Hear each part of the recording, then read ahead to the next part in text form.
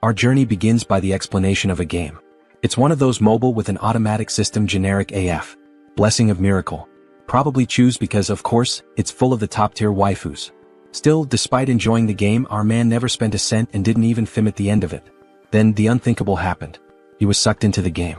As a playable character? As an NPC? No, he became a nobody, a random background figure standing still and isolated.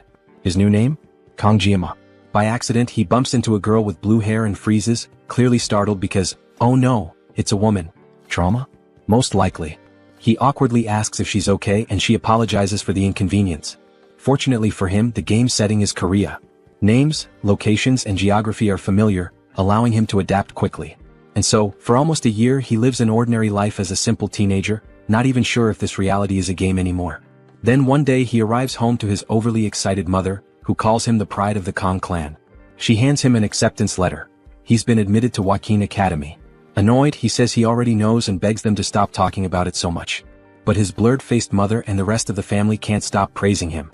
Tomorrow is the entrance ceremony, and they're all buzzing with excitement. Sitting in his chair, he sighs. Tomorrow's the day. There's no way out.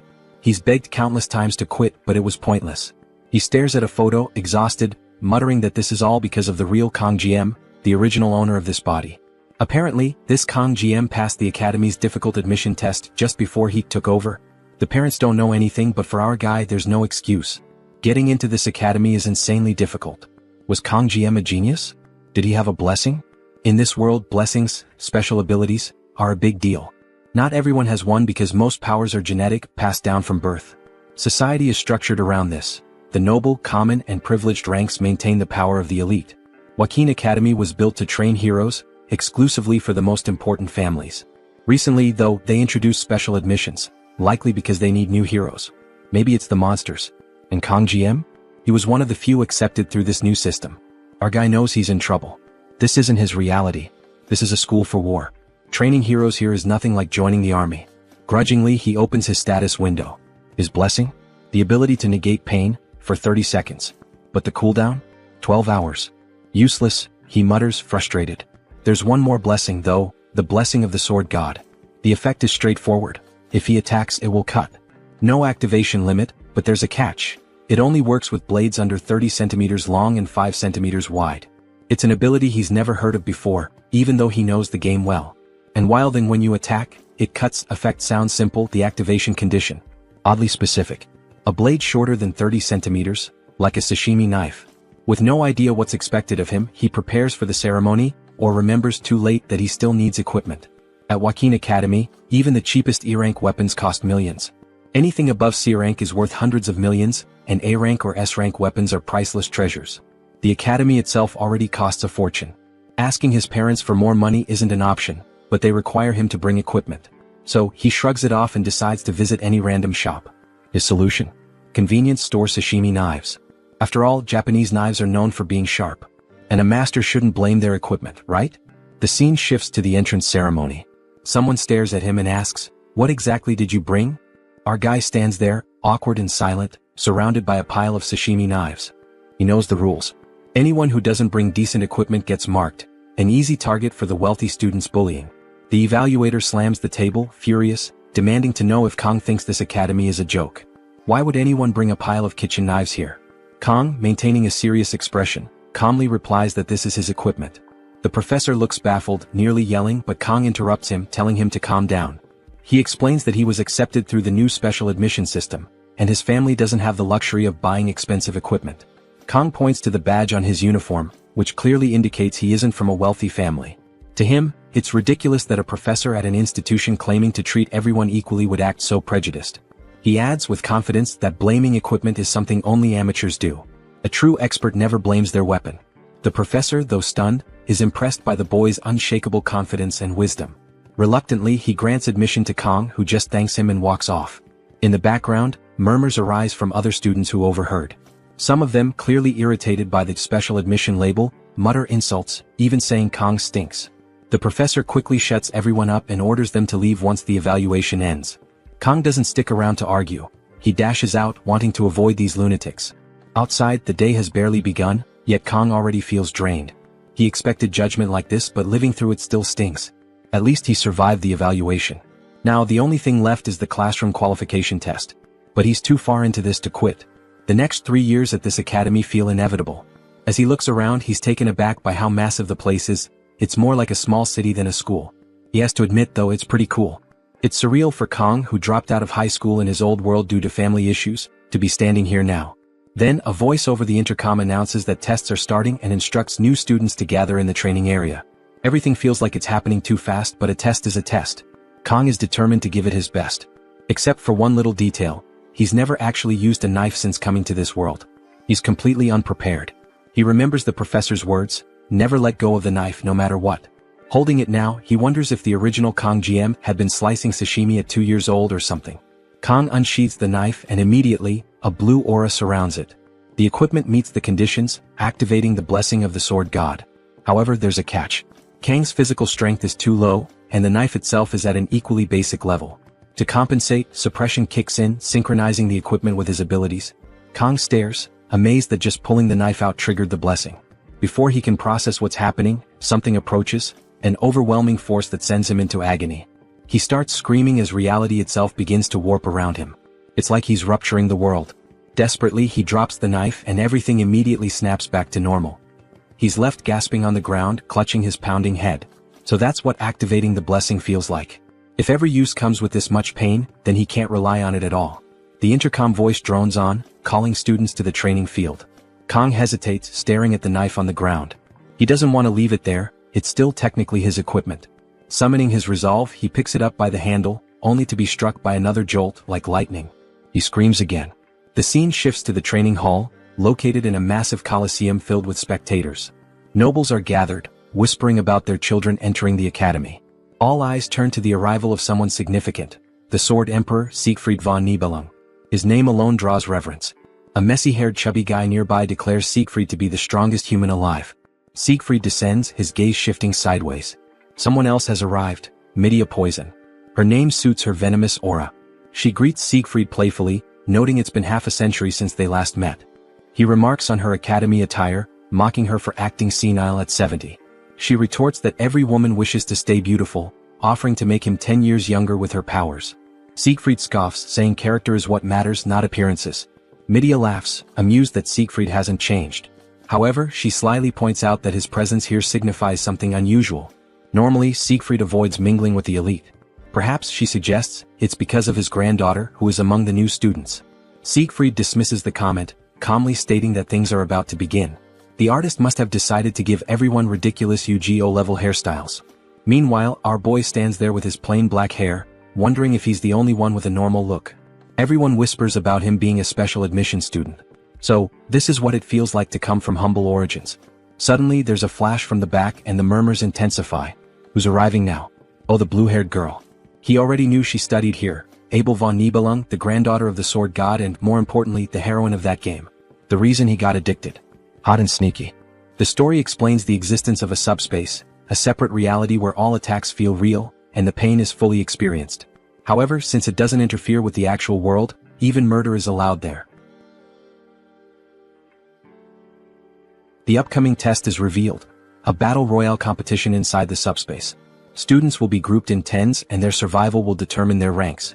Midia announces there will be no equipment restrictions, while Siegfried points out this unfairly benefits the wealthy. She counters that the wealthy fund the academy, and the new special admission system was already a huge concession. In the crowd, Kong blushes. She's so much more beautiful in 3D, just looking at her leaves him rattled. Seeing the hopeful gazes of the other guys, he feels sorry for them. He knows the game well. Abel von Nibelung has a miracle blessing. In other words, she's tied to another protagonist. Beautiful people always have someone destined for them, so Kong decides it's best not to get involved. His goal is simple: live a peaceful, ordinary life. Finish school without trouble, get a safe desk job, and that's it. Then a paper catches his eye: heroes earn the highest salaries. But after the agony he felt from drawing that knife earlier, he knows hero work is out of the question. Those roles are for people who can protect the world. He'll stick to his comfortable desk. A crystal in the sky suddenly announces the Academy's test. A battle royale. Last one standing receives the star rank. Second and third place earn the dragon rank. Fourth through seventh get the wolf rank. And 8th to 10th? They're labeled common trash. The scoring is automatic and there's no time limit. Kong recognizes it immediately. This is just like the game. His strategy is to avoid drawing attention and finish quickly. A blue energy spreads as the test begins. May the blessing of the heroes be with you.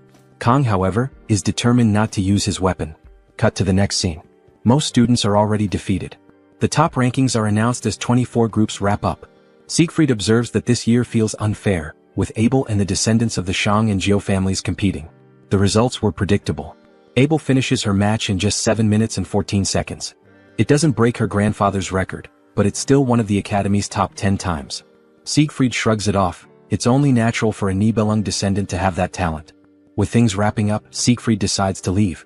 Abel asks if he wants to watch the other descendants, but he dismisses them as a bunch of pigs. Classic humility. He doesn't like nobles at all. Fair enough, he fought in the war and earned his authority. Suddenly the atmosphere shifts. A strange energy surges, startling both Abel and Siegfried. They look up, confused and alarmed. Pieces of the subspace begin to shatter, crashing to the ground and exploding among the students. People panic, wondering if someone fell from the alternate space. A blue light flashes in the sky. Siegfried watches intently as a small knife falls, embedding itself in the ground. Medea immediately calls for medics and orders cadets to help. And lying there, unconscious? Yep, it's Kang. The outcome seems decided already. A blonde noble yells that he'll take Kang out, but another grabs him by the neck and punches him. Kang snaps to his senses, realizing he's now in the middle of the battle royale. Worse, the June brothers are here, infamous for their brutality. Horrified, Kang watches as the brothers torture students for over 30 minutes instead of killing them outright. But why are they leaving him alone? Is he so weak they don't even consider him worth fighting? One of the brothers, holding the blonde noble by the neck, checks if he's dead yet. Then he throws another student to the ground, complaining that it's getting boring. He begins to count the remaining people. He glances at his brother and tells him to slow down, he's killing too quickly. Then he stomps on another person, crushing them underfoot. Sarcastically, he apologizes, saying, "Oops, there goes another one." Pointing to a terrified girl nearby, he says, "You can have her for some fun." The girl freezes in fear. Hiding nearby, Kang is paralyzed. Ever since the torture began, everyone has panicked, but the brother's sadistic behavior hasn't changed. The brother in red begins walking toward the girl. He smirks, saying she's just his type and that he's already imagining the screams coming from her mouth. His brother in blue calls him a pervert, but the red brother insists, "I'm just going to start tearing her apart."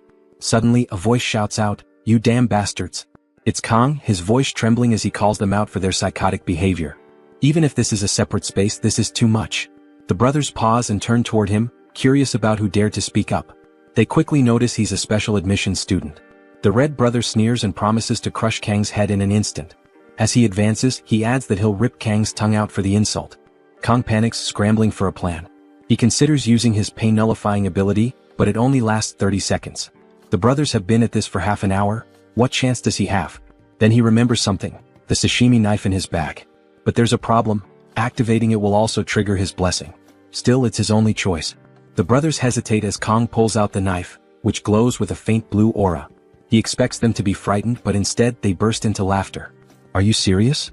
What's that supposed to do?" Kang glances at the girl. She's alive for now. He steels himself. The red brother laughs again, promising to give Kang a painless death since he's so amusing. Then he lunges, aiming for Kang's head. Kang activates the pain-nullifying ability for 30 seconds, knowing this is his only shot. As the brother mocks him, calling it a kitchen knife, Kang prepares to strike. He knows it's now or never, cut or be killed. He remembers questioning why gangsters always use sashimi knives in movies. Back then he thought it was exaggerated. But now, as the knife slices cleanly through flesh, the brother's laughter turns to a blood-curdling scream. The chubby brother stares in horror as his arm falls to the ground with a heavy thud. A flashback hits. Kang, in a kitchen long ago, once asked his mentor about those movie scenes. His mentor, a former gangster, smacked him and explained, "In real life, skin and organs contract when stabbed. Cutting cleanly? Impossible." But Kang, as clueless as ever, joked that maybe his mentor wasn't skilled enough, earning another smack. Back in the present, the truth speaks for itself. The severed arm lies at Kang's feet while the brother screams, clutching his bleeding stump. In a panic, he turns and bolts toward his sibling, crying for help. But the red-clad brother freezes, his face pale with fear. Snapping out of it, he shouts, "This brat will slice us both up," and charges forward. Kang doesn't hesitate. The blade slices cleanly again as if cutting through paper. The fallen brother watches in horror as his sibling collapses. Looking down, he sees half of his brother's face staring back at him. The air is heavy with shock. A red-haired observer watches silently from the sidelines, stunned by what just happened. The blue brother tries to regain his composure. He reasons that they're in the void space. This must have been a fluke. Judging by Kang's awkward form, he's clearly an amateur. But one thing is clear, that knife is dangerous. Realizing his brother lost due to recklessness, the blue brother prepares. He activates 3 blessings simultaneously: a defensive shield, a jump boost of 200%, and spiritual damage for his fists. With confidence he declares, "This time you're done for." Meanwhile, Kang is still counting down the seconds left on his pain-nullifying ability. The blue brother charges, confident that his fists will crush Kang's head. But suddenly he's stunned, his body freezes. Kang has used him as a target for a throwing knife. The brother stands dazed, not understanding what just happened. Time is almost up. 5 seconds, then 2, then 1. The brother collapses unconscious, and at that exact moment Kang's blessing ends. The pain hits him like a truck and he starts screaming. Sometime later Kang wakes up. He's lying in what looks like a hospital room, disoriented and unsure of how he got there. As Kang gets up, a blonde boy bursts into the room and dashes outside, shouting that the student has woken up. Moments later, someone enters the room and Kang immediately recognizes the man, not personally but from stories. This is Siegfried, one of the 7 heroes of the 7 stars, the strongest man in humanity, and the one who destroyed the Demon Lord's Legion 50 years ago. Accompanying him is Media, the academy director. Kang wonders why 2 such prominent figures are here. Siegfried wastes no time and asks for Kang's name. After Kang introduces himself, Siegfried gets straight to the point, demanding to know what Kang did during the test. Although Kang himself isn't sure, he's painfully aware that he caused everything. He notices Siegfried's hand resting on his sword and feels a wave of dread. There's no way he could survive against someone like him. Nervously, Kang admits he may have gone too far during the evaluation and is prepared to accept the consequences. Siegfried stares him down, but Media interjects, telling Siegfried to stop intimidating the boy. She explains to Kang that Siegfried cleared his meridians while he was unconscious, which stuns Kang further. Media then says she finds him interesting. Siegfried reprimands Media for being so casual, but she brushes him off, saying she reviewed the test footage while Kang was out. She confesses that watching Kang risk everything to protect another student moved her deeply, even calling him a hero. Siegfried, ever the stoic, tells her to act more dignified. Media assures Kang that he won't be punished for his actions, though she mentions that the Mao brothers are on the verge of dropping out. Relieved, Kang feels some weight lift, knowing he won't have to deal with them again.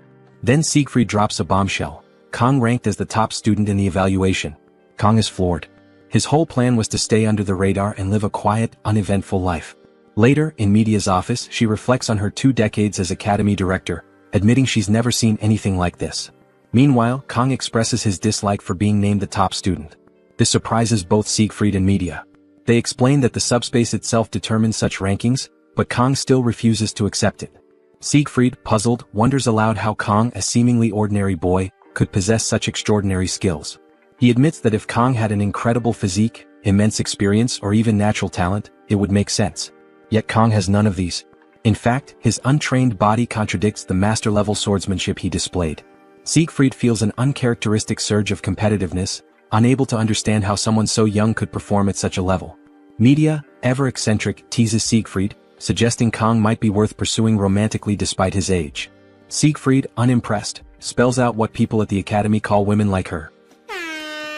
Media loses her temper, but the focus shifts back to Kang. Through some maneuvering, Kang manages to get himself downgraded to the wolf class.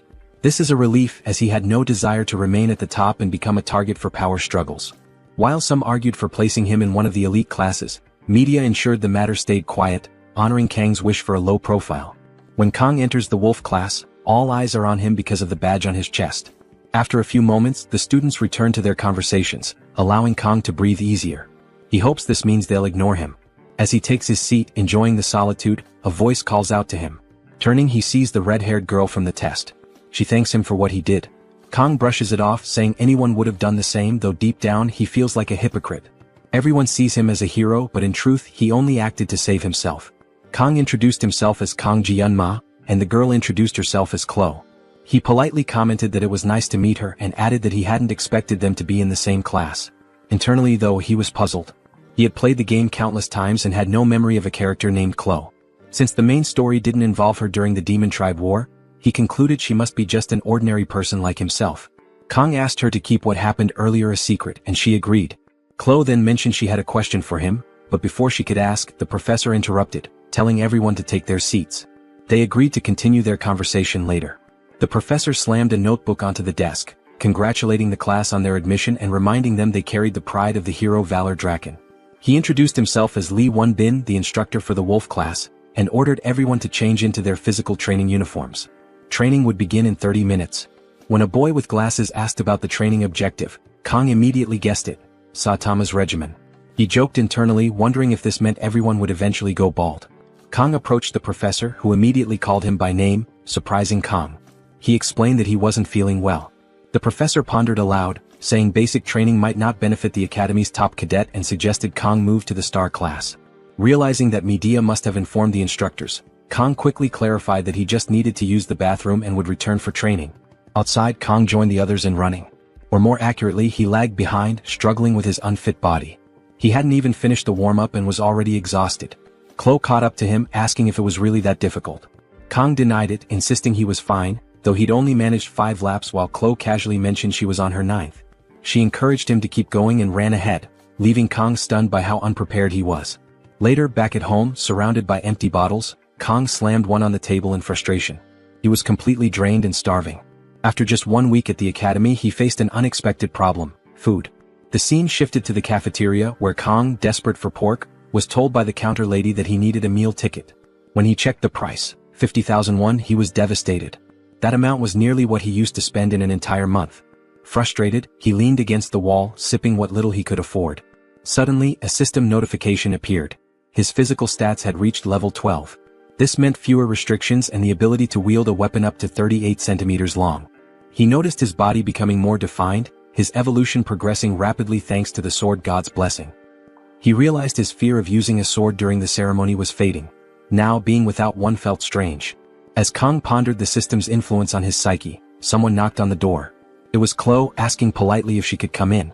She noted she hadn't seen him in the cafeteria all week and wanted to check if he was okay. Kang explained he had been bringing food from elsewhere, reassuring her not to worry. Chloe mentioned she was planning to cook dinner but needed to buy ingredients. Before she finished, Kang was already outside, telling her to hurry up. He offered to cook instead, and later, after Chloe finished her meal, she praised how delicious it was. Noticing the empty plates, Kang asked why her fridge was stocked with so much fish. Chloe explained she lived near the beach. Kang remarked that it was perfect, as cooking fish was his specialty. Deciding to show off, he prepared sashimi using the sword god's blessing. With impressive precision, he finished in just 21 seconds, marveling at his own work. When Chloe asked how he became so skilled at cooking, Kang explained he had worked part-time at a Japanese restaurant. Chloe seemed unfamiliar with the concept of part-time work, highlighting their difference in social statuses. Kang simply smiled, saying he was glad she enjoyed the meal. Chloe offered to handle the dishes, leaving Kang to relax after a surprisingly eventful day. He stepped outside to admire the moon, feeling a rare sense of satisfaction after a grueling week. But his peace was interrupted by a sudden noise inside. Turning back, he saw Chloe struggling with the dishes. Clearly, this was her first time attempting such a chore. As he moved to help, a book tumbled from the shelf and landed open. Glancing at it, he realized it was a diary. His curiosity got the better of him and he began reading. One entry caught his attention. She had received help from someone in class and felt indebted to repay the favor. Smiling at the stickers adorning the diary, he thought it was endearing for someone her age. Flipping another page, he read about how her heart wouldn't stop racing whenever she saw the person who helped her. It dawned on him that she was talking about him. Amused, he turned another page only to find it filled with "I love you" scrawled over and over. Alarmed, Kang thought it might be time to quietly slip away. But Chloe had already noticed.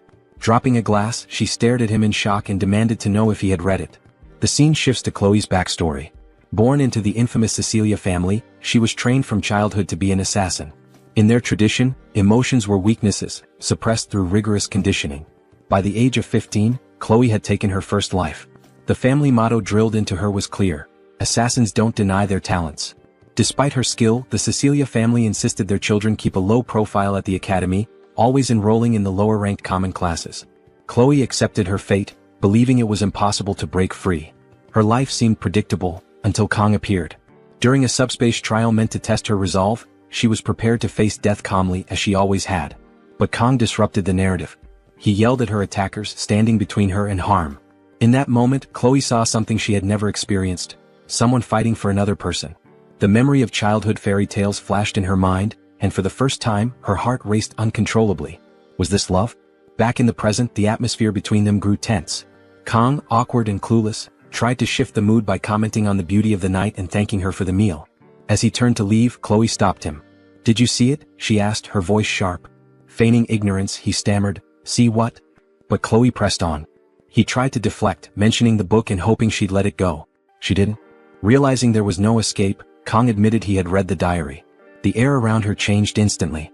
Chloe's demeanor grew cold as she reached for her sword. Kang's mind raced. He was on the 4th floor with no chance of jumping out the window. The only exit was through the door, but she stood between him and it.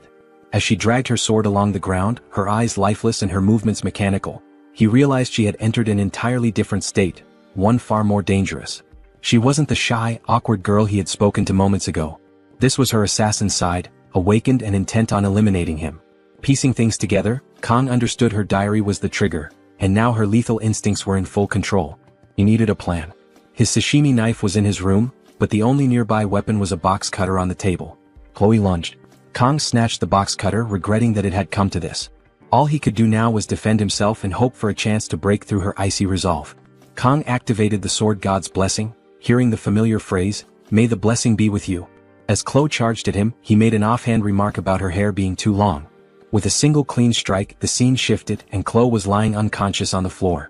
When she woke, she seemed dazed, muttering about where Gemma had gone. Her memories were fragmented. She recalled glancing at him by the window while washing dishes and wondered where her katana was. Spotting it nearby, she felt relieved but also remembered how she often lost consciousness after wielding it. Typically, her only memory after such moments was the old man's voice, praising her talent as an assassin. Collapsing face first onto her pillow, Chloe groaned in frustration. She had fainted at the worst possible time, while he was in her room. Her mind raced as she wondered if she had said anything embarrassing. Then she noticed the box cutter on the floor and touched her hair, realizing it was shorter. Confused, she checked the trash and saw the strands he had trimmed. As unstable as she was, Chloe interpreted this as an act of kindness. To her, he had been considerate enough to give her a haircut. Feeling touched, she opened her diary and began writing a heartfelt entry about how much she adored Gemma. Meanwhile, outside, Kang was throwing up. The blessing had saved his life, but he had overused its effect, burning through 5 extra seconds beyond the 9-second limit. Completely drained, he slumped onto a bench, lamenting how even the energy from dinner was gone. He started reflecting on Chloe's fighting style. Unlike most swordsmen who aim to disarm or incapacitate, Chloe's every move was designed to kill. Her strikes targeted vital points with terrifying precision, like a trained ambush specialist. Fighting her, Kang had genuinely feared for his life and instinctively aimed to counter with a lethal blow. Thankfully, the box cutter's short blade only managed to give her a haircut. Though she had fainted afterward, Kang was grateful the situation resolved itself. Life at the academy was proving far more dangerous than he had anticipated. Sitting there, Kang thought back to his life before falling into this world. He had been ambitious, a master of sashimi knives who had reached the pinnacle of his craft. Now, in this game-like world, everyone seemed bound by their roles. The game was called Blessing of Miracles, named after the legendary blessing granted to the protagonist. Another blessing, Valor, was tied to Baylor Joachim. As far as Kang could remember, these 2 blessings were central to the story. The protagonist's mission was straightforward: save the world from the Demon King. But Kang? He had been chosen by a sashimi knife. Slapping himself in frustration, he tried to make sense of his predicament. The events at the academy were making him lose sight of his original goals. While he knew the key characters and major story beats, he didn't fully understand how this world worked. What he did know was that the game's main storyline was about to begin. The protagonist's blessings should have activated by now, signaling their arrival at the academy. According to the storyline, major events would escalate in the 2nd semester of the 3rd year. That's when the demon race would attack the academy, igniting a war between demons and humanity. This conflict would eventually spiral into a full-scale world war. Kang couldn't deny the story's cliches. Back when he played the game, he had quit halfway through, finding it predictable despite its challenges. But now, living in this world, the looming war felt terrifyingly real. The question wasn't if it would happen, it was whether he could survive it. For now, Kang had 3 days to prepare. He could either find a way to escape this world or, failing that, grow stronger to endure it. Somewhere in this chaos, he hoped for a happy ending. After all, the protagonist would surely survive, but Kang needed power to protect himself. Yet he couldn't draw too much attention, or he'd be dragged into the front lines against the Demon King's army.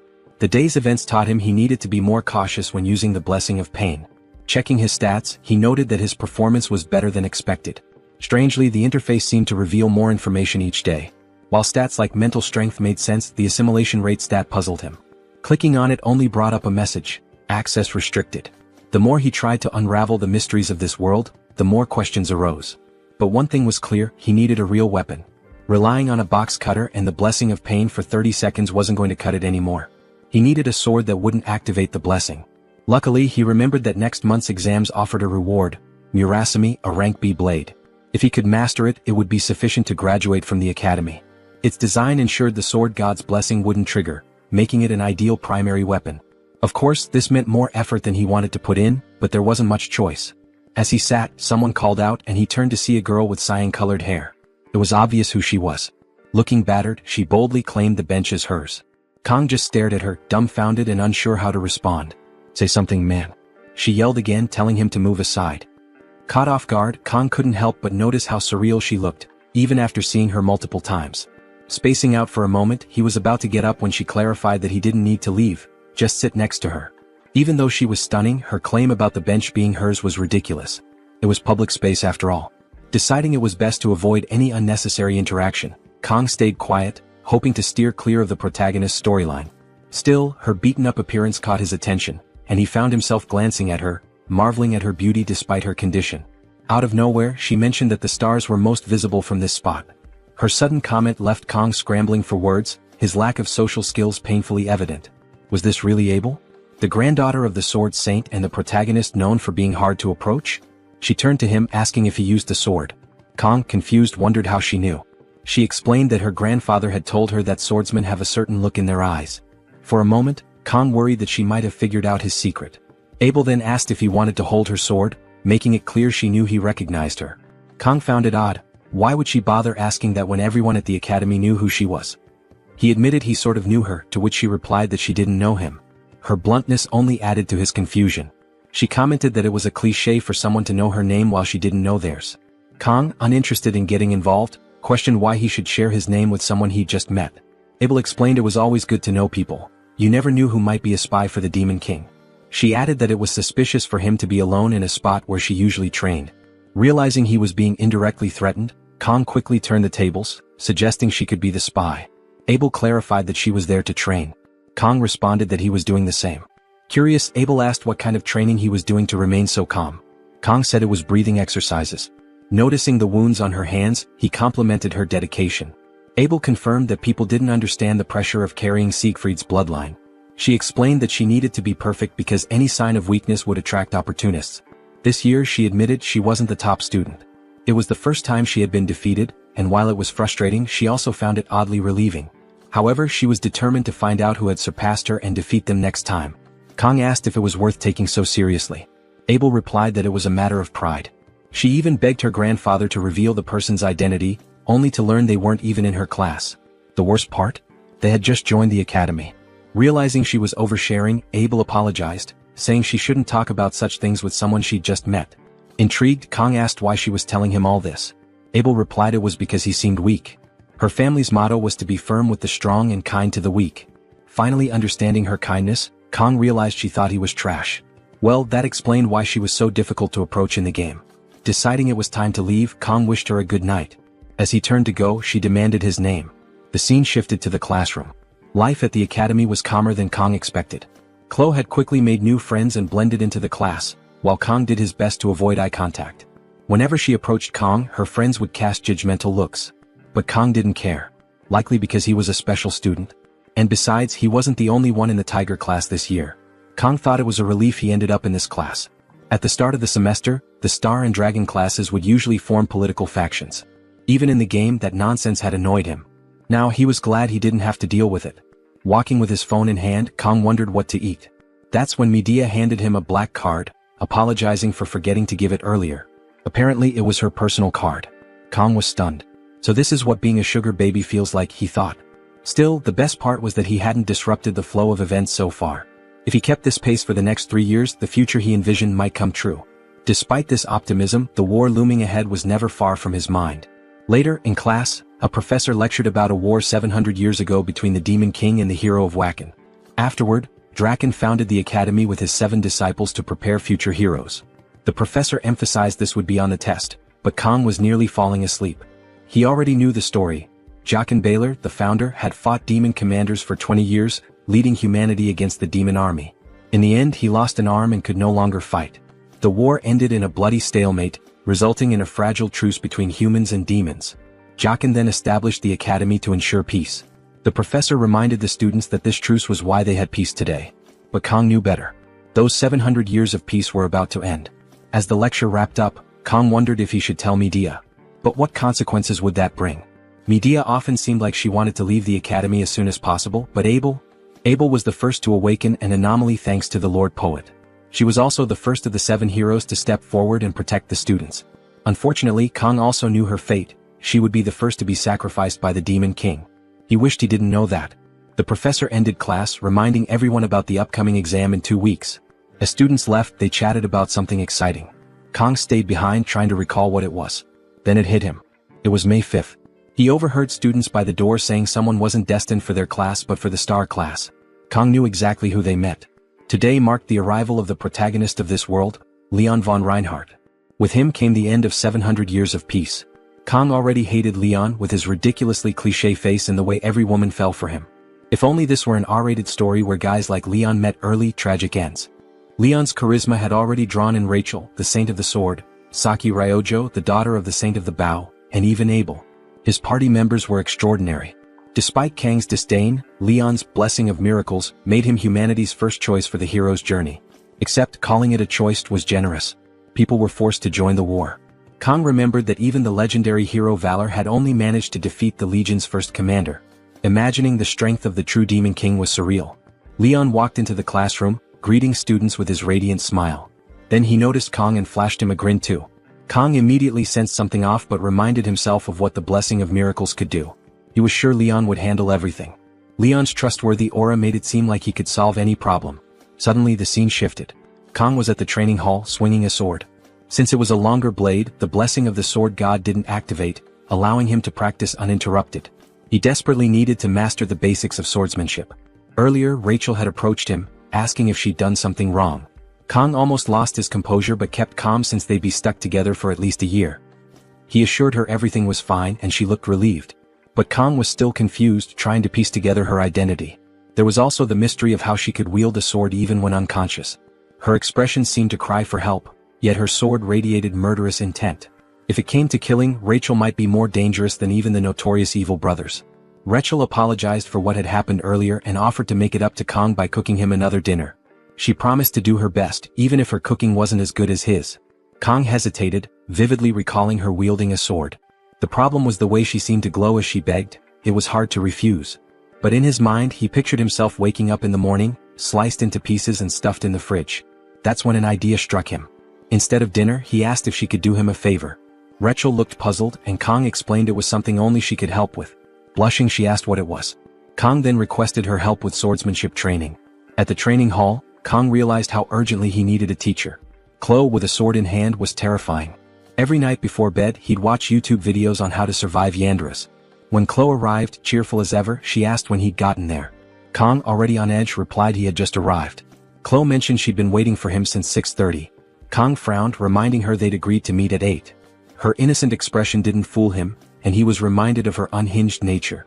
Still, his attention momentarily drifted to her toned abs, finally understanding the source of her strength. Chloe handed him a sword and asked why they weren't using real ones. Kang was stunned. Who trains with a real sword? He explained that, since it was just practice, wooden swords were safer.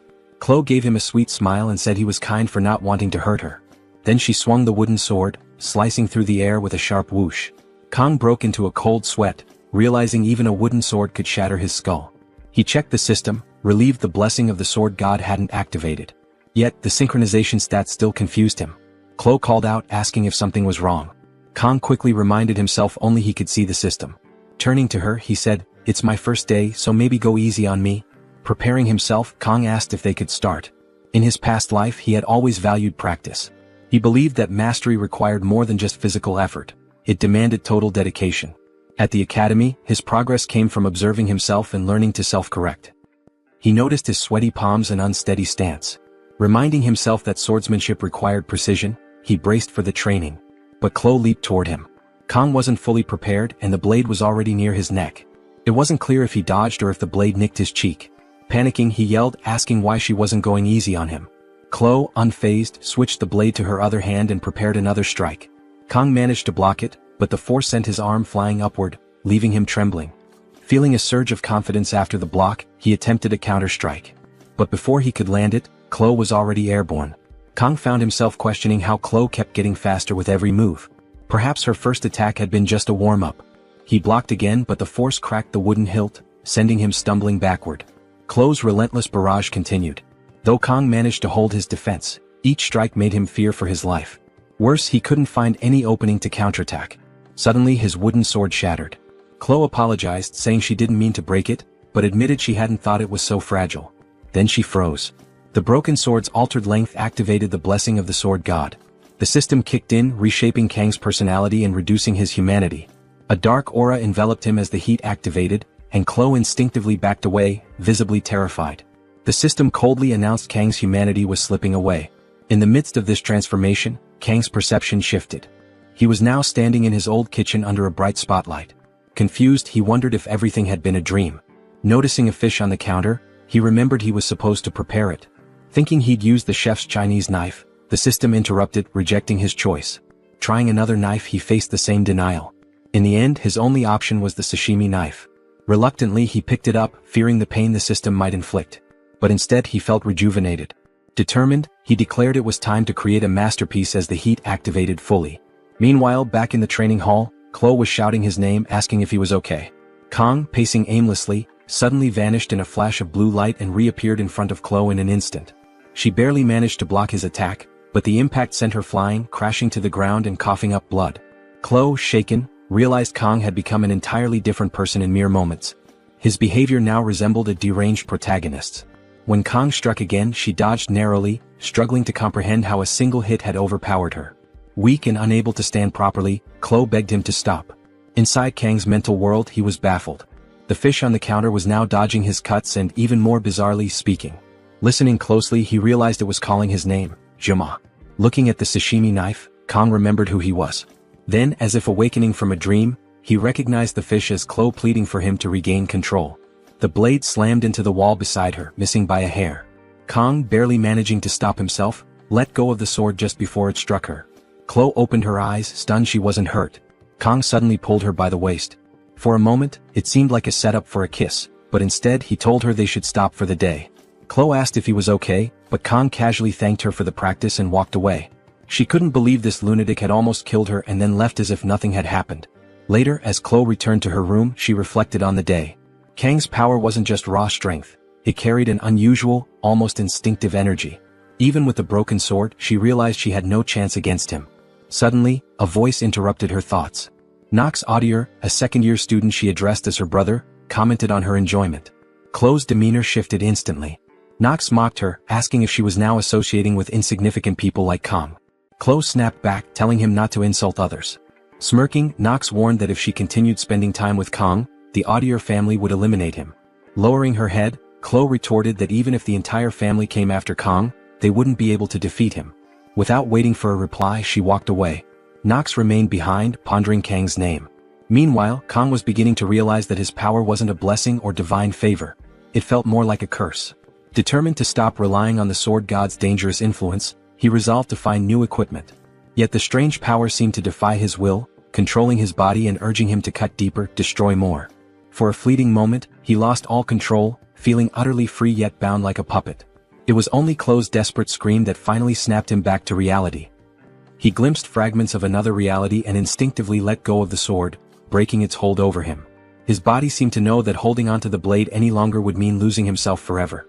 Strangely enough, it was Chloe, the Yandra girl who once wanted to kill him, who snapped him back to his senses. While part of him resented that the power had activated because Chloe broke the sword, he couldn't deny his gratitude. He left quickly, but the question lingered, how could he prevent this power from ever awakening again? This so-called blessing from the sword god was far more of a curse. Kang began to realize that activating it came at the cost of pieces of his life. 3 days later, the classroom buzzed with energy. A purple-haired student tried to chat with Chloe, but she brushed him off, saying she'd check it out later. All she could think about was Kang Jiama, who hadn't shown up that day. Earlier, she had knocked on his door and heard groans of pain but hadn't dared to barge in. She feared breaking the door might make him hate her, so she left. Yet she realized how much she enjoyed secretly watching him, whether he was fighting or simply lost in thought. Oh Chloe, you're the definition of a Yandra. She'd lost count of how many times she'd spied on him, always making sure not to get caught. Another day passed, making it 4 since anyone had seen Kong. The teacher silenced the class, scolding them for wasting the opportunity to study at such a prestigious academy. Since it was raining, they would have an indoor study session. But even the teacher couldn't help noticing Kang's prolonged absence. He chose to trust the boy and hoped he'd return soon. As the lesson began, the classroom door opened, startling the teacher. "Who dares to arrive late?" he barked. The figure approaching was unfamiliar, taller, colder, and more imposing. Chloe called out to him in confusion. Wait a second, where was the kind-hearted Kong Jiama? This version looked like a bad boy, and naturally the girls were swooning. The teacher dismissed the commotion, urging everyone to take their seats. Whispers filled the room as students wondered if this was the same special admission student.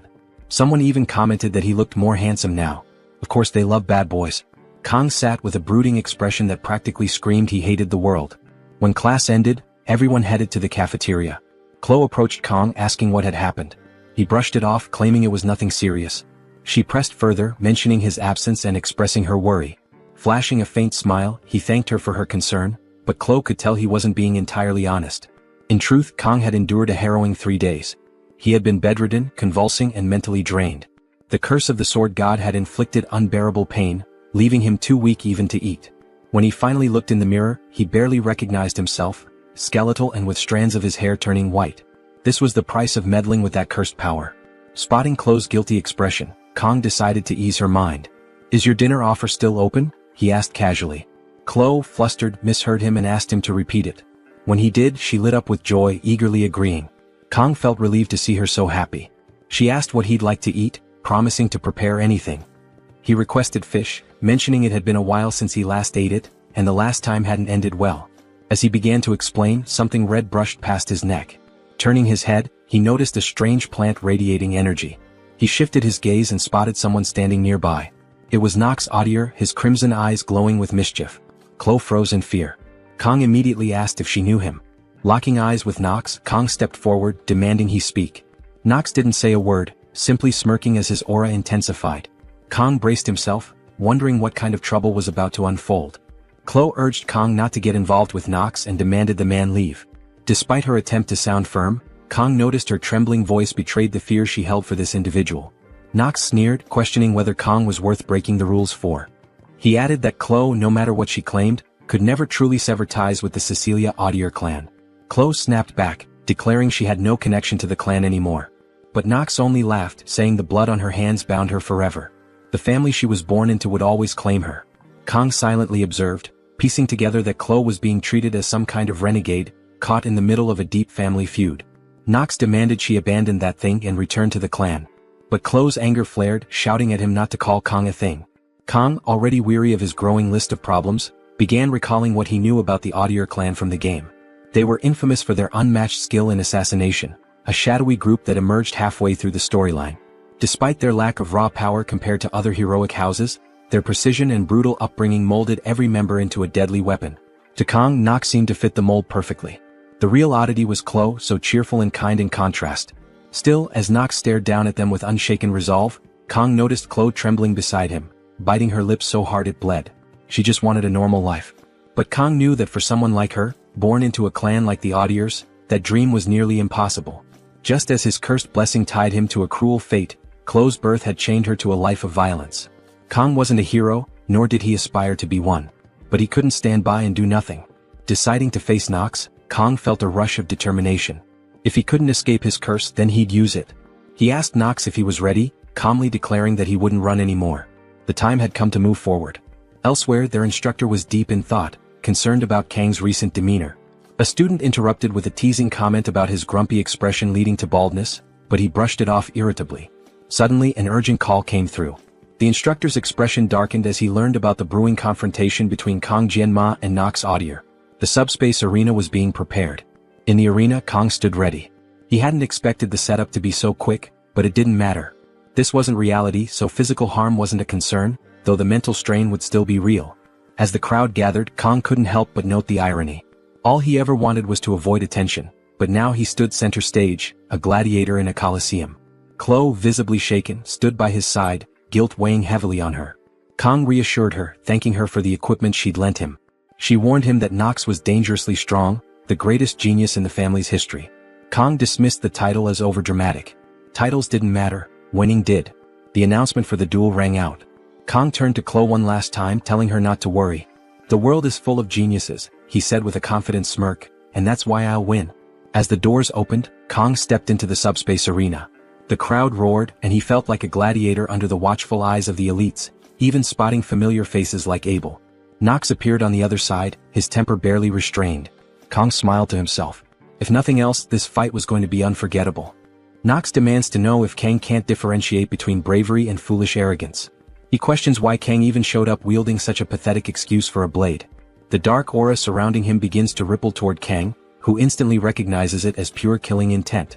Kang smirks, replying, "A skilled fighter never blames their weapon." Nox, visibly on edge, opts to end things swiftly. A crow materializes behind him, and he declares he'll begin by ripping out Kang's insolent tongue. Kang takes a moment to analyze the situation, noting Nox's outrageously overpowered equipment. Wait, he's using a Hongran blade? An S-rank weapon? That's just ridiculous. Still, Kang isn't surprised. He expected the guy to have an advantage, but Kang came prepared too. His weapon of choice? A simple sashimi knife borrowed from CLO's kitchen. The drone descends, signaling the start of combat with a radiant blue light. "May the blessings of the heroes guide you," it announces. The crowd quiets as the two opponents face off. Kang wastes no time, activating blessings to suppress pain and calling upon the sword god's blessing. His eyes glow white, giving him an almost demonic presence. The spectators whisper in shock. Was this going to be more than the simple mismatch they expected? The battle erupts with a flurry of strikes, each faster than the last. A blonde observer comments on the unexpected speed of the duel, while Edbull, watching from the sidelines, struggles to reconcile this skilled fighter with the supposed weakling he'd seen before. Nox presses the attack, sending purple slashes of energy ripping through the ground toward Kang. Yet every strike misses. Frustrated, Nox leaps into the air, activating his three-headed crow technique. A violent purple aura surrounds Kang, and Nox is confident the boy's finished.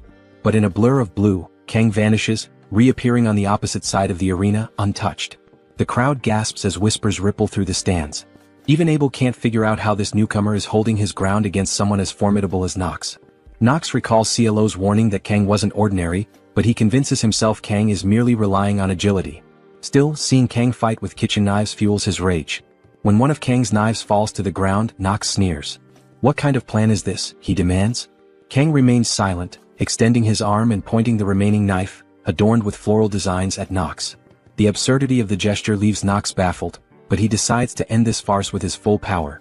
He boasts about the might of his Hongran blade, but before he can strike, Kang disappears again. Time seems to freeze as Kang reflects on his desire for a simple, unnoticed life.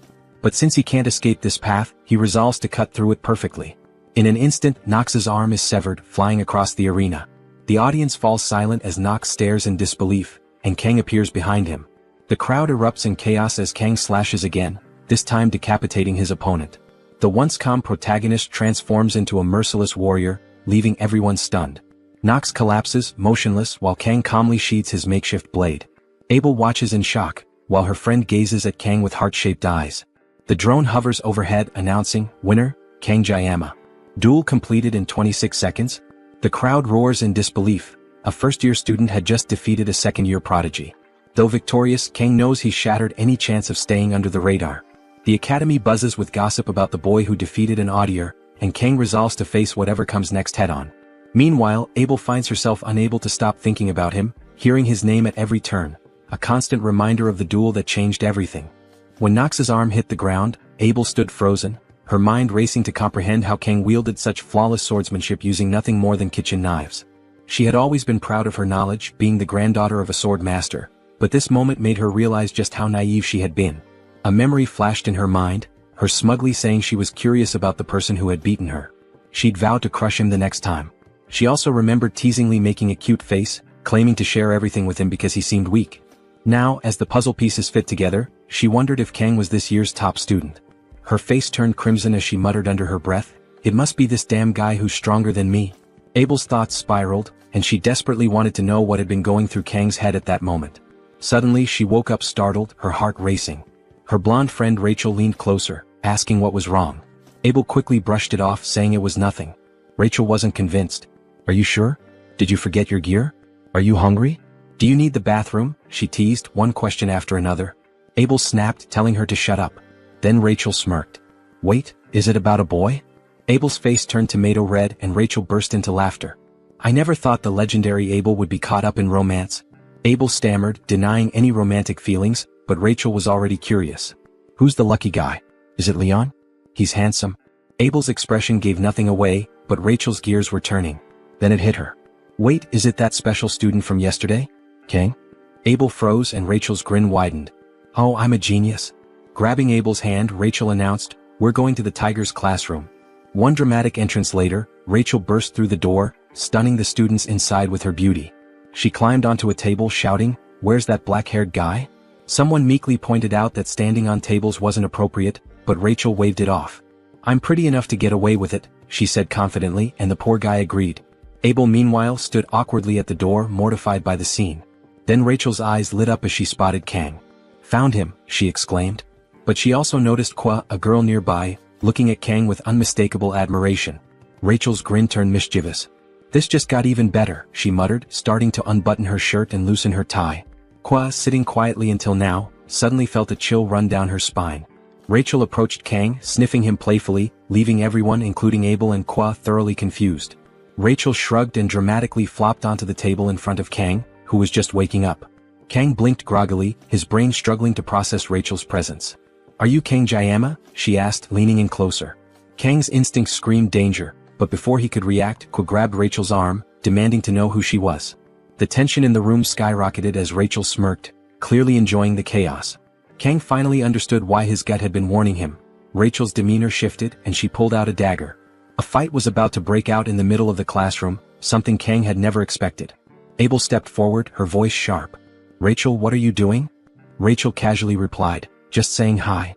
Abel sighed, placing a hand on Rachel's head. Drop the dagger and don't interrupt when adults are talking. But Ko wasn't backing down. She lunged at Rachel, shouting, die already? In a blur, Rachel deflected the attack, spilling what looked like strawberry juice. Tauntingly, she glanced at Kwa and said, you're weak, short, slow, and completely out of control. The room held its breath as tension crackled in the air. One thing was clear, Rachel wasn't just here to visit, and this situation was far from over. Rachel grips Kwa's arm tightly until Abel yells at her to stop. With a swift motion, Rachel flings Kwa across the room. Miraculously, Kwa lands gracefully on her feet like an angel. The guys in the room are enjoying the drama unfolding. Here's the truth. Rachel hails from the Sword Sinks clan, where raw power is everything. She turns to Kong and asks, is that girl your girlfriend? Kong quickly responds, no. He notices Kwa doesn't seem happy to hear that, but it's the truth. We're just friends, he adds, still trying to make sense of the chaotic situation he's found himself in. It's only now that Kong realizes Abel is also here. She awkwardly asks why they came looking for him. Rachel smirks, saying, Abel's interested in you and I wanted to see for myself. Abel immediately flushes and stammers, when did I say that? She tries to explain but only ends up confusing everyone even more. Embarrassed, she turns away, muttering that this is all a misunderstanding and that she never asked to come here. Unfazed, Kong says, if that's the case you can leave now. Rachel's hard eyes soften slightly at his bluntness. It seems she's drawn to guys who reject her as she quickly replies, you're interesting just the way I like them. Kong retorts, good to know you like interesting guys but I'm not one of them. But Rachel isn't discouraged. Don't be like that, she says. How about coming to my dorm after class? She makes her intentions clear, drawing out the invitation to make sure there's no misunderstanding. Kwa snaps, yelling, take your hands off Kong. Rachel bursts out laughing, finding it hilarious that Kwa thinks he belongs to her. Abel, having had enough, calls out to Rachel, trying to regain control. Rachel stands up, brushing herself off. Well, it was nice meeting you, Kang Jayama, she says, her eyes full of hearts. I'll see you later. She waves goodbye, leaving Kong wishing the whole scene would just disappear. The moment they turn around, he goes back to sleep. Abel pauses for a moment, glancing back at him, and oh no, she has that look. She's definitely crushing. She quickly turns away and follows Rachel out. In the corridor, Rachel reflects on Kang's cold gaze. She realizes there's a difference between someone being cold and the sheer intensity in his eyes. When he looked at her, she felt like her throat could be slit. The encounter had far exceeded her expectations. She had gone there just to toy with him, never expecting to find someone like this. For her clan, finding exceptional warriors for breeding purposes is a priority. She starts considering Kong as a valuable resource. Maybe that Netflix invite could lead somewhere after all. She teases Abel, saying, it's no wonder Kong caught the attention of the invincible princess. Then she abruptly apologizes. Abel brushes it off, saying, you should apologize to the students whose class you interrupted. But Rachel replies, I'm not apologizing for that. I'm apologizing for Kong Jayama. Unfortunately, I'm the one who's going to enjoy him. Meanwhile in the hospital, Nox has just woken up, muttering, "I'll kill that bastard." Before the fight, he was known as the genius of the audiers, and his body had never known defeat. Nox considers sneaking into Kang's dorm at night to kill him but hesitates as he recalls the sheer aura Kong exuded during their duel. Determined nonetheless, he shoves a nurse aside and storms out, vowing to rally every audier to take Kang's head. Nox also plans to reclaim Chloe, whose potential he believes might even surpass his own. The timing feels perfect. His nocturnal techniques are at their peak effectiveness. Confident, he opens the door only to freeze in shock. There sits Kong casually eating an apple. Nox expected some sort of peculiar defense, but Kong simply looks up and asks, "What's the senior doing here?" Nox is caught off guard and can't respond. Nothing happens and we cut to the next day where Chloe nervously bites her nails. Despite her frustration, she's the one who drew her blade. Irritated, she mutters about whether Kong prefers women with huge airbags. If that's the case, she might have to kill someone. Kong interrupts her thoughts by calling her name. Snapped back to reality, Chloe asks what he needs while reluctantly lowering her blade. Kong calmly asks, "How's Nox doing?" She hesitates before replying, "He's in the medical wing." "That's strange," Kong muses. "I don't remember injuring him."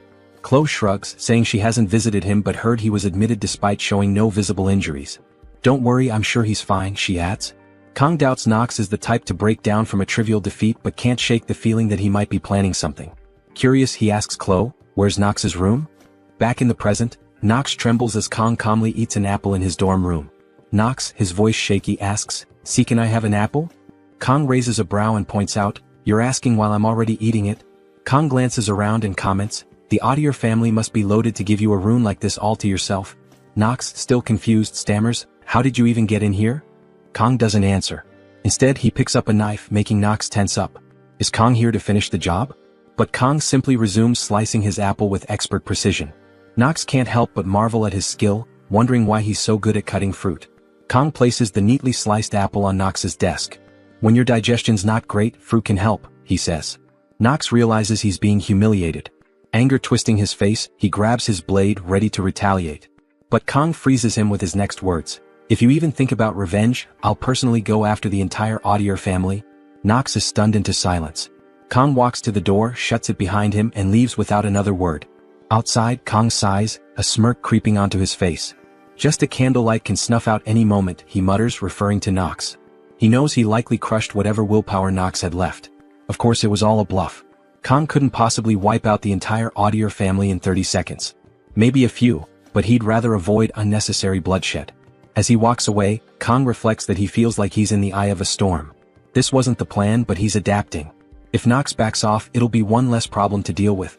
But Kang's real concern lies elsewhere, with the crazy girl who was meant to be the protagonist's first approach in the original story. He knows he needs to plan his next move carefully. With the upcoming competition looming, Kong resolves to take it seriously. The reward, the legendary Murism, is something he desperately needs. The challenge? It's going to take longer than 30 seconds to win. The test involves defeating demonic monsters in teams of 5, emphasizing teamwork over individual strength. Fortunately, Kong already knows the monsters will be D-ranked mermen. Unfortunately, he remembers how awful they were in the game. Facing them in real life? Not ideal. At least they aren't sirens, demonic humans far worse than mermen despite their pleasing appearance. Sitting on a bench, Kong reflects on his month in this world. The peaceful evening reminds him of the tranquility he once hoped for. Even though 700 years have passed since the humans and demons signed a peace treaty, skirmishes and conflicts have persisted. He recalls the Vasman dispute 50 years ago, when the 6th Legion's commander claimed to have resurrected the 1st Legion commander, breaking the treaty. Flashes of the past surface in Kang's mind. Vasman landing a punch on a white-haired soldier while media clamored for Sieg. A younger version of the legendary hero emerges, cutting through demons with his blade. Humanity triumphed, birthing 7 heroes, sacrifices in their own right. The outcome deterred both factions from escalating the conflict further. Yet, Kong vividly recalls someone mocking, calling him humanity's strongest is absurd when all he did was kill the 6th commander. Sitting on the bench, Kong reflects, is this really the peace they fought for? Memories flood back, especially of the 1st commander, Baylor Jokum, who sealed away the 1st Legion leader. He knows that in 4 years the demons will launch their second assault, bringing the Demon King's first appearance. But for now, dwelling on it won't help. Kong shifts his focus to the upcoming tests. Annoying as it may be, he knows he needs allies. The problem? His phone's contact list is completely empty. No friends, no connections. It dawns on him that his newfound fame at the academy could work in his favor. If that's the case, he's determined to recruit the best people to secure the top score. Despite his dream of a quiet life, he's resigned to the fact that he'll have to achieve it the hard way. A week passes and Kang grows increasingly anxious. Not a single person has approached him to join their team. Reflecting on how he sliced through Nox, he wonders why no one has reached out, only to realize everyone is terrified of him. Looking around, he notices Chloe, also an outsider, hasn't been invited to any group either. Approaching her, he asks if she's found a team. She admits she hasn't. Kang is surprised since she once had friends. Seeing an opportunity, he suggests she join him. "We just need 3 more people," he says. Chloe agrees without hesitation. She's an exceptional fighter, and Kang feels confident in his choice.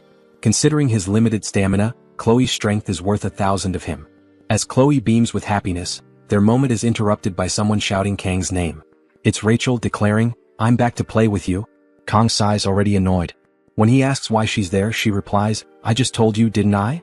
Rachel starts muttering something about the big guy arriving, prompting Kang to demand she get to the point.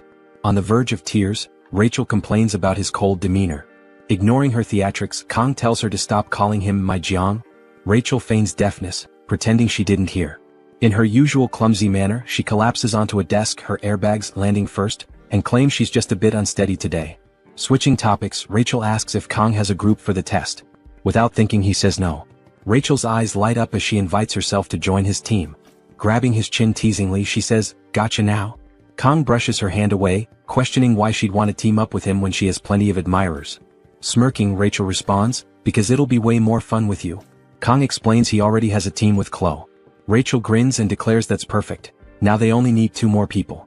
Kang, baffled, wonders if she realizes she's risking her score by teaming up with him. He looks at Chloe, who seems fine with the idea. Reluctantly, he agrees. Rachel claps her hands, declaring, "No turning back now." When Kang asks who else she plans to recruit, Rachel grins and mentions a name that freezes him. Leon. The protagonist. Kang trembles, questioning what karmic misdeed led to this.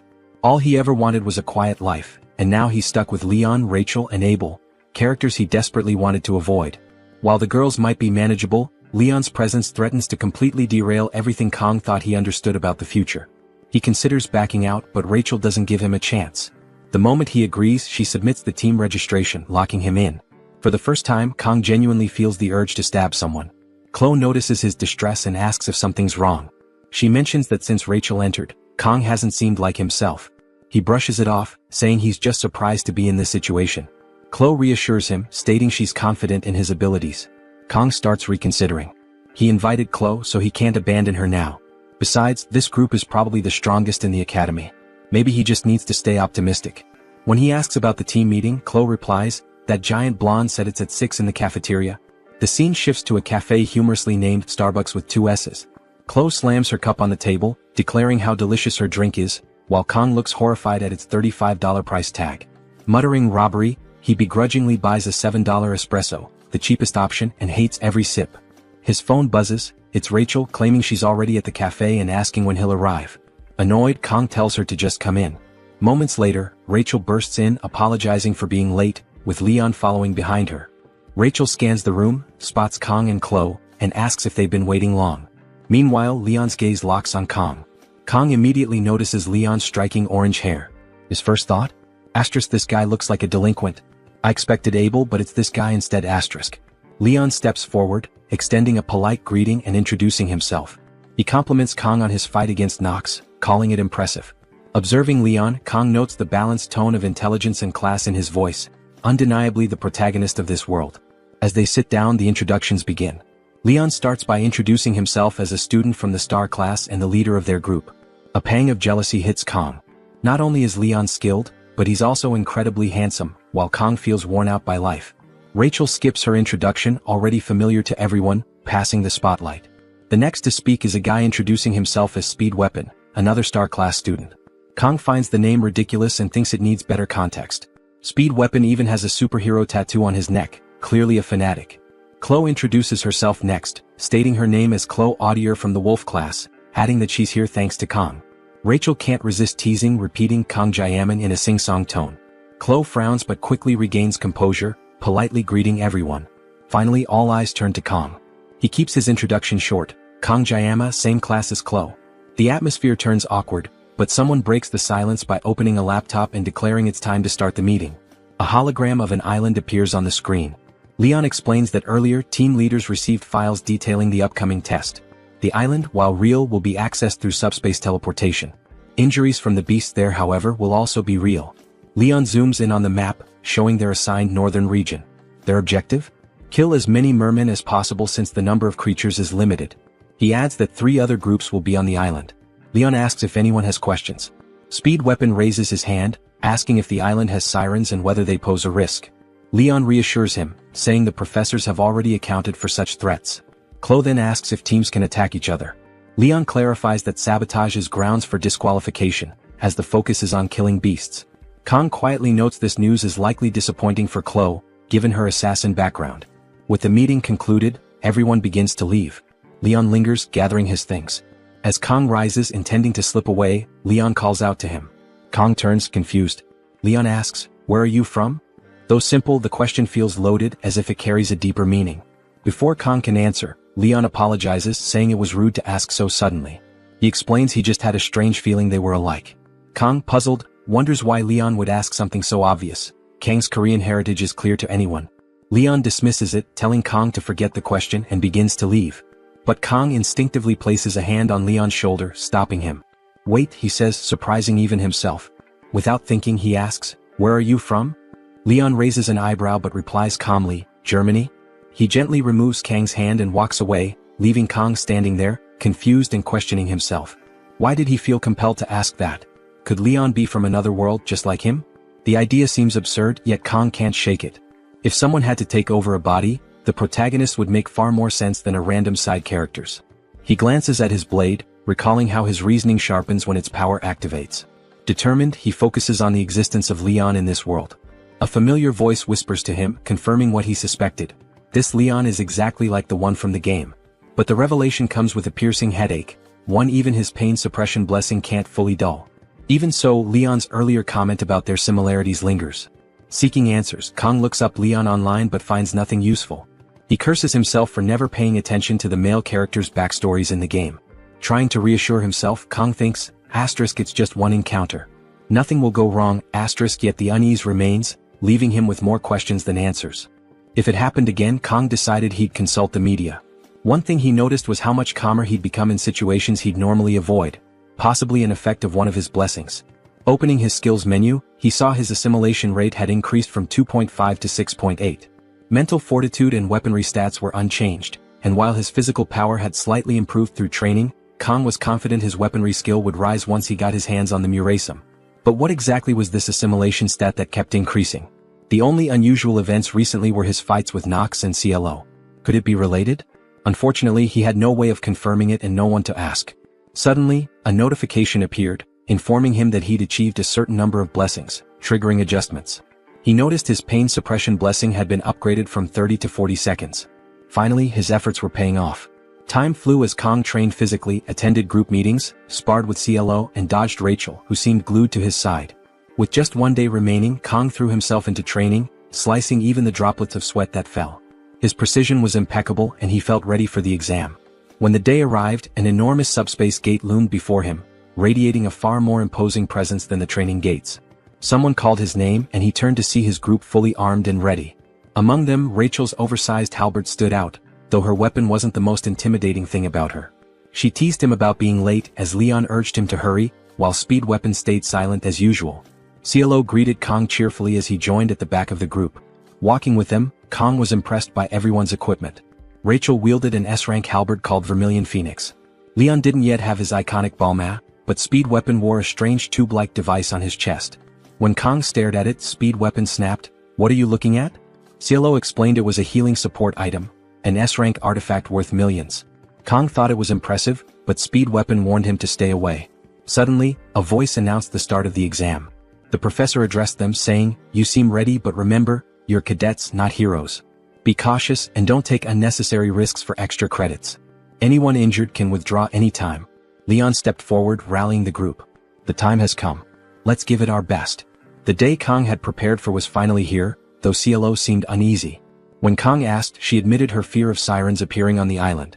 He reassured her, reminding her that the instructors had cleared the area. Later, he learned her homeland had been devastated by siren attacks in the past. The professor signaled for them to step through the gate. Ruffling Cielo's hair, Kong said, "Let's go." Blushing, she stammered, "With Jayama around, there's nothing to worry about." As they entered the portal, Cielo suddenly heard Kong shouting her name. Snapping out of her daze, she realized she had zoned out. The group was discussing whether to call an instructor, frustrated by their lack of connection in subspace. Someone was already sprawled on the ground.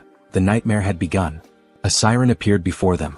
Before that moment, the group had arrived on the island of Scapulae. The journey left everyone vomiting except Kong, who stood unfazed. Leon, impressed, asked how he was fine. Kong shrugged. "I never get seasick."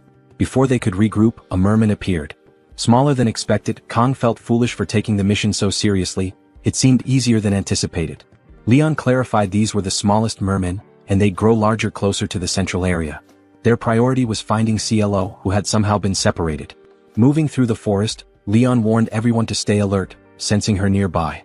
Suddenly, a red blur descended from the trees. CLO landed in front of them. Leon scolded her. "Why were you swinging like a monkey?" CLO admitted she was trying to stay unnoticed. She reported a cave 500 meters ahead. The group soon stood before the cave, its entrance dark and foreboding. Inside, dozens of glowing eyes reflected the firelight. Mermen filled the cavern. Rachel estimated 50 to 60 of them. They discussed their options. Clearing this horde could secure first place, but the risks were high. Ultimately, the decision rested with Leon. Earlier, they had agreed CLO would scout the island. Now their resolve was about to be tested. Leon had assigned Kong to the rear guard to deal with any threats from behind, a role Kong gladly accepted, appreciating the relatively light responsibility. Leon himself planned to stay in the center, ready to step in only if absolutely necessary. When Rachel asked about his strategy, Leon revealed his plan. On the island, Kong noticed the determination in Leon's eyes. Leon called on Rachel, who prepared her halberd, charging it with energy.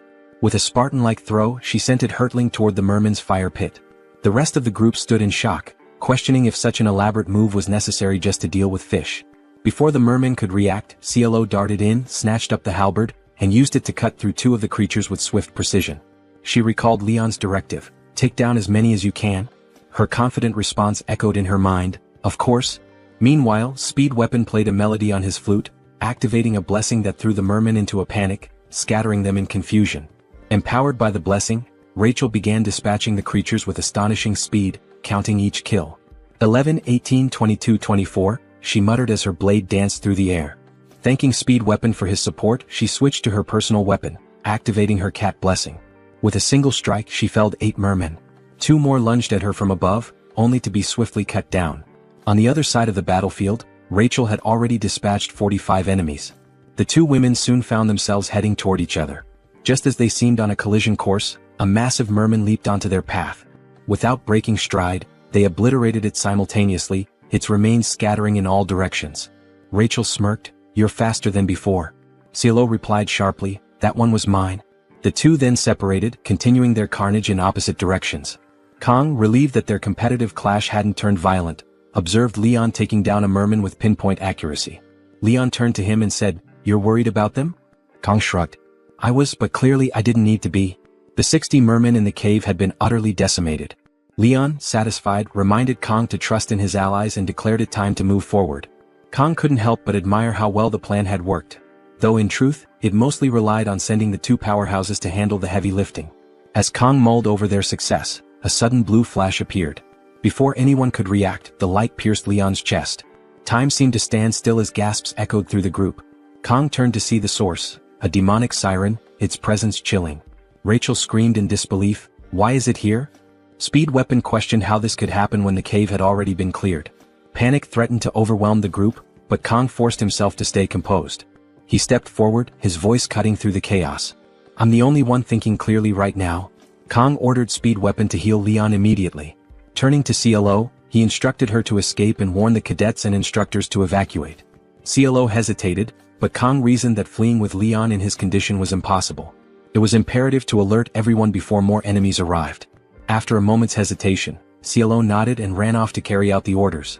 Rachel, furious, demanded to know Kang's plan. He simply told her and Speed Weapon to focus on the smaller threats. Closing his eyes, Kong muttered, "I've never enjoyed dealing with small fish. It's the big catches that show real skill." He then turned to them with a smirk. "This is my specialty. Demons wield a unique power akin to human blessings. Magic. Leon fell to a single ordinary attack powered by it, underscoring the stark difference in strength between humans and demons. Despite wielding the blessing of the sword god, Kong isn't confident he'll emerge victorious. As he moves forward, the narrative highlights that even in the original game, subduing a magic-wielding demon required a full party. Now standing face-to-face with the demon mermaid, Kong acknowledges the impossibility of soloing a raid boss. But with Chloe still 10 minutes away, his only option is to cut down this monstrous fish in 40 seconds. Equipping 2 sashimi knives, Kong shifts from a single sword style to dual wielding. The system informs him that his nerves have steadied, his mental fortitude has increased, and his blessing will now adjust to his level. The blessing of the sword god activates, and Kong, now looking more demonic than the mermaid, thinks it's been a while since he's done proper sashimi. While Kong readies for battle, Rachel is a powerhouse on the battlefield, skewering mermen left and right with her halberd. One slimy creature attacks her from the side, but she blocks and retaliates, obliterating several in a single strike. Despite her strength, Rachel begins to tire as the mermen keep spawning. Speed Weapon, overwhelmed with healing Leon, can't assist her. Leon's wounds are deep but slowly recovering. Watching Kong prepare, Speed Weapon recalls the absurd strength he saw in their duel and wonders if Kong is simply insane. The mermaid powers up but Kong doesn't care, he's ready. Speed Weapon, unnerved by the oppressive presence of both Kong and the mermaid, fears it might be too late to stop him. The mermaid launches a water beam but Kong, fully focused, dashes forward, evading it. While dodging, Kong assesses her as a long-range attacker using water magic. He doesn't know much about magic but to him she's just flesh and bone. When the mermaid fires another beam, Kong jumps over it and slashes at her.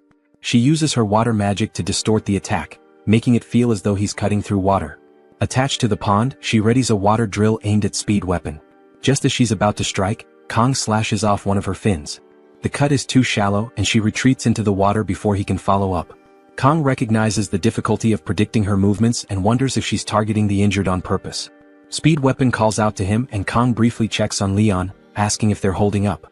Speed Weapon confirms they're fine, and Kong charges back into the fight, telling Leon he's counting on him. Speed Weapon, reflecting on Kang's words, recalls a past conversation about heroes sacrificing themselves for hope. While the Academy is full of aspiring heroes, Speed Weapon hasn't seen anyone embodying those ideals, at least not in the Dragon class. Watching Kong fight, Speed Weapon realizes that Kong might be the hero he's been searching for, even if Kong himself rejects the title. The mermaid summons glowing piranha-like creatures and launches them at Kong. With impressive agility, he dodges and spins through the attack, noting that these magic fish are slower than the water beam. The fight intensifies as Kong continues his relentless assault. The magic fish missiles begin tracking Kang's movements, adapting to his evasive maneuvers. The mermaid, clever and cunning, hurls a massive stone at him, aiming to trap him between the homing fish and the rock. But Kong, ever resourceful, slices the stone into blocks midair and avoids the attack entirely. As the battle progresses, Kang's movements become sharper and faster. He effortlessly dodges the homing fish, frustrating the mermaid, who grows more annoyed with each passing moment. In retaliation, she launches even more fish his way and swiftly moves to target Speed Weapon. Rachel yells a warning, snapping Speed Weapon's attention to the mermaid's true intentions. It's clear now, she's been aiming for the healer all along. In a game, taking out the healer first is a solid strategy, but it seems her ultimate target is Leon, the supposed hero. Speed Weapon, bracing for the worst, is sure his end is near. However, Kong, still dodging the fish, manages to slash the mermaid's arm. It's another shallow cut, and Kong chastises himself for not dealing a more decisive blow. Furious at losing her arm, the mermaid channels her anger into the severed limb, powering it up. It slams into the ground, unleashing a devastating beam of light that tears through the side of the cave. The homing fish trailing Kong collide with the mermaid, erupting on impact. Meanwhile, outside the cave, a blue-haired student and their alluring instructor notice the power beam. The student remarks on the flash of light and the roaring sound that followed. Rain begins to fall, and the instructor, smiling cryptically, suggests they move quickly and evacuate the wounded. Though she attributes the phenomena to lightning and thunder, her demeanor is suspicious. Back in the cave, the beam attack has caused cracks and a massive opening. The retreating mermen are in disarray, searching for their queen. Rachel notices the shift in their behavior, while Kong, annoyed, reflects on his failed attempts to land a fatal blow. He suspects the mermaid is buried under the debris but doubts she's dead. His suspicions prove correct when a sudden surge of aura emanates from the rubble. Emerging dramatically, the mermaid leaps from the debris, her aura flaring and anger palpable. Kong removes his jacket and tosses it to Rachel, instructing her to protect Speed Weapon and Leon now that the smaller mermen are gone. Rachel acknowledges the order while Speed Weapon, still playing his flute, watches in disbelief. Initially thinking Kong was a madman, he now wonders if he's witnessing the rise of a legend. Kong rolls up his sleeves, finally free to focus on the fight. With only 10 seconds left, he resolves to make up for lost time. The mermaid, enraged and wielding all her power, charges at him with relentless fury. Kong, undeterred, closes his eyes to center himself. When he reopens them, a sinister darkness envelopes his left eye. His demon mode has activated. "I'll cut everything down," Kong declares, dashing toward the mermaid. Chloe bursts out of the cave, her only thought being to run faster and faster. She can't stop, won't stop, even as her legs scream in protest. Her blessing fuels her desperate sprint, slicing through trees in her path with sheer determination. Despite the pain and exhaustion, she pushes forward, Gioma's instructions echoing in her mind. She must find the instructors. Thoughts of Kong flood her mind. To Chloe, he's the strongest person she's ever known, but fighting has never come naturally to him. He only draws his blade when absolutely necessary, and even then, it's with reluctance. She reassures herself that Gioma made the right choice in trusting Kong with this battle, though the mermaid's strength unnerves her. Chloe wishes she were stronger, capable of lending a hand, but her doubts are interrupted by a distant explosion from the cave. She stops briefly, glancing back at the blast, her eyes welling with tears. She whispers a desperate prayer for Gioma's safety, but there's no time to linger. With renewed urgency, she sprints forward, dodging obstacles, sliding through mud and shouting for anyone to help. Her voice cracks as she cries out, rain mixing with her tears, but her sharpened senses detect something, a merman presence to her right. Acting instinctively, she leaps and attacks, only for her strike to be parried. The defender is none other than Abel, the main waifu, who meets Chloe's gaze with equal surprise. As Chloe lands, she gasps out an apology for the attack, relieved beyond belief to have found someone. Exhaustion overtakes her and she collapses to the ground. Abel's group, busy fighting off mermen, accuses Chloe of being insane for ambushing them. They prepare to retaliate, but Abel halts them, recognizing Chloe's face. Barely conscious, Chloe begs for their help, explaining that Gioma is in grave danger. Meanwhile, Speed Weapon is awestruck by Kang's battle against the demonic mermaid. Watching him fight is like witnessing a master chef skillfully handling a live fish on a cutting board. Speed Weapon realizes Kong isn't just holding his own, he's overwhelming the enemy. Each move is precise, each deflection calculated. Using his severing technique, Kong slices the mermaid's tail into perfect sashimi-like cuts, a display so clean it almost makes one hungry. Even Rachel, heir to the Spear clan and no stranger to power, is stunned by Kang's skill.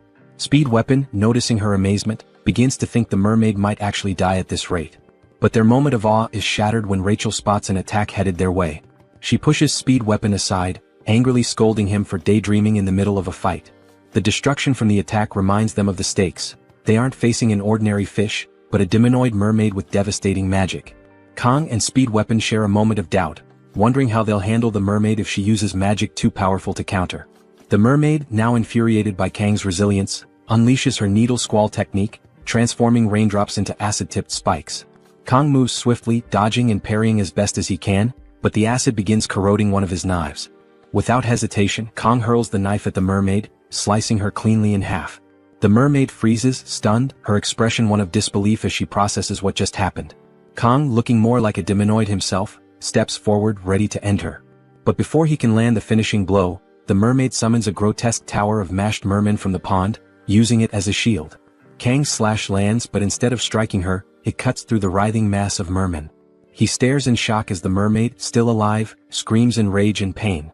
The mermaid grins wickedly and digs her claws into her own stomach, ripping out her demonic core. Without hesitation, she swallows it. The core begins to radiate power, swelling in her throat until it looks like she's got a grotesque goiter.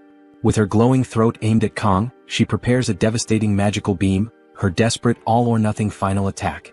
Speed Weapon, watching in terror, screams at Kong to get out of the way, but it's too late. Kong freezes, unable to evade, and the beam hits him directly.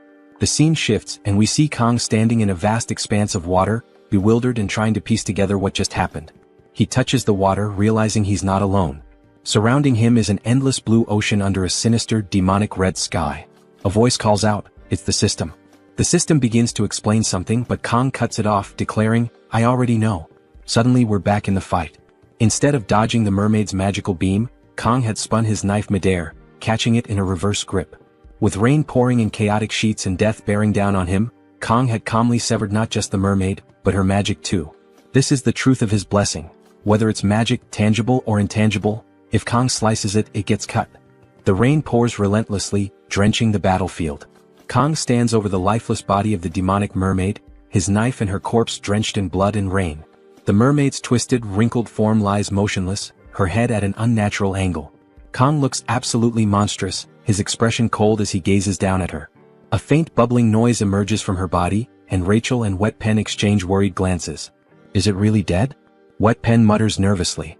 Without hesitation, Kong raises his knife and delivers another slash, severing the mermaid's head. He kicks it into a nearby crater without a second thought. Wet Pen stands frozen in disbelief. He did it? Kong Jayama, a freshman, defeated a demonoid on his own, he whispers. Rachel and Wet Pen are still reeling from what they've witnessed when blood suddenly pours from Kang's wounds. His body falters as he drops his knife and collapses to his knees. Rachel rushes to his side, cradling him as she calls out for help. Meanwhile, Wet Pen notices movement near the cave's entrance. His hand instinctively moves to his weapon as he braces for another attack. But instead of the merfolk returning, he spots familiar faces, Abel and her group, carrying an unconscious Chloe. Relief washes over Wet Pen. It's about time they showed up, he mutters. One of Abel's team members shouts, "What the heck is that?" Their eyes land on the wreckage and the mermaid's mutilated body. Rachel clings to Kong, tears streaming down her face. Why is a mermaid here? And why is everything destroyed? Abel demands. The students gather around, taking in the scene. Abel's sharp gaze lands on Kong, her annoyance growing as she notices Rachel holding him close. Jealousy flickers across her face. Abel takes a moment to evaluate the situation. Despite the chaotic battle that left Kang's team battered and bruised, he seems relatively composed, though gravely injured. Abel thinks to herself, how can someone this young achieve so much? When she asks what happened, Wet Pen doesn't hold back. You expect me to believe the Academy scouted this island properly? What a joke, he says bluntly. Abel tries to rein him in. Explain properly, she insists. Wet Pen narrows his eyes. You don't have to believe me, but here's the truth. A demonic mermaid appeared out of nowhere and Kong defeated it, alone. Abel listens intently, but skepticism clouds her expression. A freshman killed a demonoid on his own? That's absurd, she mutters, though the evidence lies before her. As she processes Wet Pen's words, Abel reflects on her own prestigious lineage, descended from legendary heroes.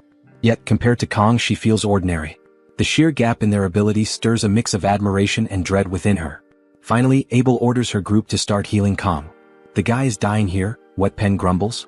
Rachel continues to hold Kong tenderly, marveling at his strength. He's my age, yet he fought a demonoid alone and won. It's unbelievable. Abel, both impressed and irritated, watches silently. Wet Pen interrupts her thoughts, asking, You contacted the Academy, right? Yeah, Abel replies. Wet Pen hesitates before continuing, Don't tell them everything. Something doesn't add up. What do you mean? Abel asks. Wet Pen explains, If they scouted this island, how did a demonoid just appear in a cave cadets could easily find? It doesn't make sense. Abel stiffens, glancing toward her unconscious teammate. Suspicion creeps into her mind as Leon, standing nearby, speaks coldly. You think there's someone from the demon faction within the Academy, don't you? Wet Pen shakes his head.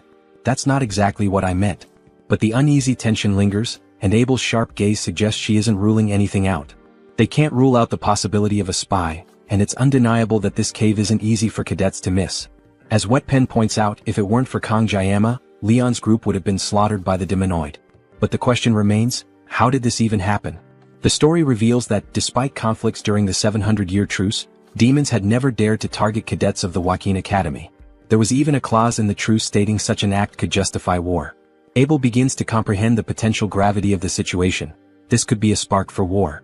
Wet Pen notices Abel's frozen expression and snaps her out of it. I know what you're thinking, he says, but we're jumping the gun here. Sure, it's wise to be cautious about the possibility of a spy, but it's way too soon to assume that's the case. Leon nods and adds, if there really is a spy in the Academy, Kong will become their prime target as soon as word gets out that he defeated a demonoid alone. Wet Pen agrees but expresses his concern. I don't think it's fair to keep all of this under wraps after everything Kong did for us.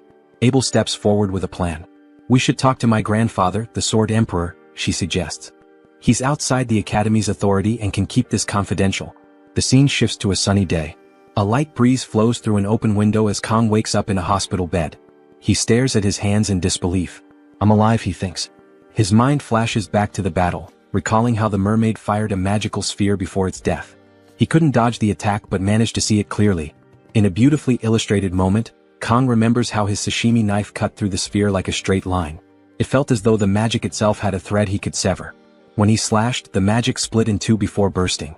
The The sensation was unlike anything he'd experienced before, almost as if he had sliced through water itself. Sitting up, Kang wonders about that feeling. After activating the sword god's blessing, he felt things he can't quite describe. As he contemplates the blessing, he opens his stats window. He notices his mental fortitude has increased by 1 point. Reflecting on how he didn't feel fear facing the mermaid, he attributes it to this stat boost. His assimilation rate has also risen from 6.8% to 7.2%, and one of the conditions for something has been met. The next will unlock at 15%. Kang speculates that cutting the mermaid's magic might have triggered the increase. While lost in thought, an ominous figure enters the room. It's the principal, Media.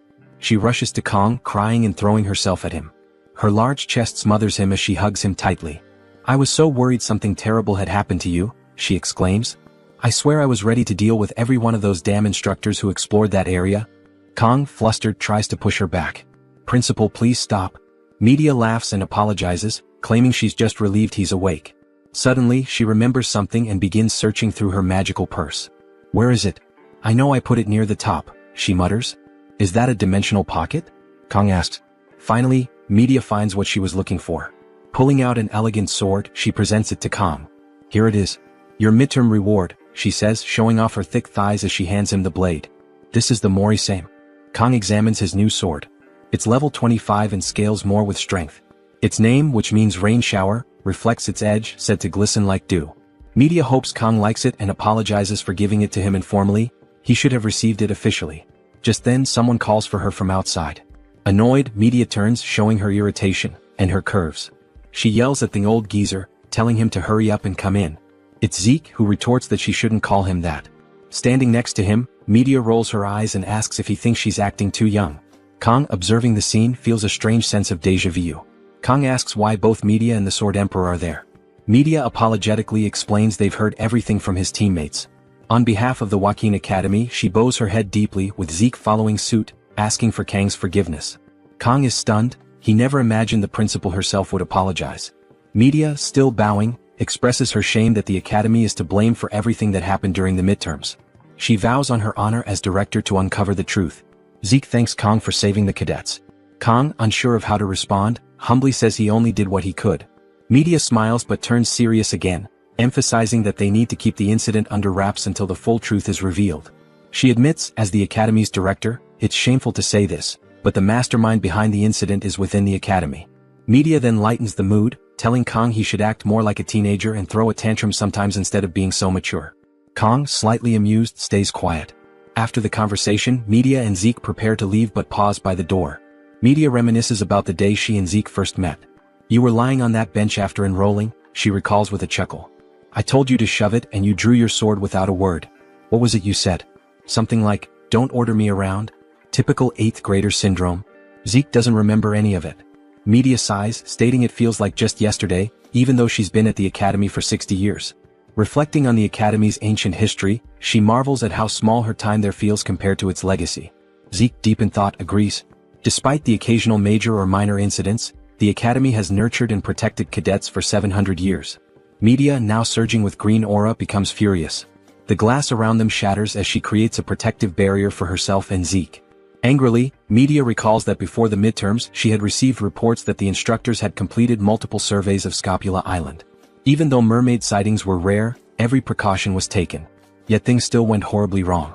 Zeke places a calming hand on Media, pulling her out of her anger. Apologizing for losing control, Media shifts back to her more relaxed self, praising Kang for his incredible feat of defeating the mermaid alone. Zeke acknowledges Kang's extraordinary talent. Reflecting on the countless so-called geniuses who burned out, Zeke admits that Kang is different. If anyone deserves the title, it's Kang, whose potential seems limitless. Zeke wonders just how far Kang might go, questioning if he could reach the pinnacle Zeke once dreamed of. As they leave, Zeke seriously advises Media to stay at the Academy for now. Media smiles at him and asks if he's not going to help her clean up. Zeke, clearly confused, doesn't remember agreeing to anything like that, to which Media teasingly asks if he's gone senile. Zeke simply responds, "I don't remember." The scene shifts back to the wolf class, where Kang is now back in class. He reflects that the fact he severed the demonoid's head on Scapuli Island seems to have been kept quiet, likely due to the headmaster's instructions. Although it feels a bit awkward to say, he wonders if his classmates are so carefree because of his role in stopping the mermaid. Kong tells us that after his discharge, the first thing he did was visit the school's forge to reshape and enhance his new sword. He muses that his school never had a forge. Did anyone else's? Honestly, to Kong, the sword was just a metal rod, given the sword god's blessing, so reforging it was a necessity. The blacksmith, Volander, was full of enthusiasm, especially with it being the 700th anniversary event. Volander didn't charge him anything, instead telling him to come back in a week. Kong feels lucky, hoping for a successful enhancement. Just then, someone calls his name and Kong turns around to see Chloe, now using crutches because of her injured foot. She can't believe Kong has been discharged and asks how he's feeling. Kong asks how she's doing and Chloe smiles, showing her bandaged leg. She explains that her injury happened thanks to Speed, or whatever his name was, and the doctor said she should be able to walk without crutches in a week. Confidently, she adds that as an auditor, she'll recover even faster. Apologizing for getting a bit too excited, she smiles at Kong, who's glad to see she's doing better. He then asks if anything unusual has been happening, to which Chloe tells him she's heard that Director Media and some elders have been at odds. Kong thinks about how, although it's true that he alone defeated the mermaid, it wasn't solely his effort. Everyone had a part to play: Chloe's rescue call, Rachel clearing the merman, Wetman's healing and blessings, and Leon, who did absolutely nothing. Kong wonders how Leon could possibly defeat the Demon King if he was so passive. He considers that maybe it's because Leon got injured first. Suddenly, their instructor enters the class and orders the students to stop what they're doing. He tells them to quiet down and sit, as there are a few announcements before the training assembly. The instructor then informs the class that for the time being, someone will be co-instructing with him, and he introduces them. The whole class wonders who it could be, only to be shocked when the Sword Emperor Zeke walks in. Dressed to impress and looking serious, Zeke walks in front of the class. The students are in awe, and even the instructor bows to him. Zeke, with his glowing eyes, focuses intently on the students, while Kong, now worried, thinks, "What is this old geezer doing here?" The scene shifts to what appears to be an abandoned house, where an old man is being beaten. He tries to apologize but is struck across the face by the sexy pink-haired instructor, who was clearly behind the mermaid attack. The old man is truly sorry and apologizes to Instructor Kim, but she mutters something in demon tongue, her demonic aura radiating as she looks at him. She coldly states, "The 5th Corps commander is enraged." Instructor Kim, holding a worm or perhaps a candy worm, asks the guy she's beating why he didn't cooperate when he had the chance. With a seductive look, she eats the candy worm and comments that he really has a knack for annoying people. The guy attempts to apologize again, but she slaps him across the face. Sucking on the candy worm, she tells him to repeat himself. Annoyed, she mumbles that this is becoming too much. The guy, bleeding, mumbles an apology and Kim kicks him, saying he still isn't taking her seriously. He curses her, calling her a mere instructor and questioning how she dares hurt him. Kim is irritated, disgusted by the blood on her shoes. Cleaning them off, she remarks that it's ridiculous a mermaid was taken down by a group of first-year students, but looking at the new students this year, she wouldn't be surprised if they could do anything. The guy then tries to explain that the mermaid was defeated by just one cadet. Kim asks if it was Leon, but the guy shakes his head. She demands to know who it was, and the bloody guy reluctantly reveals that it was this year's top student, Kong Jiama. Kim recalls Jiama, realizing he's the special admission student. Holding and burning the candy wrapper, she understands the situation and finds it exciting. As the wrapper disintegrates, she enters her seductive demon mode. The scene shifts to cadets running and counting after their instructor, signaling the start of training. The instructor yells at them to shout louder since he can't hear them. All the students are running and counting, but one student is sitting on a bench. Chloe, the injured cadet, cheering on the others. Kong looks at her and smiles, feeling jealous. From behind, someone yells at him to pick up the pace. It's the old Sword Emperor Zeke in a tracksuit. He asks Kong if he's still injured from the midterms, and Kong responds that he's fine now. Zeke wonders why the old man is running alongside him, thinking about Zeke's identity. Zeke is a descendant of the first Sword Saint and the right hand of Baylor Wakin, the Sword Saint Aaron Nebulum. Kong knows that Zeke would later become one of the greatest forces in humanity's coming war, and also Leon's swordsmanship master during the Second Demon War. Kong wonders why Zeke is here now and just wants him to go back to Leon, as the main story is falling apart. Despite his annoyance, he's impressed by how fast Zeke is, realizing that this old man is faster than he is. Kong remembers from the game wiki that Leon never actually received the Sword Saint title, which was a major issue in the game community. He wonders if it matters since Leon could still inherit it, but it still feels uncomfortable. Other students are impressed with Kong and Zeke, with Kong noting that Zeke's speed seems almost poster-worthy, like master and pupil running together. Zeke states that the foundation of any warrior is physical strength and endurance. No matter how talented someone is, it's useless without the body to support it. Conditioning is key to growth. He tells Kong not to cut corners and keep up. Kong, out of breath, shouts back, "Yes, sir." Zeke is pleased and urges him to keep up, dashing forward quickly. Kang struggles to keep up, wondering if Zeke is aging backwards. The cadets are then informed that, unless it's for field training, personal weapons are strictly prohibited. Instead, they must choose from a pile of rusty old farming or training weapons. Zeke tells them to pick one and master it. Some students can't believe it, as they have family heirlooms they'd rather use. Kang looks at the pile and notices a sashimi knife. One student raises his hand to ask Zeke if it wouldn't be better in the long run to get used to the weapons passed down by their families. When asked why personal weapons are prohibited, Zeke responds that it's a good question. He explains that mastering the basics is more important than relying on high-grade weapons. The more someone depends on superior equipment, the more they risk neglecting their training. A good warrior shouldn't rely on their weapon alone to make up for shortcomings. A student argues loudly that learning how to use these weapons is even more important. The other students get annoyed, sensing he's just trying to get attention. Zeke responds firmly, saying that no matter how well equipped you are, if your skills are lacking, your weapon will be like a pearl necklace on a pig. A true master never blames their equipment. These words hit Kang like a truck, and he agrees, saying it's 100% true. Zeke taps his cane on the ground, stating that once they master the basics, they'll become comfortable with any weapon. He adds that cadets who handle basic weapons well are likely to receive higher scores in the class promotion evaluation at the end of the year. Hearing this, all the students rush to grab their weapons. Kang thinks Zeke knows how to motivate people, and the other students are completely inspired. He had always thought of Zeke as a punching bag for the media, but now he's seeing a different side of him. Kang notices the sashimi knife among the fallen weapons and knew this would happen. Quickly he grabs it. Zeke immediately locks eyes with him, and Kang senses something is up. Zeke tells the students that today, they only need to get accustomed to their weapons. He announces a one-on-one sparring session for training. Some students worry they might get hurt without the subspace, but Zeke reassures them. They enrolled in this academy to become warriors worthy of carrying on the legacy of their ancestors. A warrior can only truly grow through combat and the risk of being defeated. However, if they fight recklessly, they might accidentally harm or kill each other. Therefore, before pairing off, Zeke will demonstrate proper sparring. The students are excited to see Zeke's skills, as they've only ever watched him on YouTube. The instructor yells for them to quiet down, reminding them that no talking is allowed during lessons. Even the instructor is trembling, thinking that this is the biggest crisis of his life. He fears facing the Sword Emperor, even in a demonstration. He apologizes to his mother, fearing this is the end for him. As he stands there, Zeke stops him and calls out Kang. Everyone moves aside as the two lock eyes, and Zeke orders Kang to come forward. The situation unfolds with the Sword Master, standing tall and serious, calling Kang Jayama to step forward. The background students are amazed, whispering among themselves about how sharp Zeke's sword looks and how intense his demeanor is. More importantly, they are buzzing with excitement because they will be witnessing a demonstration from the Sword Emperor himself. However, the students have no idea who this Jayama person is, and the fact that Zeke personally called him out makes them even more curious. Kang Jayama can hear all the chatter around him, but he keeps his focus. Zeke addresses him directly, asking if Jayama's bones have healed completely. A little hesitant, Jayama replies that he is fine now.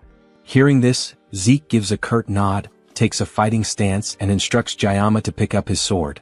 Now the two stand face to face, creating a tense atmosphere. Kang Jayama feels a wave of unease. He wonders to himself if this is really just a sparring match. He acknowledges that while his body might be in perfect condition after a long rest, his opponent is none other than the Sword Emperor. If the two of them cross swords, it's clear that things won't end easily. Someone might lose a hand, or, if fate is cruel, a head might even roll. Jayama ponders whether this overwhelming situation could be the influence of divine power. His instincts scream for a fight, but this feels entirely different from what he's used to. When he considers the disparity between himself and the Sword Emperor, he realizes just how much weaker he is. Weighing the consequences, he speaks up and asks Zeke to lower his sword. The background students begin to mock Jayama. Some laugh, saying they knew he would say something like that. Others sneer, calling him a coward. Yet, Kang Jayama pays no attention to their ridicule and stands firm. Zeke, however, doesn't take this lightly. His expression darkens as he demands to know if Jayama has any pride as a swordsman. Zeke questions how long Jayama thinks he can live while suppressing his power.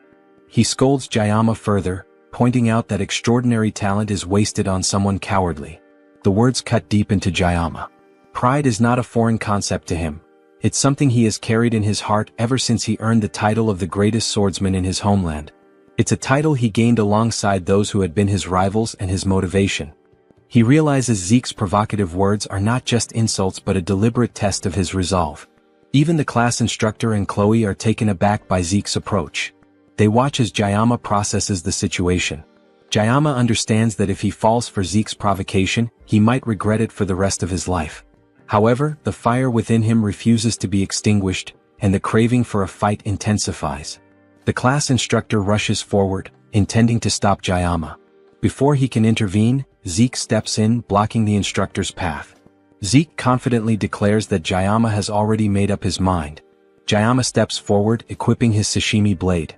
The act summons the blessing of the sword god, manifesting a faint divine aura. This marks the start of a clash between the sword god and the sword emperor. Zeke observes Jayama's movements closely while his mind drifts to memories of his youth. He recalls an encounter with a one-armed wandering knight, whose swordsmanship left an unforgettable impression on him. Even now, Zeke feels the same clarity and determination as he did when he first witnessed that knight's skills. Returning his focus to the present, Zeke initiates the fight with a powerful slash. Jayama reacts swiftly, dodging the attack and moving to counter. Zeke anticipates the move, changing the trajectory of his strike mid-swing to target Jayama's new position. Despite the shift, Jayama's reflexes allow him to evade the attack once again. The fight intensifies as Jayama boldly charges forward, displaying a sword style reminiscent of a swallow in flight. Zeke notes the peculiar nature of Jayama's techniques while parrying each strike with precision. Jayama doesn't let up, launching a series of attacks in quick succession.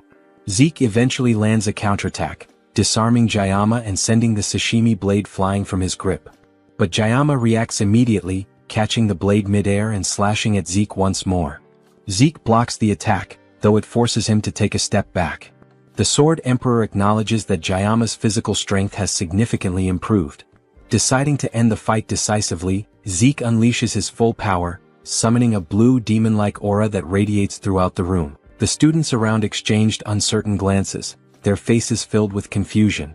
None of them seemed to understand what was happening. One student observed the two combatants standing still, their gaze locked in intensity. He questioned quietly why there was no movement, no action. Another student muttered his frustration aloud, questioning why the Sword Emperor wasn't taking the opportunity to humiliate Kong Jayama with a clear and decisive lesson. The murmurs spread among the rest, who eagerly anticipated a crushing victory for Zeke. Their expectations for an overwhelming triumph grew with each passing second. Amid the chaos of speculation, the instructor remained silent but attentive. His expression betrayed an understanding of the situation that others had failed to grasp. The instructor had already deduced the truth. He recognized that the confrontation was not unfolding in the physical realm but in a far more dangerous place, the mental realm. He recalled Zeke's prior words, explaining that there would be no real crossing of swords. This battle would be fought in an entirely different arena, one where only those with exceptional mastery could enter. Zeke stood amidst the confrontation, his gaze sharp as he observed Jayama. His initial doubts had dissipated, replaced by a sense of amazement. The rapid development of Kong Jayama's skills had surpassed all expectations. Determined to bring the duel to an end, Zeke unleashed his power. A brilliant blue aura burst forth from his form, materializing into the shape of a demonic entity. The sheer pressure radiating from the aura bore down on Kong, who struggled visibly to maintain his footing under the immense weight. The intensity of the aura rippled outward, penetrating even beyond the confines of the mental realm. Those watching from the physical world felt its presence, their faces marked with disbelief. None could comprehend the magnitude of what they were witnessing. Without warning, the mental realm shattered. The boundaries of the ethereal plane dissolved as the two combatants returned to reality, standing face to face. The instructor's expression changed instantly, his calm composure replaced by alarm. The situation was spiraling beyond his control. Realizing the danger, the instructor moved in haste to intervene. However, before he could act, both Zeke and Kong launched forward with unrelenting speed. Their strikes were set to collide, the air charged with the promise of an unstoppable clash. Before their blades meet, a massive surge of energy disrupts the battle. The ground trembles as media poison arrives, her fury palpable. Her veins bulge with anger and her glasses fly off her face. She shouts at Zeke, demanding to know what he's doing to his student. "Have you completely lost your mind?" she yells, her voice echoing through the battlefield. Hours later, in Media's office, Zeke stood with a deeply remorseful expression, apologizing for his actions. Medea, still visibly irritated, found his behavior unusual. Her annoyance grew as she recalled the effort it took to place Zeke as an instructor in Kang's class, only for him to take such reckless action. The outcome of the battle could have been disastrous had Medea not intervened. Sieg, reflecting on the events, admitted that causing such chaos was never his intention. He acknowledged losing complete control during the battle, leading him to unleash his aura to its maximum. Medea, recalling her arrival at the battlefield, muttered in frustration, trying to regain Sieg's attention. Lost in thought, Sieg apologized once more, surprising Medea. She emphasized how uncharacteristic it was for the emperor to express regret. In 50 years she had never seen him apologize, and now it had happened twice. Medea pressed for an explanation as to why Sieg used his aura against the student. Sieg explained that without doing so, he would never have gained the upper hand in the battle. Medea, taken aback, realized the gravity of his words. For someone as proud as Sieg to admit inadequacy against a student was a rare show of vulnerability. Sieg then revealed that Kang had achieved control over the mental realm. Medea was struck with disbelief. A young man of only 17 years mastering such a skill seemed unfathomable. Sieg had no answer for how this was possible. Medea recalled her brief encounter with Kang at the conclusion of the battle. His gaze had emanated an intimidating aura. His resolute expression exuded an unshakable determination that left her unsettled. The fear she felt mirrored an encounter from her youth with a commander named Vaesen. Yet the source of her apprehension toward Kang remained unclear. Composing herself, Medea questioned whether Sieg considered himself defeated. Sieg, incensed, rejected the idea outright. Despite Kang's exceptional talent, he could never compare to Sieg. Medea chuckled at Sieg's exaggerated reaction and teased him, remarking that it was unlike him to make excuses. She joked about the emperor blaming his equipment, finding the notion almost comical. Sieg responded with playful irritation, masking his fondness for his old friend. The exchange ended with an affectionate reconciliation between the two. The scene transitioned to a flashback of the battle. The intensity of their clash replayed in Kang's mind. He woke suddenly in his room, relieved the battle had concluded without catastrophic consequences.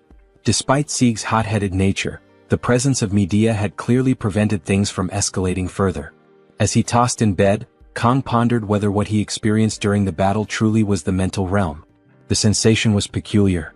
The mental realm could only be accessed by mastering a weapon and required specific conditions to activate. Only those with unique weapons and mastery could enter it. Even heroes struggled to use the mental realm freely. Kang reflected on Leon, who had spent 3 years training as a hero to achieve access to this skill. This thought gave Kang pause. How had he managed to achieve it so quickly? The answer was clear. It was the knife. In his previous life, Kang had spent over 2 decades perfecting its use. Each time the spirit of the blade was unleashed, Kang reached new heights. He contemplated how events in this world intertwined with those of his past life. Realizing the futility of avoiding challenges, Kang resolved to address his problems head-on. Rising from his bed, he decided to strengthen his control over the mental realm. With his knife in hand, Kang focused intently, attempting to enter the mental realm. As he succeeded, an unfamiliar energy began to draw closer. The force intensified until it collided with him, causing the realm to shatter along with his knife. Dazed, Kang struggled to comprehend what had just occurred. Meanwhile, a heated discussion unfolded at a grand table. Members of a clandestine group deliberated their next move. Some proposed dispatching demons, sworn enemies, to handle a certain individual. One member, resembling an elderly woman with green hair, questioned if Leon, the aspiring hero, was the real issue. Another member, appearing like a vagrant, dismissed the notion. He argued that Leon barely managed to manifest his blessings and insisted the true threat was the student ranked first in the academy. This was the one who had defeated the twins during the entrance exams. This student had garnered Medea's protection, which only confirmed his importance. The group agreed this individual posed a significant threat. They concluded that Kang, the very student who had drawn the emperor to the academy, needed to be eliminated. The vagrant muttered that Medea's leadership as director had weakened their influence. He worried that the emergence of a hero could spell disaster for their plans. A hero capable of challenging the Demon King must not be allowed to exist. Privately, the vagrant reflected on the urgency of his argument. He dreaded the consequences of meeting the fifth commander again without satisfactory results. The meeting concluded with the family auditor tasked with hunting Kang. Elsewhere, in a weapon artisan's shop, Kang stood seething with anger while the craftsman cowered on the floor, pleading for mercy. The reason behind the heated argument quickly becomes clear. It was about Murasame, which had now dropped to rank E. Kong glared furiously at the blacksmith, who scrambled to explain himself as if his life depended on it. He confessed that in over 30 years of his craft, he had never encountered such an issue. It seemed like the blade outright refused to be forged. With utmost care and technique, he did everything possible to shape the weapon, but with a single strike of the hammer, everything fell apart. Kong, recognizing the blacksmith still managed to deliver decent results, tried to maintain an air of strictness. The blade met the blessing's requirements perfectly, but Kong didn't want to lose his upper hand in the negotiation. The blacksmith then revealed that, despite its low rank, the weapon had the potential to grow to rank A. With future reinforcements, it could become exceptional. He even offered to perform these enhancements free of charge. Kong, however, remained stern, questioning whether the weapon would break again during the process. Desperately, the blacksmith explained that reaching rank A enhancements would require an unbreakable material, a resource that never fails. However, obtaining such material required battling dangerous monsters from the demon army. These rank A monsters were equivalent to the ones Kong fought during his examination, making him weigh the risks. After all, lower-ranking monsters could also yield upgrade materials, and his funds were limited. Kong ultimately struck a deal with the blacksmith, who promised the plan would succeed. Nevertheless, Kong demanded compensation for the loss caused by the weapon's degradation, 10 million won. Shocked, the blacksmith protested that he had delivered precisely what Kong had requested and even promised not to charge for future improvements. But Kong emphasized that a rank B weapon had been reduced to scraps, and in market value, it was now severely devalued. The blacksmith wondered how Kong dared to outwit an adult like this. Threateningly, Kong hinted at testing the weapon's usability if the merchant kept hesitating. In desperation, with nowhere to turn, negotiations began. The blacksmith countered with 500.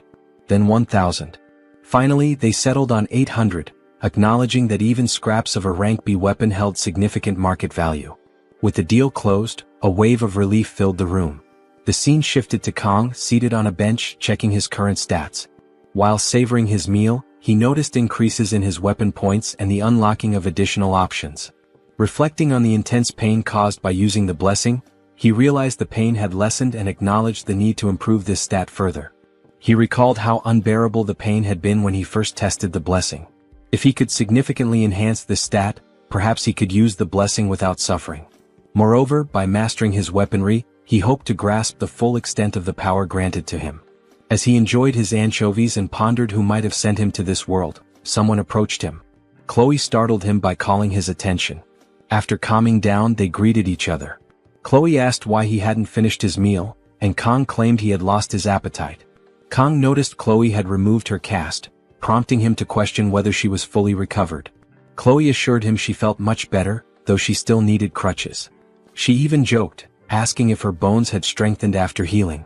Kong thought to himself that bones don't work like muscles. Out of nowhere, he removed something from Chloe's face, catching her off guard. It turned out to be a grain of rice. But this small gesture was a critical hit to Chloe's heart. She was so overwhelmed that she fell. Kong helped her up, and during the process, Chloe noticed the blade on the bench. Observing its simplicity, she enthusiastically remarked that it looked cool. She added that even though it was ranky, it seemed pretty good. Kong recalled that detail and began to reflect. Chloe, thinking her comment might have sounded offensive, tried to apologize, but Kong was preoccupied. He responded that the blacksmith would compensate him for leaving the weapon in this condition through refunds and free services. Chloe praised Kong, saying he was already strong without an exceptional weapon and would become even more formidable with one. But Kong, deep in thought, saw no reason to become stronger. He already handled powerful monsters. What he truly desired was to eliminate the pain caused by the blessing. Chloe, once again apologizing, assumed Kang's silence was due to her words. Kong reassured her it wasn't the case and told her to relax.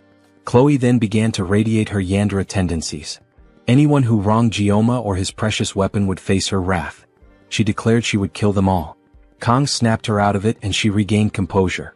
Suddenly, he felt something strange and turned his gaze toward a tree. Chloe, however, seemed unaware of anything unusual. Both moved toward the tree, and Kong delivered a powerful kick to the trunk, revealing the source of his concern.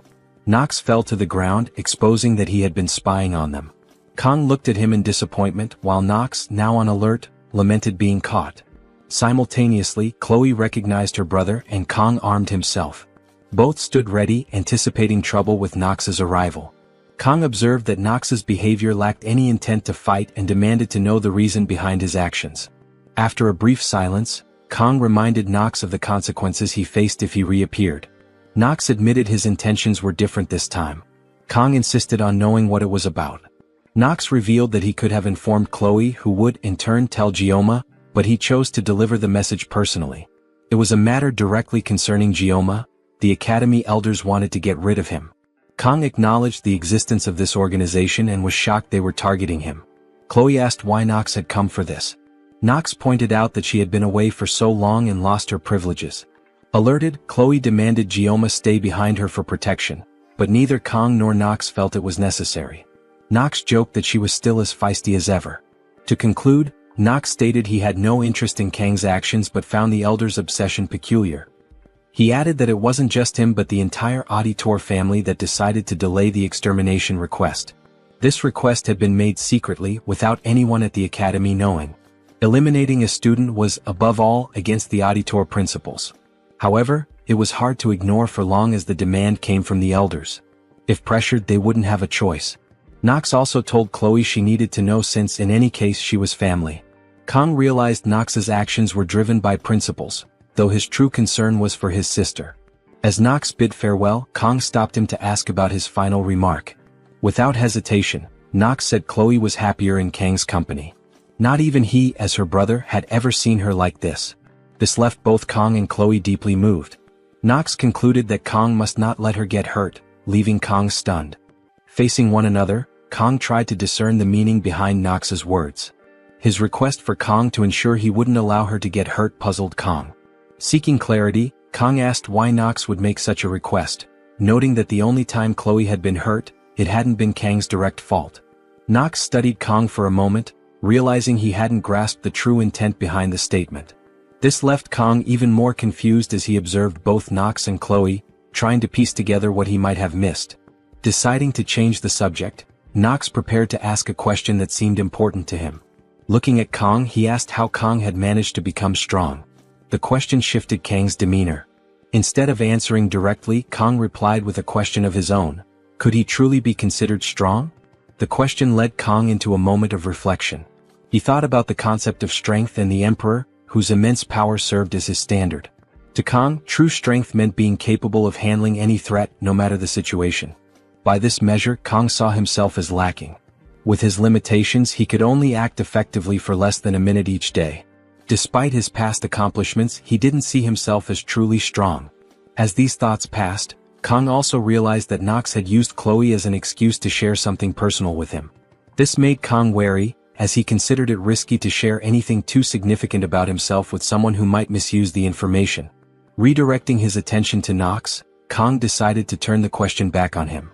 Instead of explaining how he had become strong, Kang asked how Nox planned to grow stronger, adding that he lacked a sense of desperation. Nox, clearly caught off guard, asked what Kang meant by that. Kang explained that Nox's experiences as a member of the Auditor family and a student at the Academy were too limited, confined to those controlled environments. If Nox wanted to grow stronger, he would need to push himself beyond them and face the challenges of the real world. With that, Kang turned and walked away, leaving Nox standing in confusion. His words lingered, unsettling Nox, while Kang questioned whether he had expressed himself correctly. Still, he believed there was truth in what he had said. Later, in the classroom, the instructor began a lecture about the many gods that ruled over creation. Despite the detailed discussion, Kang's mind wandered, preoccupied with the ongoing pursuit of the elders that loomed over him. The elders are direct descendants of 5 out of Baylor Hogan's 7 disciples, an elite group celebrated for their enormous influence not just within the Academy's halls but across the entire world. Their legacy casts a long shadow, shaping history and power structures for generations. Kang recalls their notorious role in the game, where these elders earned infamy for constantly hindering the protagonist. Their actions, driven by a ruthless desire to preserve their own authority and status, earned them the grim moniker Corrupt Remnants among players. Yet, despite their notoriety, Kang cannot grasp why they seem to have turned their attention toward him. Seeking clarity, Kang begins listing the pivotal events he has been part of since arriving at the Academy. He jots down the Academy's rigorous admission exam, where he emerged victorious over the twins, showcasing his skill and resilience. Next, he notes the subspace training session, where his confrontation and triumph over Nox stood as a defining moment. Lastly, he recalls the midterm exams during which he saved Leon, an act of courage that further distinguished him. As he examines his notes, Kang is struck by the realization that his actions have been far from ordinary. Time and again he has found himself at the center of significant events, inadvertently attracting attention. However, this self-awareness only deepens his confusion. None of his actions fully explain why the elders would single him out. His thoughts drift to Scupley Island, replaying the events following his victory over the mermaid and his rescue of Leon. A troubling pattern begins to emerge. Kang comes to a chilling conclusion: the elders aren't truly after him. Their real target is Leon. Kang was simply an obstacle in their path, a nuisance they were forced to deal with. Despite efforts by the media to suppress the Scupley Island incident, Kang knows that news of his defeat of the mermaid must have reached the ears of the noble elite. This realization leads to an even more disturbing thought. The elders' actions suggest a sinister motive. By targeting Leon, a hero candidate, they reveal their willingness to conspire against humanity's future. Kang cannot ignore the implications. Someone among the elders, or perhaps all of them, may be colluding with demons. The betrayal shocks him to his core.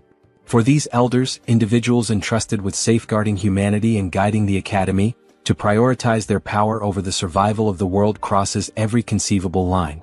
The fact that they would go so far as to try to eliminate Leon, a mere student, is beyond reprehensible. Kang's anger simmers. He briefly entertains the idea of barging into the elders' chambers and confronting them head-on. But he reins in his impulse. The time to act hasn't come yet, and he knows he must bide his time. When the moment arrives, Kang resolves to ensure the elders face justice for their treachery. A sharp voice cuts through his thoughts as the teacher instructs the class to take notes. Kang blinks, realizing he has been distracted. Refocusing, he reminds himself of his immediate goal: acquiring a weapon enhancement. For this, he knows he will need to venture into a dungeon. However, he understands that clearing a dungeon solo is a near impossible task. He needs a party. Kang considers his options. Chloe comes to mind as someone who would undoubtedly assist him. Yet, instead of relying on someone with overwhelming power like Rachel, he decides a more strategic approach is preferable. This train of thought brings Speed Weapon to the forefront of his mind, and Kang resolves to seek him out for help. The scene shifts to the bustling dragon class.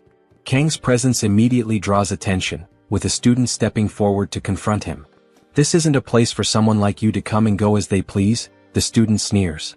Kang eyes him, unbothered, and thinks to himself, who is this two-bit extra with an overinflated ego?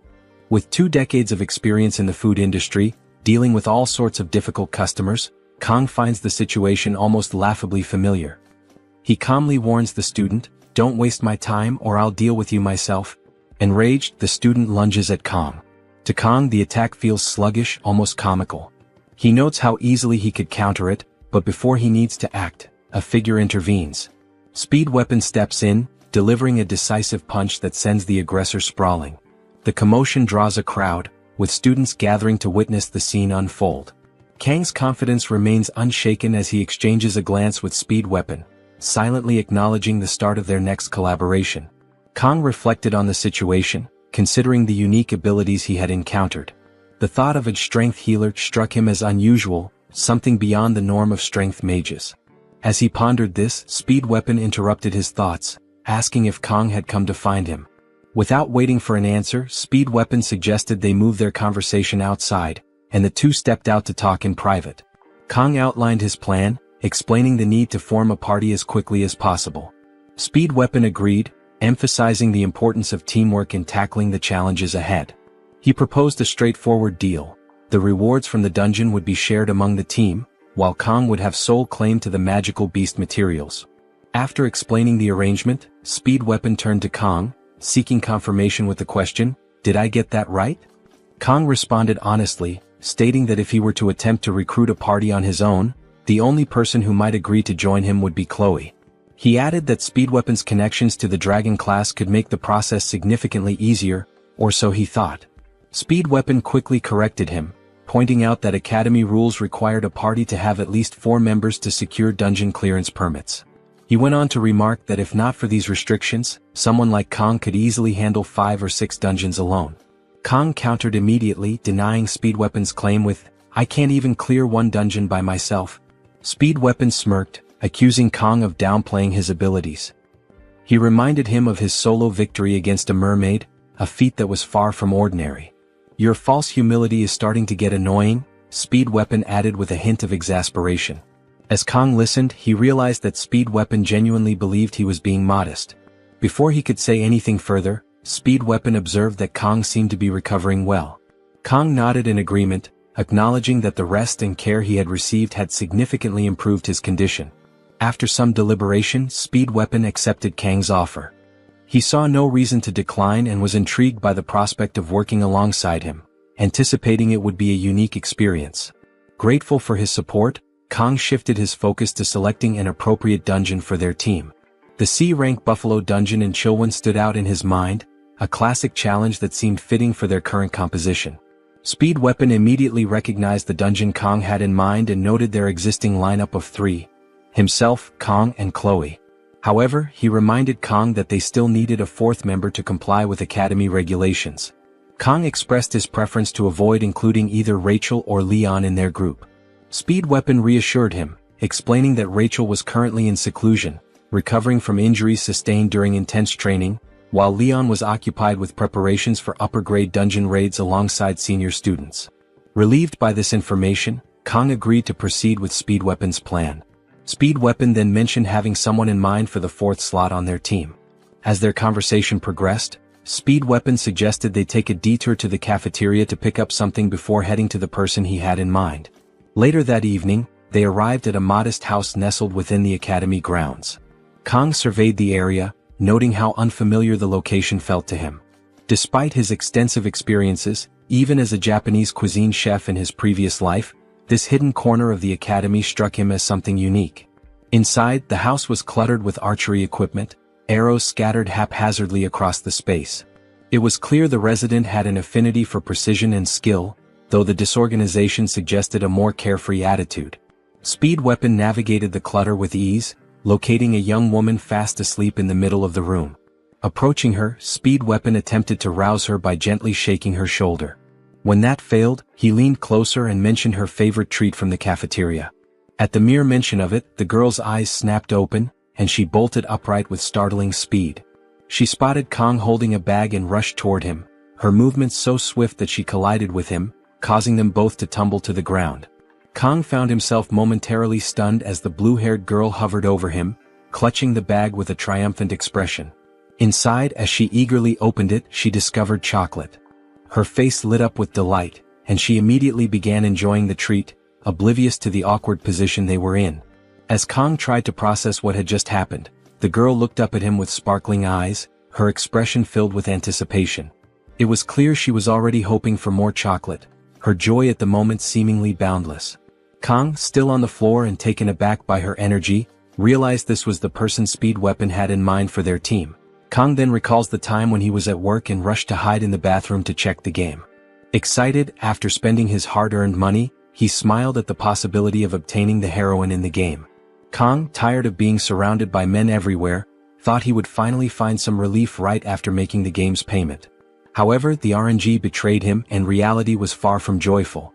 Instead of Abel, the character who was supposed to be one of the game's main leads and the reason he became obsessed with it, the system rewarded him with Saki. Yes, the oddball who threw herself at him for chocolate. The cursed Yangang. Kong was in shock at the outcome. Reflecting on the game's narrative, where Leon was the protagonist surrounded by waifus, there was one standout among them, Abel, highlighted as the primary heroine. While various heroines possessed and demonstrated their unique abilities throughout the game, Abel was the one who, in addition to her skills, also embodied the overcoming of adversities and challenges. Such a bond could only result in a romance. This story left Kong so captivated that it drove him to invest 149,000 won in an attempt to obtain Abel. Her prominence also rendered the other waifus less significant when it came to relationships, reducing them to mere weapons. Among these lesser-valued waifus, there was one who was the ultimate champion of failure, the strong contender for diabetes. Now, inside the game, Kong once again found himself face-to-face with the chocolate fanatic. His first rank S. Kong was still deep in thought as she asked for more chocolate. When she didn't receive a response, she became frustrated at how lost in his thoughts Kong seemed. Kong then realized why Speed Weapon was so confident about choosing the fourth member. Knowing the character, she was in fact one of the best DPS characters with long-range capabilities, thanks to her skill-based attacks, which differed from Leon's. Finally, one very important point stood out. Since she was a failure in terms of narrative importance, her participation in the group wouldn't heavily impact the story's plot. Or would it? Kang then wondered if everything would work out. Shifting focus to the scene, the future diabetic approached Speed, asking why they had come to her house. He stuttered and she, impatient, demanded he spit it out. Speed then introduced Kang, asking if she remembered him. She ate a piece of chocolate again as if to activate the part of her brain responsible for memory, and only then responded that she did. Speed explained that they had gathered that afternoon. He stammered again and she once more urged him to hurry up. Speed continued explaining, this time recounting how he had arrived in class and been approached by the big guy. Once again she hurried him along. Finally, Speed declared that they had come to recruit her for the group that would be tackling the Buffalo Dungeon the following week. Perplexed by Speed's absurd lack of clarity, Kang reflected on how fitting his nickname was. He explained a story at the same speed as a turtle. Speed continued detailing the mission, explaining there would be a division of spoils except for the horns. As soon as he finished, she shifted her gaze to Kang. It didn't take long before she began walking toward him with a determined look. She then asked if it was Kang who had fought him in training. Kang, hesitant, responded that it was. She observed him with a suspicious gaze. Meanwhile, Kang, apprehensive, waited for Saki's next move. She then turned and remarked that although she had no reason to refuse, given that the rewards would be divided, she wouldn't accept because of the lack of determination she had expected. Kang was surprised by her lack of sense in judging someone who had just woken up. He watched as she added that she didn't want to work with such unmotivated people. Speed then tried to argue that it wasn't possible for her to make such a decision after seeing Kang's duel against Nox. She then suggested that his victory was only possible because the opponent was weak. Speed became irritated and emphasized that the opponent was none other than an auditora. In his moment of heightened emotion, he almost let slip a situation that not everyone was supposed to know about from the island. Realizing this, he immediately held himself back, leaving Saki confused. Meanwhile, Kang observes with a look of someone who has completely lost patience for all this back and forth. Speed, somewhat composed but still shaky, tries to explain himself, using the chocolates he brought as leverage. Saki counters, retorting that she's not his pet and questioning why she would be obligated to accept his request. Kang watches the argument between the two, trying to decipher what kind of deal Speed imagines in his head. Simultaneously, he's amazed at how someone can be both greedy and rude at the same time. In his view, the worst-case scenario should only allow for one of those traits, not both. There's no plausible reason to keep insisting on this pre-diabetic individual. Deciding enough is enough, Kang interrupts Speed, declaring there's no need to waste time on someone unwilling to cooperate, as it would harm the team's performance. The priority now is finding someone better. Hearing this, Saki challenges Kang, questioning whether the urgency of the raid justifies his attitude. Kang, without saying a single word, looks at her calmly before opening his vest and pulling out a knife. Both Speed and Saki are stunned, unable to figure out what Kang plans to do. Then, with the knife in hand, he swings it laterally, not to attack but to throw it. The blade flies swiftly toward its target, landing precisely in the center. This surprises Saki, but she has no time to process the feat before being caught off guard by a second throw. The second knife lands so quickly that she barely has time to track it. Before she realizes it, the second blade is lodged right in the same spot as the first. Her morale now hits rock bottom. Recognizing her shaken state, Kang delivers an ultimatum, asking if she will join the team or not. Perplexed and struggling to comprehend the situation, Saki remains deep in thought. The scene transitions to a Starbucks, spelled with 2 S's. The first to arrive, waiting for the others, is none other than the troublemaker herself. Now her demeanor is entirely different. Speed, surprised, comments on how early she arrived, while Chloe greets her warmly. Kang, as usual, simply observes as Saki takes the initiative to greet him. He responds while internally reflecting on how persuasive a sashimi knife can be.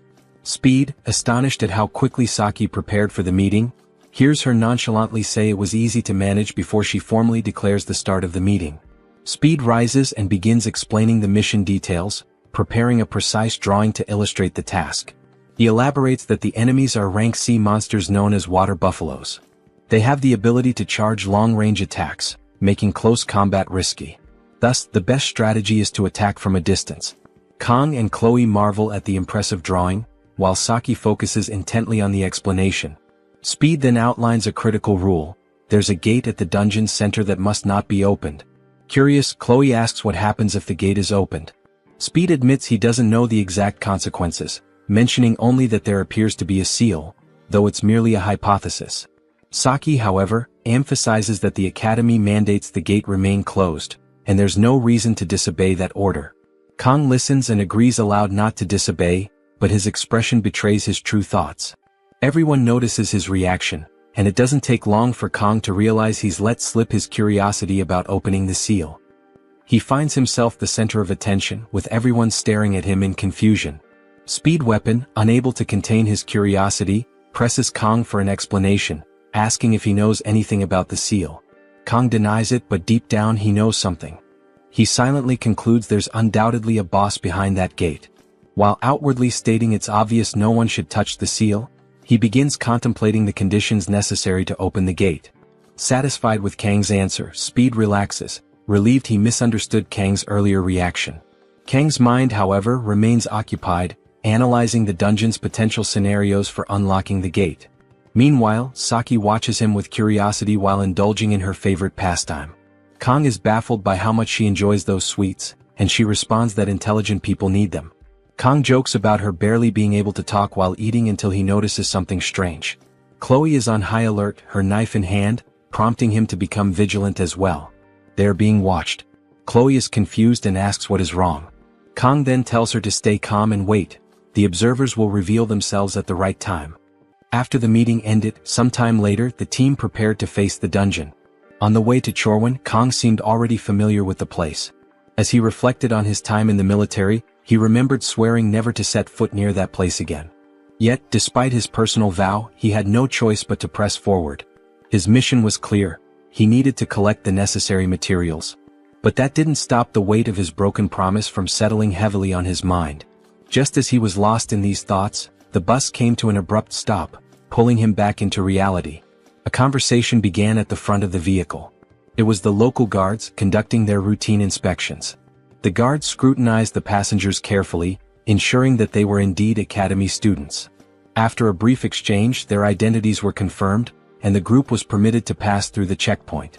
As the bus continued its journey, Kong silently observed the operation, paying attention to the movement of the guards and the way they monitored incoming travelers. It didn't take long for him to piece things together. This was likely a civilian access checkpoint meant to regulate entry into the dungeon. The security was strict, reinforcing his growing awareness that he and his team were being watched. And not just by these guards, Kong was all too aware of the watchful eyes of the elders, ever present, ever scrutinizing. His thoughts were interrupted by Speed Weapon, who approached and asked if he wanted to eat an egg. Caught off guard, Kong hesitated, and Speed quickly mentioned that it was a traditional practice in Korea. Kong thanked him while thinking that it was a somewhat outdated tradition. Kang's observations about security and the surveillance on him made his interaction with Speed appear more cautious. Speed noticed this and reassured him that the dungeon was only rank C, so there was no need to worry. He assumed that was what troubled Kong. Kong didn't explain much and simply agreed with Speed Weapon's statement.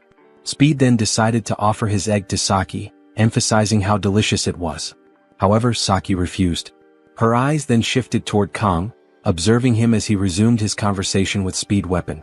While Kong silently hoped he wouldn't be forced into action inside the dungeon, Speed was clearly looking forward to seeing him go all out again. Kong, sensing her gaze, glanced in her direction. The moment their eyes met, Saki quickly averted her gaze, pretending to be more interested in the passing scenery outside the bus window. Kong, however, was unsettled by Saki's suspicious gaze, as being marked by the elders was already bad enough. Finally, the bus stopped and Chloe took the lead, stepping out first and celebrating their arrival, enjoying the local atmosphere. As the group disembarked, Kong realized that this was a place where demonic beasts had once nested, but now it was nothing more than a simple dungeon.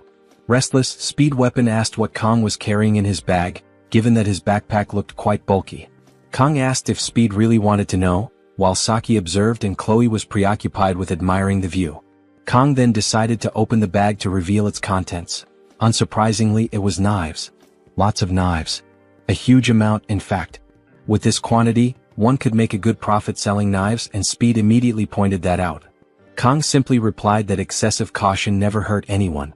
This made Speed compare Kong to an old man in the way he spoke, but he understood that Kong must have his reasons for being so prepared. Chloe interrupted the conversation, urging them to move forward and leading the way, while Kong placed his trust in her leadership. The group then proceeded to the dungeon's entrance area, and as they approached the gate, they encountered two guards. The guards noticed the group and, analyzing their appearance and clothing, concluded that they were students, requiring each of them to write their names in a logbook. Chloe, Speed, and Saki wrote their names, and when it was Kang's turn, one of the guards seemed surprised, his expression carrying a hint of malice upon recognizing him. Kong noticed his behavior and immediately became more aware of the atmosphere forming around them. Speed, noticing Kang's delay in writing his name, called his attention. Kong responded that he was on his way. They then proceeded into the dungeon, which had a rather unpleasant smell, while Speed reminded everyone to be cautious. Kong entered last, still thinking about the guard's trembling gaze. As they advanced and the doors closed behind them, he declared that nothing bad could happen. As they walked, the scenery caught Kang's attention, as some inscriptions on the walls suggested that the dungeon was actually a tourist site for nobles. Suddenly, a hand tugged at Kang's jacket sleeve. When he turned around, he realized it was Saki, complaining about being tired. So soon, and this diabetic was already exhausted. Kong replied that her fatigue was quite noticeable, and she asked if he had something sweet to give her energy. Without responding immediately, Kong opened his backpack and started rummaging through his belongings, searching for something that would suffice. As she waited, Saki began to sway slightly back and forth, humming softly, as if she were about to receive a precious gift. Her expression was so exaggerated for someone who was merely expecting candy. He finally found a small piece of candy and offered it to her. However, she frowned, saying it wasn't to her taste, and asked if he had that chocolate instead. Losing patience, Kong bluntly stated that he wasn't some kind of storage unit to always have what she wanted on hand and was sure she had brought something herself. She admitted that he was right but argued that she was saving it for later. As they argued, something caught everyone's attention. Chloe suddenly announced the presence of enemies, 4 of them heading toward the group. Speed quickly reminded everyone to follow the plan to avoid any problems. He then called out to Chloe and Saki, informing them that he would grant them buffs and wish them luck. They were already in position to start the battle. Saki immediately drew her bow, catching Kang's attention. He noticed that her weapon was an S-rank item, which meant dealing with the dungeon's monsters wouldn't be difficult. Saki, analyzing her weapon more closely, admitted that she hadn't used it in a while and that the equipment felt a bit stiff. This revelation made Kong doubt whether he could trust its effectiveness. Suddenly, she announced that she had something to help. To everyone's surprise, or perhaps not, it was one of the chocolates she had been saving for later. After satisfying her sugar craving, even the bow seemed to have loosened up. She smiled confidently, but her attitude didn't convince Kong that she was reliable. With that commotion over, everyone focused on the approaching monsters. As they advanced rapidly, the team prepared for the attack, with Speed weapon granting buffs to everyone while Chloe charged toward the monsters. Chloe moved ahead alone, leaving the others in the rear, with Saki ready to use her bow and observing the monsters' reactions. Then, Chloe leaped into the air, hoping to get a better view of their enemies, and unleashed a volley of arrows. One monster was struck in the eye by an oddly different grain of sand and collapsed, but the remaining 3 continued advancing unfazed. Chloe's attacks weren't enough to halt their charge. Frustrated, she decided to launch more attacks, this time using her sword. Speed weapon immediately warned her to fall back as per the plan. She ignored him and pressed on, but before she could reach the monsters, Saki stepped in and began her attack, aiming between their eyes. She fired 3 arrows simultaneously at the monsters that were already dangerously close to Chloe. Upon impact, all of them turned to ash, such was the power of her arrows. Chloe stared in shock, while Saki sarcastically lamented that the monsters had exploded. Saki resumed eating her chocolate, while Kong internally regretted that such powerful attacks could also destroy the materials he needed. Though this was a concerning issue, Kong acknowledged that Saki's class was truly impressive and unstoppable. But he quickly returned to worrying about his enhancement materials when Chloe urged the group to move deeper into the dungeon. Suddenly, the monster that had been hit by the strange grain of sand stirred.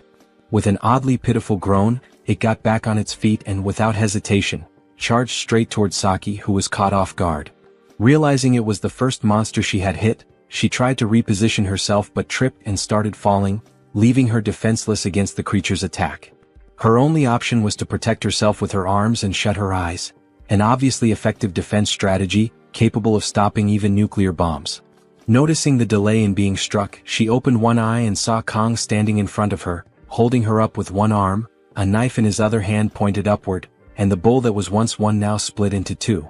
She stared in shock at the knife, processing the fact that Kong had just protected her, remaining motionless for a moment as she absorbed the situation. The creature, or rather its halves, collapsed to the ground and Kong, a small smirk on his lips, turned to her and asked if she was okay. Then, a faint flush crept up her cheeks as the weight of the situation settled in. Her heart pounded slightly, her mind replaying the scene of Kong effortlessly stepping in to protect her. She had no words, only a lingering sense of awe at his heroism. Meanwhile, outside the dungeon, the scene shifted to a ringing phone, its screen devoid of any identification. The guard with the strange gaze picks up the phone and positions it. As soon as he answers, he addresses the caller as Master.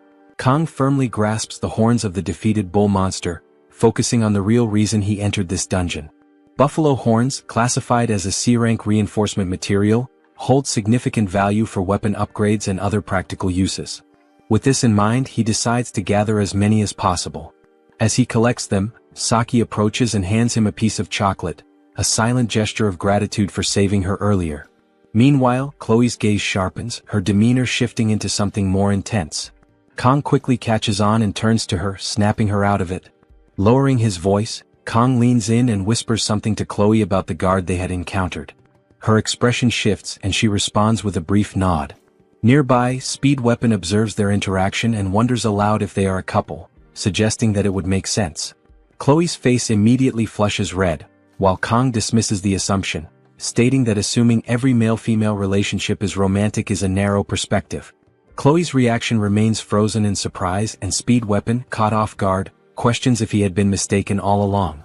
Saki watches the exchange with a quiet smile. Kong, however, remains puzzled by Chloe's lingering stare. Before he can dwell on it, she shifts the conversation, questioning whether buffalo monsters are always this scarce. The group's attention turns forward as Speed Weapon notes that, regardless of the dungeon's popularity, it should not be this empty. Looking to Saki for insight, he prompts her for an opinion. After a brief pause, she points out something odd. The buffaloes had been running away from something. Their behavior was unnatural, raising concerns. Speed Weapon agrees, recalling that buffaloes are typically docile and even used for farming by the locals. Kong momentarily processes this information, internally questioning the absurdity of using demonic creatures for agriculture. Despite the unusual circumstances, Speed Weapon reassures the group that they have received signals ahead, implying that there is no immediate danger. Kong turns his attention to Speed Weapon and Saki, curious about how they know each other. With confidence, Saki proudly explains that she secured the top position in the written exam, while Speed Weapon came in second. She adds that he bragged about it for weeks. Frustrated, Speed Weapon attempts to dismiss her words, but Saki continues, revealing that she also ranked third in the placement tests. Hearing this, Kong is surprised to learn that Speed Weapon ranked second, as he had assumed the guy was just a loudmouth. Noticing Kang's reaction, Speed Weapon quickly clarifies that he should not be compared to Rachel, revealing that she is his cousin. This revelation takes Kong by surprise, as he finally understands why, as a player, he never knew about Speed Weapon's connection to the main characters. The answer lies in their familial ties. Speed Weapon elaborates further, explaining that his family is a branch of the Changxian clan, while Rachel's family belongs to the main lineage, creating a distinction between them. However, he quickly brushes off the topic, questioning why they are even discussing this. Kong fixes his gaze on Speed Weapon, prompting him to take a step forward and demand that he stop staring. With a grin, Speed Weapon declares that he is living the dream, emphasizing that Kong is the most impressive one. Jokingly, he reminds Kong not to forget about him once he becomes famous. Kong, smiling, reassures him that such a thing will not happen. As the group continues moving forward, Speed Weapon casually remarks that no one can predict the future, suggesting that Kong might even join the Seven Heroes one day. Chloe agrees, pointing out that Speed Weapon has a valid point and that Kong undeniably has the potential. At that moment, Saki steps ahead of them, suddenly turning to face the group with a serious expression. Without hesitation, she declares her hatred for the Seven Heroes. Despite the weight of her words, the trio remains unbothered, though Speed Weapon briefly wonders what her issue with them might be. Choosing to set aside his curiosity, he urges the group to keep moving, reminding them of their objective, defeating 20 buffalo monsters to clear the dungeon. As they proceed, Kang's attention is drawn to a crystal lying on the dungeon floor, surrounded by a faint purple aura. Before he can examine it further, Speed Weapon calls out, urging him to keep moving and questioning what he is waiting for. Hesitating for a brief moment, Kang ultimately steps forward, dismissing the crystal as nothing. Outside the dungeon, a guard speaks on the phone, confirming that everything has been arranged. The academy students should have already encountered the enraged buffaloes by now, leaving no cause for concern. However, the person on the other end remains skeptical, dismissing the guard's confidence. Pressing for further details, the caller asks if there is anything else to report. The guard affirms that he followed the given instructions precisely, though he personally believes the buffaloes will handle the students on their own. It is then revealed that the person on the phone is the commander of the Demonoids. She warns the guard not to grow overconfident, reminding him that failure is not an option. With a cold tone, she questions whether he is prepared to take responsibility should things not go as planned. At this, the guard falls silent. Sensing his hesitation, the commander reassures him, expressing trust that the task has been properly executed. She instructs him to report back with the results once the situation is resolved. Acknowledging the order, the guard ends the call. Staring at the dungeon entrance, he mutters to himself, recognizing that his fate is already sealed regardless of the outcome. Just then, an ominous aura begins radiating from the dungeon gate. Reflecting on his actions, he recalls that he had forcibly opened the gate as an extra measure, ensuring that survival for the students is now impossible. Yet, something about Kang unsettles him, those eyes as if they see through everything. Unable to shake his unease, he decides to enter the dungeon and witness the situation firsthand. Inside the dungeon, Chloe turns to Kang, alerting him to the presence of magical beasts approaching from behind. Kang immediately asks for a count, and through her blessing, Chloe detects roughly 50 creatures.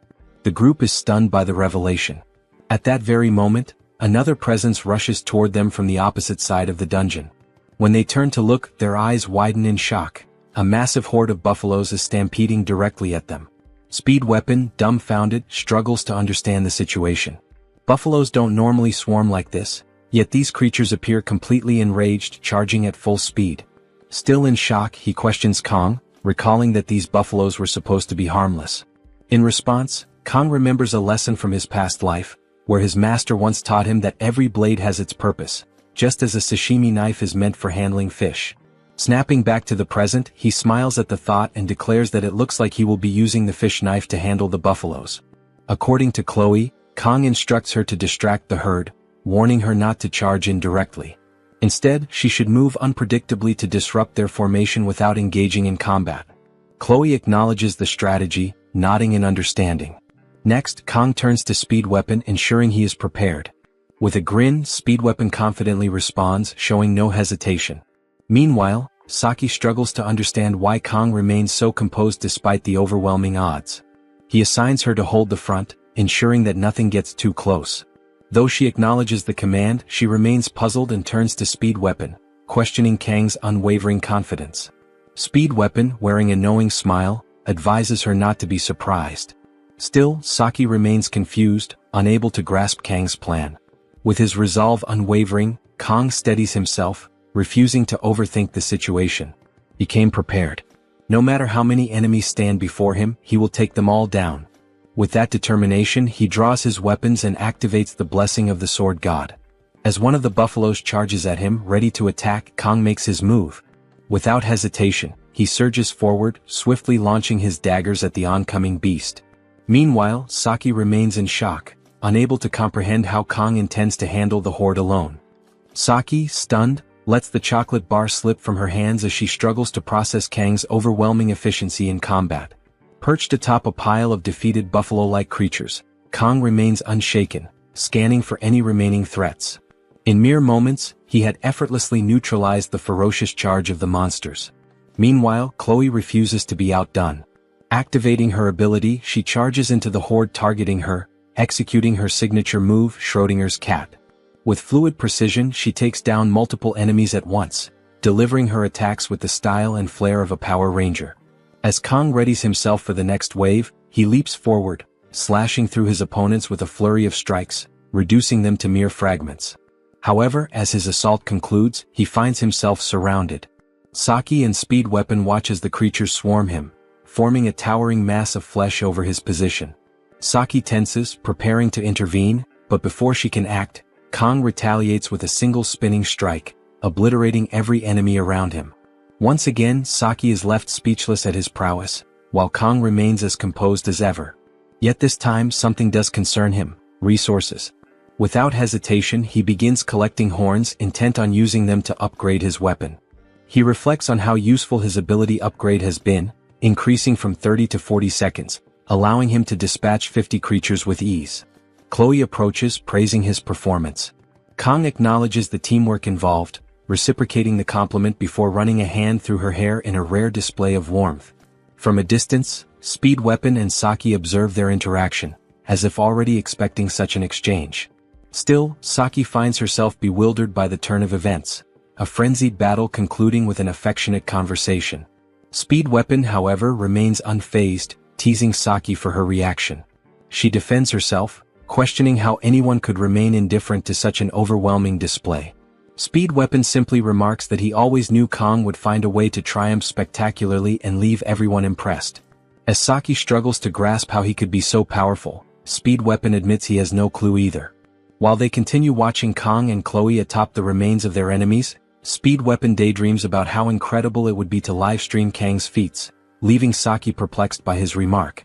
Snapping back to the moment, Speed Weapon calls Kong over so the group can regroup and move forward. As they walk, he points out that their goal was to collect 20 buffalo, yet they have far exceeded that number. He jokingly accuses Kong of showing off. Kong dismisses the concern, claiming that numbers don't matter. It's simply his way of making up for staying neutral and doing nothing during the exam. In truth, he had saved everyone from the siren, though that detail was meant to remain a secret. Speed Weapon nearly blurts it out before catching himself, remembering the need for discretion. Continuing the discussion, he recalls the terror they felt upon seeing the massive stampede charging toward them, even comparing it to the way the Lion King met his end. As a man of culture, he appreciates the reference, though Saki remains completely clueless, interpreting Lion King as some kind of dominant species. Suddenly, Chloe notes the eerie silence that has overtaken the dungeon. Saki, sensing something amiss, attempts to articulate her suspicion when a deafening rumble interrupts them. Their attention shifts to a strange disturbance emanating from what appears to be a gate. Turning to face it, they are met with the sight of the very thing mentioned during the briefing, the chained gate. The group is left in shock as Kong immediately realizes the gravity of their situation. The scene shifts to the corrupt vigilante as he continues advancing through the dungeon, coming across the traces left behind by the team. Their ability to handle such a large number of monsters surprises him. He recalls the deal he made in pursuit of 20 billion, an agreement offered by a self-proclaimed instructor. The mission itself is simple to understand. When questioned about his role, she explained that he needed to tame the dungeon's monsters and, at the right moment, drive them into a frenzy using a demonic stone. The exact moment would be when Kong entered the dungeon. Additionally, she instructed him to unlock the chained stone gate. Realizing the gravity of the situation, he questioned whether the goal was to sacrifice the group. Rather than answering directly, she simply remarked that she would find someone else for the task, given his apparent reluctance. In response, he quickly grabbed her hand, taking the stone and proving his willingness to comply. Without much thought, he submitted to her orders, and she warned him to stay alert for calls from unknown numbers, through which she would provide further instructions. He, now entirely obedient, agreed without hesitation. As he continued walking through the dungeon, he displayed no remorse. His motivation remained clear, using the mission's payment to escape his gambling debts and continue playing. Trying to justify his actions to himself, he pressed forward, convincing himself that the targets were nothing more than helpless kids with no chance of survival. The focus then returns to the gate, where the group questions whether they are on the right path. Kong quickly realizes that their journey had been surprisingly smooth because they were being led into a trap. Recalling the vigilante's gaze, he regrets not trusting his instincts. However, he remembers that the gate can only be opened in the presence of a demonic stone. He had previously seen its fragments but never expected the gate to be left wide open. Though he briefly considers the dungeon's reward, he dismisses the thought, prioritizing survival above all else. His attention shifts to the red line crossing the gate, and he reminds himself that he has already used his blessing.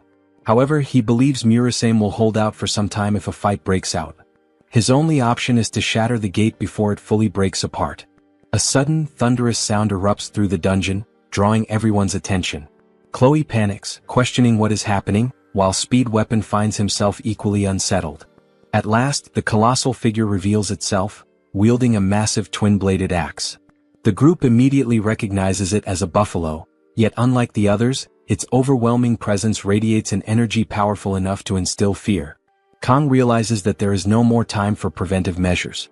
The dungeon's ultimate reward is the Blessing of Transition, an ability that allows a blessing to be transferred from one person to another, but it can only be used once.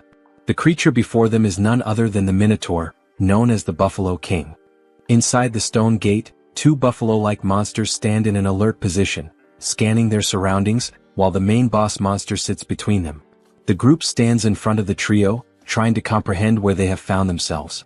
Chloe is taken aback by the realization that monsters are inside the gate, while Kong struggles to comprehend how even those two buffalo monsters seem beyond what he can handle alone.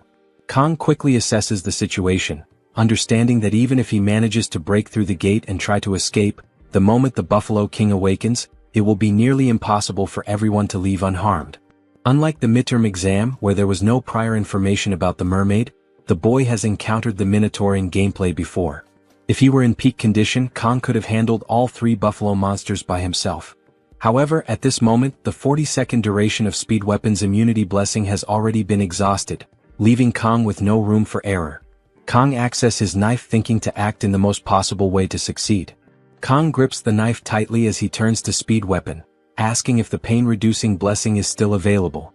Speed Weapon confirms that it is, and when asked how long he can maintain it, he responds that the maximum duration is about 2 minutes. Kong then determines that this will be enough and instructs Speed Weapon to keep applying the blessing while Kong engages the Buffalo King.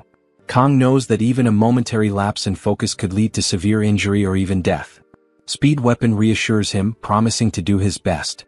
Kong then shifts his attention to Saki and Chloe, assigning them to handle the wounded buffalo monsters on the side while warning them to stay away from the boss, as it is far too dangerous. Saki, observing Kang's composed demeanor and decisive leadership, appears genuinely impressed. With the team prepared, Kong instructs them to follow the same strategy they had used earlier against the horde of buffalo monsters. When he said that, I couldn't hold back the urge to sing the Linkin Park song. Back to the scene. As the creatures charge forward, Kong activates the blessing of the Sword God. Instantly, unbearable pain surges through his body. Fortunately, thanks to Speed Weapon's pain-reducing blessing, he is able to move despite the agony. He steadies himself, reinforcing his resolve. At that moment, the Buffalo King launches a charge straight at him. Without hesitation, Kong rushes forward to meet it head-on. The monster swings its massive axe in a devastating strike, but Kong reacts just in time, narrowly dodging the attack. The axe crashes into the wall, shattering it upon impact. The pain from the blessing of the Sword God remains overwhelming, but Kong endures it, retaliating with a swift slash of his sword against the Buffalo King. The Buffalo King swiftly blocks the attack with its axe and immediately counters. Kong evades the strike, attempting to create distance, but to his surprise, the monster suddenly kicks from behind. He barely manages to block the kick with his knife, preventing a direct hit. In that instant, he realizes that all the senses dulled under the pain immunity blessing have now fully awakened. Instead of feeling overwhelmed, he experiences an unexpected sense of freedom. The monster swings its axe from the front, but Kong dodges by moving in closer. However, the boss monster anticipates this maneuver and abruptly redirects its axe toward him. As the weapon is about to strike, he reacts instantly, ducking just in time to avoid the blow. The axe crashes into the dungeon wall, sending debris flying. Seizing the opportunity, he swiftly moves behind the monster, but relying on its sharp instincts, the beast quickly turns and delivers a powerful strike at the exact spot where he had been standing. The impact sends a cloud of dust billowing through the air, covering the battlefield. As it settles, the monster is momentarily stunned, finding Kong sitting on the blade of its axe. Saki watches in disbelief, unable to comprehend his movements, which seem beyond human capability. At that moment, one of the buffalo monsters charges at her, but she dodges with effortless grace. As she moves, she analyzes the battle, considering precise muscle control, posture, striking angles, and energy positioning. A combat sense designed to disrupt the enemy's center of gravity with minimal movement. Yet, she understands that the gap between theory and actual combat remains vast. Even in the face of life-threatening danger, Kong remains completely unwavering. His presence on the battlefield reminds her of the legendary sword Emperor Siegfried. Seizing an opening, Saki draws her bow and releases a perfectly aimed arrow, striking the buffalo monster with flawless precision and taking it down in a single shot. As she secures her victory, she recalls rumors about the Sword Emperor unleashing his aura against the special trainees. Piecing everything together, she deduces that Kang must be that very special trainee. Meanwhile, Kang's aura intensifies, fully enveloping him in its blessing. However, the Buffalo King remains unfazed. Instead of showing fear, it discards its axe and lunges forward, aiming a powerful punch. In an instant, he counters with a precise strike, severely injuring the monster's right arm. The beast lets out a deafening roar of pain as he slices a bull steak chunk from its arm. At the same time, Speed Weapon continues applying his blessing while Chloe engages another buffalo. With swift and precise movements, she easily defeats her opponent. Despite her victory, she acknowledges her lack of experience in fighting monsters. She notes that the closer a monster's form is to that of a human, the more dangerous it becomes. While the level of threat varies, a monster that exhibits human-like behavior is particularly formidable. In her assessment, the Buffalo King is not just a beast, it resembles a true demonic sword master. Just then, the boss lets out a thunderous roar, grabbing the axe with its left hand and channeling magic into it, gathering its aura around the weapon. Saki is shocked. The idea of a monster using magic seems impossible, but upon closer observation, she notices something even more disturbing. The creature is burning its own life force to generate mana. The realization leaves her in disbelief. A mere monster should not be capable of such a feat. Moreover, the surge of mana emanating from it creates an overwhelming pressure, making it nearly impossible to approach. Despite the immense danger, Speed Weapon remains steadfast, convinced that no matter what, he believes in Kang. At that moment, the Buffalo King, having completed its spell, charges forward and swings its axe with full force, aiming directly at him. The Buffalo Monster boss, swinging its massive axe with its infused magic, aiming directly at Kang. Without hesitation, Kang meets the attack head-on, charging against the axe with an unwavering gaze, his sword clashing against the boss's weapon. A powerful and dense aura erupts from the impact, engulfing the battlefield as both weapons meet each other's edge. As he locks blades with the monster, he exchanges gazes with the monster and then quickly realizes that the density of its magic is overwhelming. His sword alone will not be enough to win this battle. However, after taking a look, he also realizes that dodging is not an option. Chloe, Saki, and Speed Weapon are in danger, and retreating would leave them vulnerable. And sensing an opportunity, the Buffalo Monster boss intensifies the aura around its axe before launching another devastating strike. The sheer force sends Kang staggering backward. He struggles to hold the attack while the monster keeps pushing forward. Before the monster can press its advantage, Kang noticed an attack that came from the back. It was Saki who swiftly drew her bow and fired an arrow, striking the buffalo face. The attack momentarily distracts the beast, buying precious time. Kang hesitates, confused by the situation for a brief moment, caught off guard, but Saki's urgent shout brings him back to the fight, asking what he is doing and urges him to cut the monster. Pushing himself beyond his limits, after that call, he unleashes 100% of the sword god's blessing. One of his pupils turns black, a familiar sign, meaning that the blessing has been successfully activated. His sword begins to glow with a brilliant blue aura, radiating immense power. With renewed strength, Kang swings his sword once more, delivering his full force strike. The overwhelming force of his attack finally starts to slowly cut through the boss monster's giant axe. The once impenetrable massive weapon with infused mana begins to crack, unable to withstand the sheer energy surging through Kang's blade. Chloe watches in shock as the brilliant blue light intensifies, remembering the fight between Kang and Professor Zeke, the first time she saw the blue light. Kang, channeling his aura to its peak, presses forward his attack, leaving the boss unarmed, creating now the final opportunity to put an end to this fight. He then delivers a decisive final strike. The Buffalo Monster boss falls instantly, defeated in a single blow. Silence fills the battlefield as everyone stares in disbelief. The demonic beast, once an unstoppable force, has been vanquished in minutes. It's now turned into pieces. Exhausted, Kang remains standing, his breath coming in heavy, uneven bursts. Lifting his gaze toward the ceiling, he acknowledges something significant. This is the first time he has ever fully unleashed the sword god's blessing. Every muscle in his body protests from the strain, but he stands firm, absorbing the weight of what just transpired. Saki observing him intently. Kang takes mental notes. This time he measures, Kong sustained the blessing for precisely 12.7 seconds. The number lingers in his mind, a benchmark that speaks volumes about his rapid progression. Meanwhile, Speed Weapon, utterly drained from the intensity of the battle, collapses onto the ground with a weary sigh. His body feels heavy, but his mind is even more burdened by what he has just witnessed. As his gaze fixes on Kong, a thought escapes him in a muttered breath. Kang-Jiama continues to defy all logic. His mind replays the pivotal moment when Kang's aura erupted, flooding the entire cave with its overwhelming brilliance. The sheer presence, the raw force, was something beyond comprehension. The fact that someone his age is already capable of manifesting such power seems almost absurd. It is not simply talent, it is something far greater, something that should not be possible. Just then, Saki approaches him, her steps measured. Her voice, though calm, carries an unusual note of concern as she instructs him to control his breathing, slow, deep inhales to steady himself. The unexpected kindness catches him off guard. His instincts bristle at the gesture, prompting him to question her sudden interest in his well-being. For a brief moment, she remains silent, as if weighing her words carefully. Then, with a certain finality, she states that she finally understands what he meant earlier. Her words pique his curiosity, and his eyes sharpen as he silently urges her to elaborate.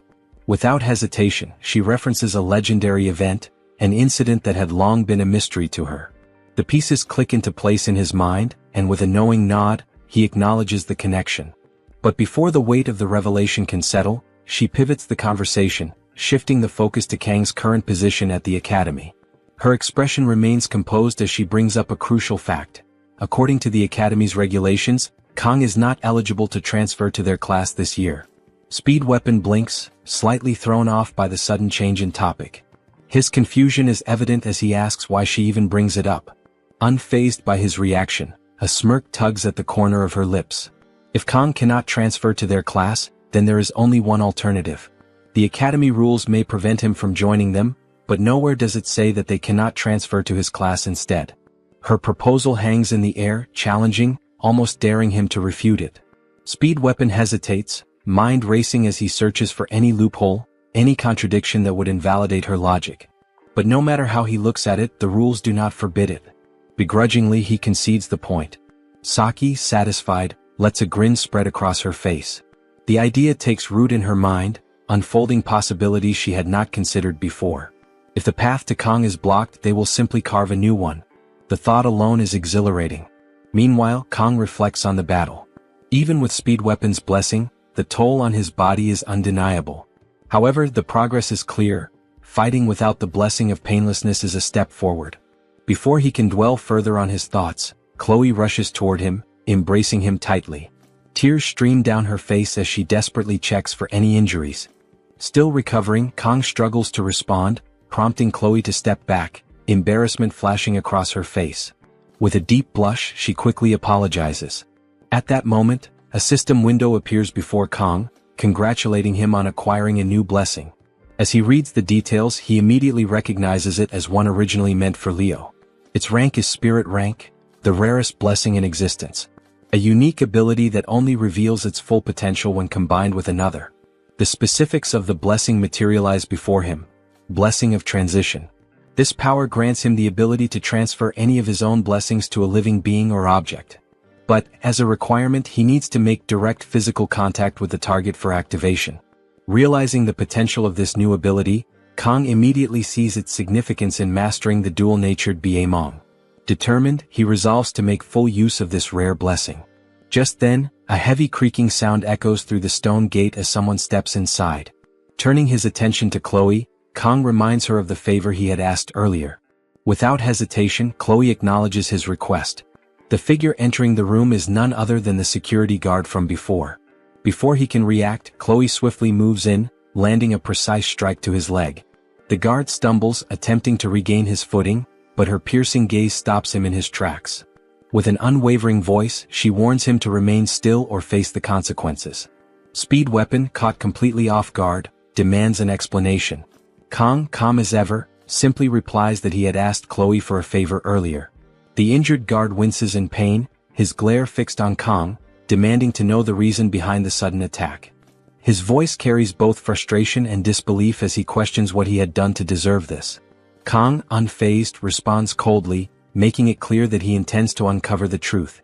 He shifts his attention to Saki and Speed Weapon, pointing out the suspicious timing of the rampaging buffalo monsters and the unexpected opening of the stone gate. Every event seems to trace back to the guard before them. Saki, exuding confidence, crosses her arms as she assesses the situation. The lack of surveillance cameras within the dungeon makes it highly unlikely that the guard's arrival at such a crucial moment was mere coincidence. Speed Weapon, still struggling to piece everything together, questions the motive behind the guard's actions. Saki, growing impatient, dismisses his confusion and presses forward. There is no way the guard orchestrated everything alone, and she demands to know who is truly behind the scheme. The guard remains silent, his defiance evident. However, Saki's sharp gaze remains locked onto him, her stance unwavering. If he refuses to speak, she is prepared to make him talk by any means necessary.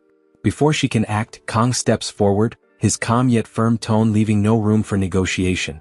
He makes it clear that if the guard does not reveal the identity of his superior, there will be consequences. Fear flickers in the guard's eyes as he begins to tremble. Realizing he has no way out, he finally gives in, his voice tense as he confesses. A few days prior, an instructor from Hawken Academy had approached him with an offer to have his debts erased in exchange for his cooperation. The revelation ignites fury in Speed Weapon, who clenches his fists, barely containing his anger. Saki, quick to regain control, orders him to stay calm before demanding a description of the instructor. The guard hesitates momentarily before revealing what he remembers. The instructor was a tall woman with purple hair and sharp eyes. At this, Saki's expression darkens. The details match someone she recognizes, a familiar face that immediately stands out in her memory. She turns to Kong, her voice steady yet grim. If her guess is correct, the instructor being described is none other than the assistant instructor from her own class. Speed Weapon's eyes widen in realization. If this instructor was involved, then she was likely responsible for the incident during the midterm exams as well. His words catch Saki off guard, and she quickly demands further clarification. Kong, his tone serious, confirms what Speed Weapon suggests. During the midterm exams, his team had encountered a demonoid mermaid. Saki, visibly shocked, processes the new information. Leon, who had ended up hospitalized, had fought against a demon? Speed Weapon wastes no time in setting the record straight. It was not Leon who had taken down the demonoid mermaid, it was Kong. Kong remains composed, neither denying nor elaborating further, simply confirming what Speed Weapon has stated. With all the pieces in place, Kong reveals that he had been recording the guard's confession the entire time. Saki, impressed by his foresight, watches as Kong connects the final dots. As the recording ends, Chloe pulls her sword out of the guard's leg, causing more pain, leading him to scream. Kong then elaborates on how the plan was supposed to be perfect. A dungeon that was never meant to open had done so at the perfect moment to eliminate someone. The realization dawns on the guard, his shock evident as he demands clarification. Kong, however, does not acknowledge his question. Instead, he turns to Chloe. With a calm and decisive demeanor, Kong entrusts Chloe with the next course of action. As an assassin, the choice is hers. Without hesitation, Chloe nods in understanding. Activating her blessing, she moves with precise efficiency, striking down the guard in a single motion. As the group exits the dungeon, Kang's mind remains preoccupied with the greater conspiracy at play. The elders and instructors of Hawken Academy are the ones targeting him. His expression hardens at the realization. If those elders wish to eliminate him, they should come at him directly. And when they do, he will ensure they are erased from existence. He will cut them down. Kong approached the blacksmith, presenting the Cow King's horn, an exceptional material obtained from the Minotaur, the formidable boss of the Buffalo Hidden Dungeon. This rare and precious horn was known to guarantee a 100% success rate when enhancing weapons below a rank. As he placed it before the blacksmith, the seasoned craftsman was momentarily speechless. His gaze locked onto the horn, his hands pausing mid-motion as disbelief washed over him. It was not just any material, it was an A-rank item, the kind that only the strongest hunters could acquire. The notion that a student from Hawken Academy had brought it to him was almost unfathomable. Staring at Kong, the blacksmith could not contain his shock and immediately sought confirmation. He needed to hear it from Kong himself. Had he truly acquired this high-grade material, and if so, had he done it alone? Though Kong was skilled, the idea of a student single-handedly felling an A-rank dungeon boss seemed ludicrous. Kong clarified that it had been a team effort, dismissing any absurd notion that he had defeated the Minotaur alone. Without further ado, Kong placed his weapon, a muserame, onto the table. The blade was in deplorable condition, its edge dulled, its structure battered from intense battle. There were nicks and cracks along the surface, evidence of the overwhelming force it had endured. Since it was already so damaged, he figured he might as well have it repaired alongside the enhancement process. The blacksmith, however, did not take kindly to the state of the weapon. His irritation was immediate, and his eyes darkened with frustration as he examined the ruined blade. Demanding an explanation, he wanted to know what Kong had done to reduce the weapon to such a pitiful state. Kong, maintaining his usual composure, responded without concern, questioning why the blacksmith was acting as if it was his fault. The blacksmith, clearly displeased but unwilling to push further, forced an uneasy smile. He hesitated before commenting that Kong could have taken better care of the weapon. Though his words were restrained, his concern was genuine. If Kong continued to push himself recklessly, the blacksmith feared he would not last long. But Kong reassured him, reminding him of their agreement. He would do everything as promised, and in return the blacksmith needed to do his part. With that, Kong turned away, leaving his muserame in the blacksmith's care. However, as he walked toward the exit, the blacksmith's expression twisted in frustration. His irritation with Kong was evident, and he silently resolved that this time, he would shorten the blade even further. But just as he was contemplating his petty revenge, Kong suddenly stopped in his tracks. The abrupt pause caught the blacksmith off guard. Turning back around, Kong casually instructed him to sell the leftover materials for himself. The blacksmith's anger melted away in an instant. He had no reason to shorten the blade any further now. The scene shifted to the classroom, where Kong reflected on his recovery. The wounds he had sustained during the fight against the buffalo boss monster had healed significantly. His body, which had been battered and bruised, was now in a much better state. However, he knew his recovery was not yet complete. He would have to ask Speed Weapon for his healing blessing once more to ensure a full recovery. Leaning back in his chair, he let out a deep sigh, allowing his eyes to drift toward his status window. His physical rank had risen from 8 to 9, loosening the restrictions placed on his sword. His mental rank had also climbed from 4 to 5, and several of his other skills had shown slight improvements. The most striking change, however, was his synchronization rate. It had now reached 12.7%, a substantial jump that only occurred after significant events. He knew that if he were to clear another dungeon, this rate would likely surge again, possibly unlocking another blessing in the process. Despite the rapid growth in his stats, there had been no severe side effects since the day his hair first turned gray. Of course, the gray strands had been increasing little by little, a reminder of the transformations taking place within him. Jokingly, he considered the possibility that strength and baldness were somehow connected. If his hair continued graying at this rate, would it eventually all fall out? The thought lingered for a moment before he pushed it aside. He had more pressing matters to focus on. With enemies actively targeting him, he needed to be prepared for whatever was coming. His survival depended on it. He had come too far to meet a meaningless end now. More than that, he needed to understand the full potential of the blessing of transfer. The gap between those with blessings and those without was immense, and if he wanted to survive, he had to grasp its intricacies. As he pondered his next steps, his thoughts briefly turned to Leon. A small pang of sympathy arose, but it was fleeting. Leon, as the protagonist, would inevitably amass an absurd number of blessings. His skill window would be overflowing in no time, so there was no need to feel bad for him. Kong had his own battles to fight. For now, his immediate priority was to ensure his complete recovery. As if on cue, a gift was placed before him.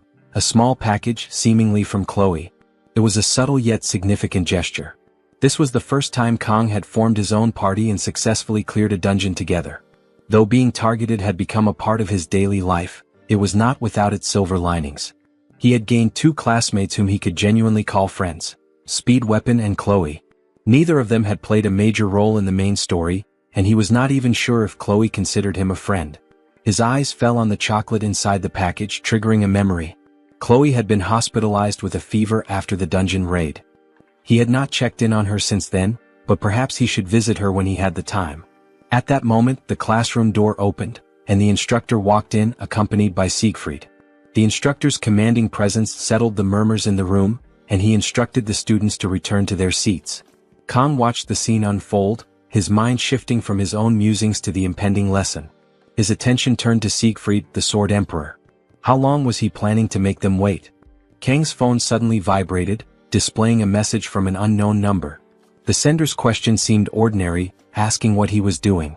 Assuming it was a mistake, Kang ignored it, but the next message immediately followed, instructing him to look forward. Lifting his gaze, he was met with a startling sight: Saki Ryoso standing at the front of the room beside Siegfried. Before Kang could fully process her presence, Instructor Lee addressed the class with an unexpected announcement. As of that day, Saki Ryoso had been officially assigned to their class.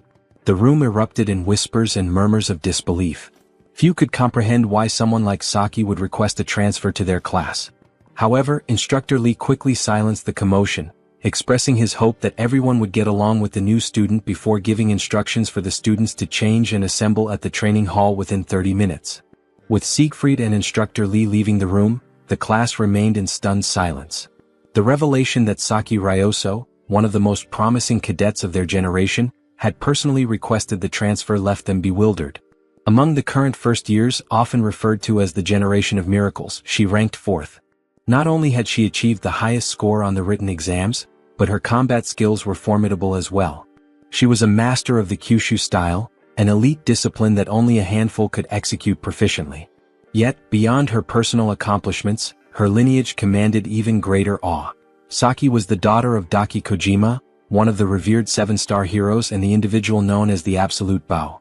Furthermore, Daki Kojima was not just a legendary warrior but also the Prime Minister of Japan, making Saki nothing short of a princess in her own right. In this world, Japan remained a dominant superpower, and to the students, meeting someone of her status felt akin to encountering a celebrity. Kang found himself unable to shake off an uneasy feeling. She shouldn't be here. Her presence alone was bound to cause trouble, and trouble was something he did not need. As Saki walked through the classroom, all eyes remained on her, observing her every step. Kang held on to the faint hope that she would simply take a seat elsewhere. However, much to his dismay, her path led directly toward him. Stopping beside him, she nonchalantly remarked about the chocolate, revealing that she had been the one who had given it to him. Until that moment, he had assumed the gift was from Chloe, but now the truth was laid bare. Kang was momentarily stunned. He had not expected this, nor did he know how to respond. Before he could react, Saki continued, asking if she could sit beside him. Then, as if it were the most natural thing in the world, she extended her phone toward him, insisting that he save her number. Internally, Kang could only sigh. His instincts had been correct once again. This was going to be a problem. Meanwhile, in a dungeon far from the classroom, an investigation was underway. Leo, an officer assigned to the case, stood in front of a guard, pressing him for details regarding the people who had entered the dungeon earlier. The guard recounted that they had expressed deep concern for the cadets and had insisted on entering. Leo's expression remained unreadable as he continued his questioning, asking if anything about the individuals had seemed strange before they went inside. The guard hesitated before answering. Now that he thought about it, there had been something unusual. Their faces had appeared pale, almost unnaturally so. Leo took in the information carefully, then dismissed the guard after thanking him for his cooperation. However, the unease in his mind did not fade. Outside the dungeon, another officer approached Leo, questioning the necessity of the investigation. Wasn't death in a dungeon just a common accident? Leo acknowledged the statement but pointed out a troubling detail. No matter how dangerous a dungeon was, there was always a body left behind. In this case, however, the staff member who had entered out of concern had vanished without a trace, as if they had never existed. The true horror, however, lay deeper inside the dungeon. When Leo had first entered the site, he had been met with an overwhelming sight, a battlefield littered with the corpses of buffalo monsters. The sheer scale of destruction was unlike anything he had ever witnessed. While the cadets from Joaquin Academy had indeed been there, the devastation was far beyond what a group of students should have been capable of. Something was off. The cadets had returned safely, yet the missing staff member remained unaccounted for. The more Leo pieced together the information, the more unsettling the situation became. Something had happened in that dungeon, something beyond the understanding of an ordinary investigation.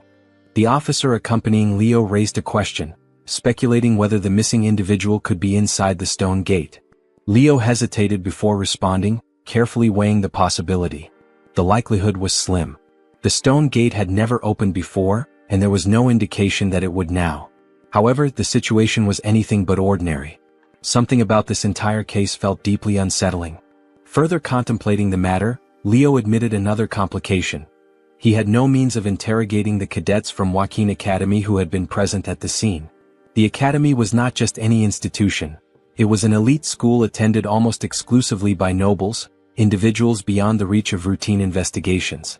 The other officer acknowledged this reality, musing about whether the higher-ups would ever issue a warrant to question them. The answer was uncertain, but Leo doubted it. People with power and influence rarely had to answer for anything. As their discussion reached an impasse, the officer excused himself for a brief bathroom break, leaving Leo alone in his thoughts. Frustration gnawed at him. The entire situation was maddening. No bodies, no evidence, just a mountain of questions without answers. Something was missing, something crucial that he couldn't yet grasp. Lost in contemplation, he barely registered the sudden commotion. A sharp thud echoed through the space, snapping him back to reality. His head jerked up just in time to see his fellow officer being thrown violently to the ground by an unknown assailant. The attack had come out of nowhere, swift and brutal. Leo's instincts kicked in, but as he turned to face the threat, his breath caught in his throat. Before him stood something beyond human comprehension. A figure exuding a menacing aura, its very presence radiating an unnatural energy. It was human in form, yet something about it was fundamentally wrong. Magic crackled in the air around it, raw and potent. Realization hit Leo like a crashing wave. This was not an ordinary person.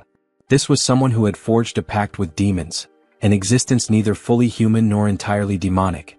A hybrid, an entity standing between two worlds. His body tensed, preparing to react, but he never got the chance. The creature moved with terrifying speed, a blur of motion that defied human limits. In an instant, Leo felt the impact, unrelenting, overwhelming. His world tilted and darkness swallowed his vision. His life ended by the hands of a villain. This is how these creatures are called in this game. Saki's happiness becomes evident as she enjoys the chocolate, drawing the attention of the surrounding students.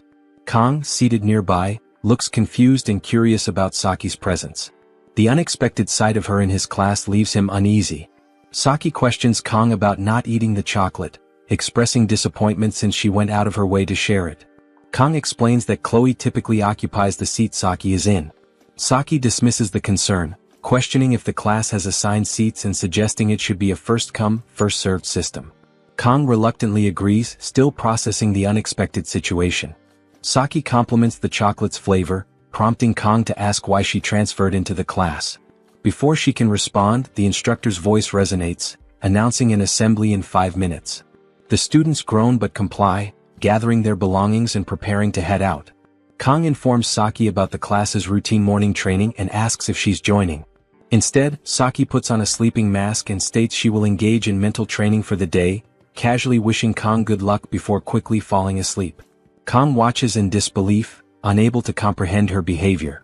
The contrast between Saki's nonchalance and the class's eagerness to attend the assembly leaves him bewildered. After a moment, Saki peeks through her mask, requesting Kong to call her by her first name from now on, explaining that it's customary in her country for close friends to address each other this way. Kong hesitates, surprised by the sudden familiarity.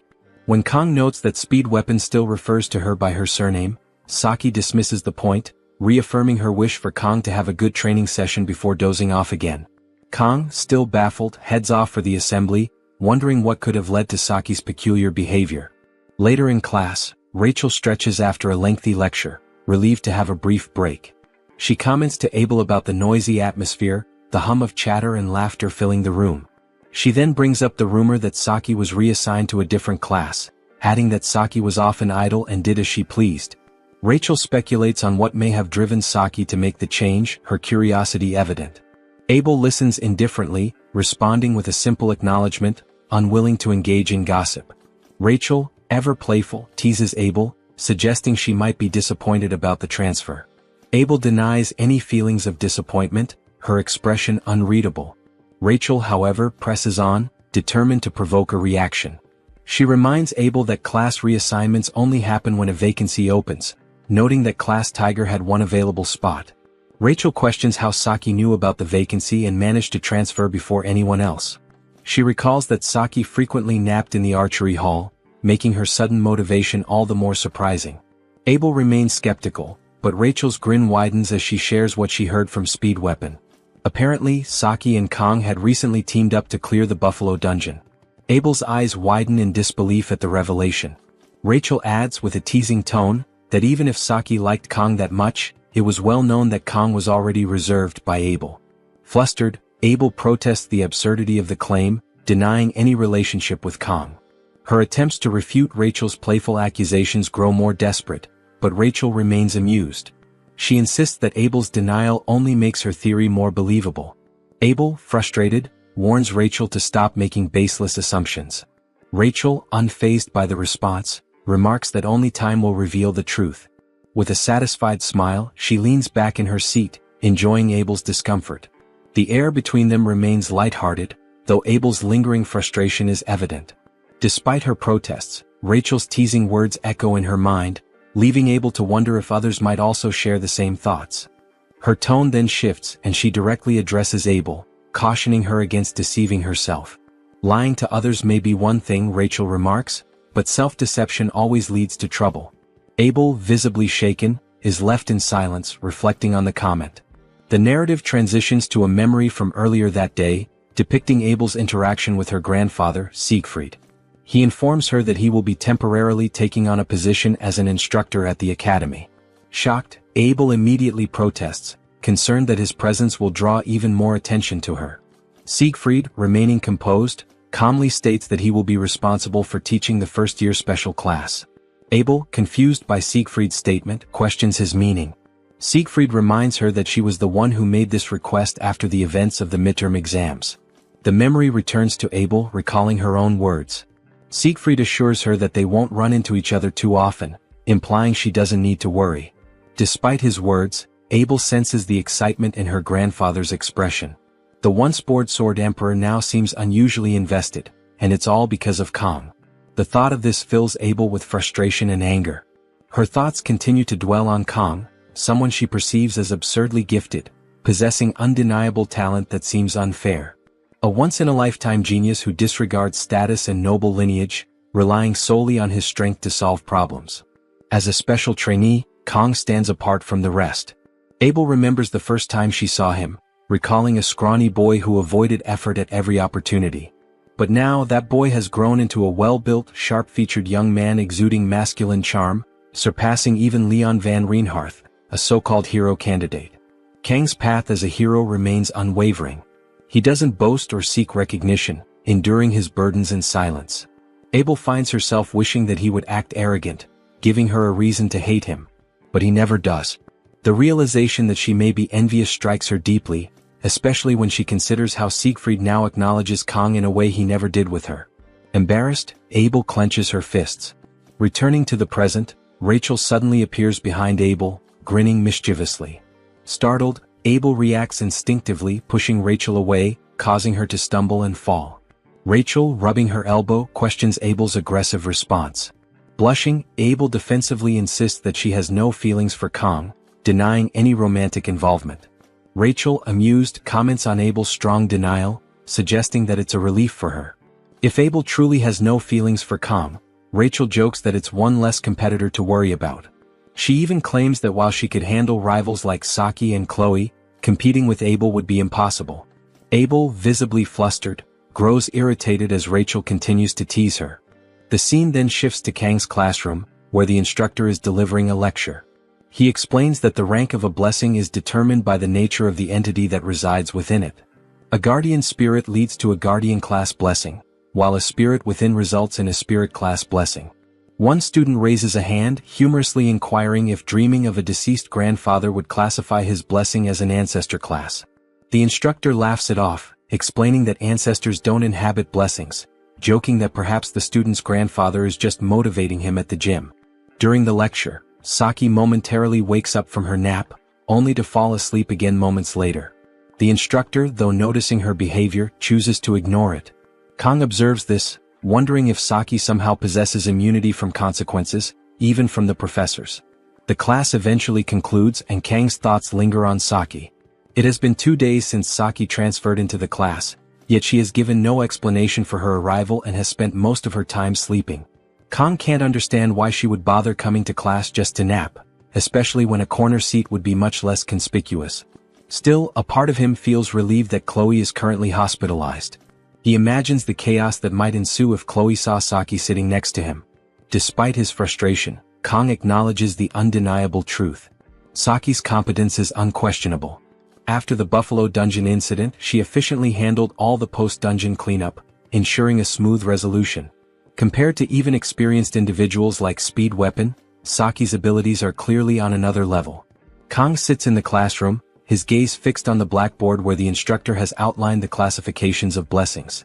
The professor explains that most cadets likely possess personal class blessings, encouraging them not to feel disheartened.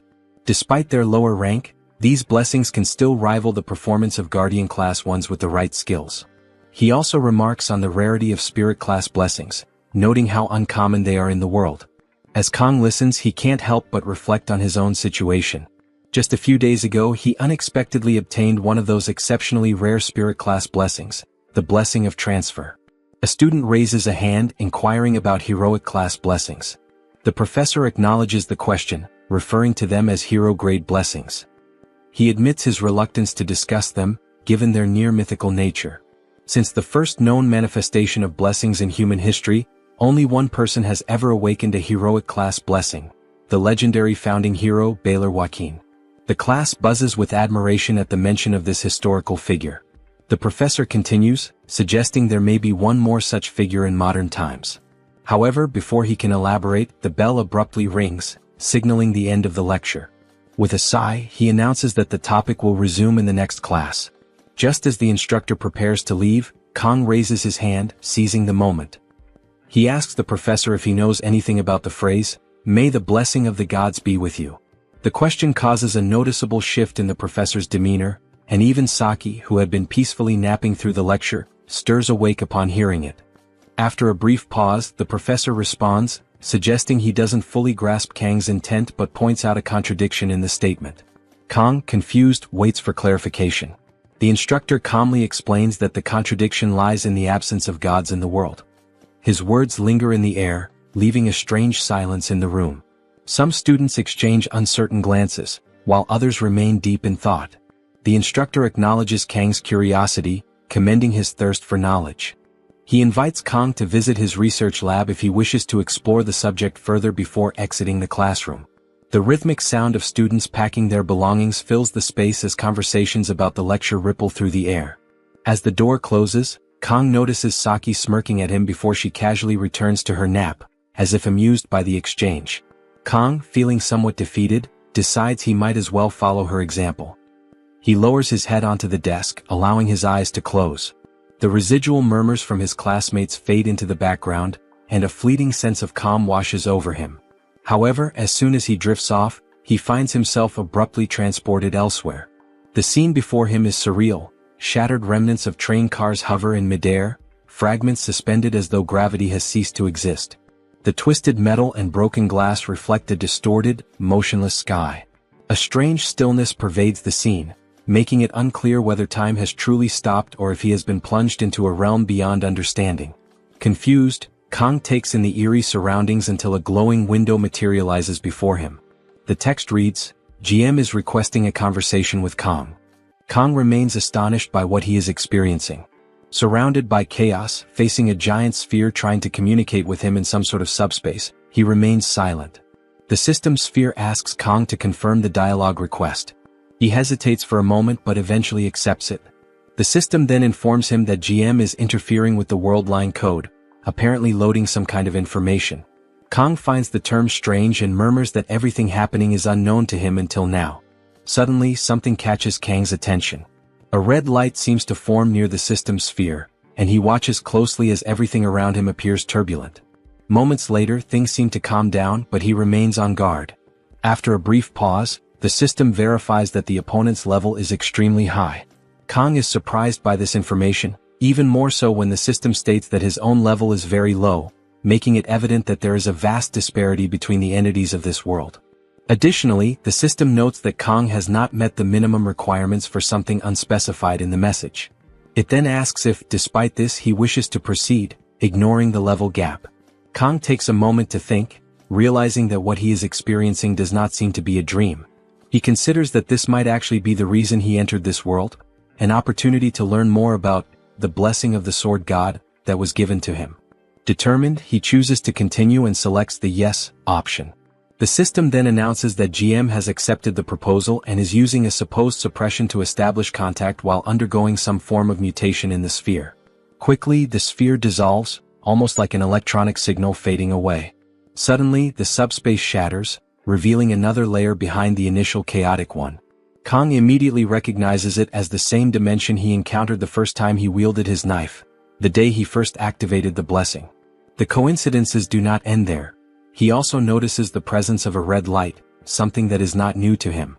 Resolute, he extends his hand as if trying to reach the light, unwavering in his desire to uncover more about this dimension. Step by step, he approaches the light, which as he nears takes the shape of a sinister eye. Slowly reaching out for the energy, Kong proceeds until something unexpected happens. A voice calls out for him to wake up. Someone is calling him and he suddenly feels a hand on his shoulder. Frustrated, he realizes this has severed his communication with the system. Confused, he pleads for the light to return so he can pursue the answers he seeks, but the system fades away entirely, leaving behind one final message. Cut and slice whatever it is. May the blessing of the gods be with you. Back in the classroom, Kong wakes up, realizing that it was Saki who had roused him, pulling him out of the subspace. She teases him, reminding him that he had previously complained about her oversleeping, yet he was doing the exact same thing. Smiling, Saki tells Kong he should be grateful because if not for her, he would have kept sleeping in class. Noticing his lack of reaction, she looks at him and is surprised to see his eyes filled with tears, though his expression is not one of sadness but frustration and despair. Outside, Kong now sits alone on a bench.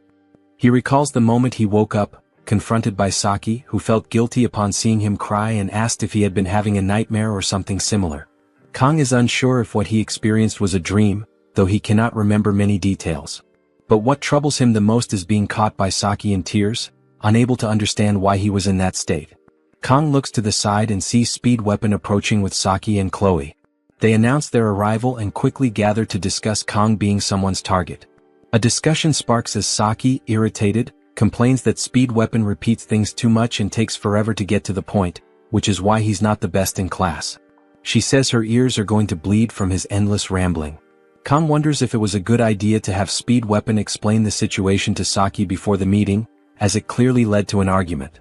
Speed Weapon argues that maintaining the top position forever is difficult, but he's confident he'll do well in the written exams. Saki, mocking her friend's attempt to explain himself, jokes that her ears have already bled and that she's administering medicine. Meanwhile, Chloe, standing slightly behind, sneezes, drawing Kang's attention. He approaches her, asking if she's feeling any better. Chloe responds that she's much better but prefers to keep her distance to avoid spreading her cold. Turning back to the discussion, Kong points out that Saki must have already heard the explanation. He adds that he's been racking his brain alone, but it hasn't helped at all in the end. Saki, however, ignores everything he said after calling her Saki, glaring at him threateningly and demanding that he refer to her as Ryojo. Kong simply agrees, avoiding any argument, knowing that any friction could lead to an overreaction from Chloe. Saki smirks and says it'll be a pleasure to keep working with Kong. Speed Weapon steps forward, officially starting the group meeting. He places a book on the ground containing notes to organize everything that has happened and what they know so far. He reports that the Academy's elders have put a target on Kong and that, secondly, a mysterious woman with the appearance of an instructor has surfaced.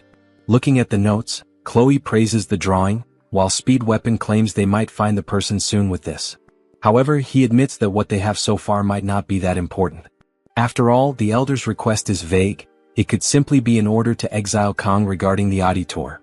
Chloe confirms the possibility. Saki states that the person in the drawing resembles someone she came across in her research. She investigated the Academy's records, sifting through 546 professors and assistants until she found a woman whose identity was inaccessible, something highly unusual. Surprised by Saki's effort, Kong curiously asks how she's able to do things like this. Saki replies that, in today's world, having this kind of technological knowledge is essential. She further explains that this world has extremely advanced security technology, which required her to research in the early morning hours, the time when defenses are vulnerable. That's why she hasn't slept yet and is exhausted. She claims that these things are routine for her, which is why she sleeps in random places. Kong jokes that she's like a ghost. Then he realizes that's probably how she got his number, since he never gave it to her. Speed Weapon regains control of the conversation, concluding that nothing is clear for now, so they can't take drastic actions like breaking into the Elder's domain and making threats in retaliation.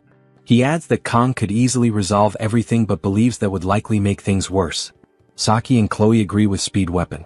Speed Weapon then presents his idea to the group. He believes the solution lies in forming a club. Kong is surprised by the suggestion, not understanding the purpose.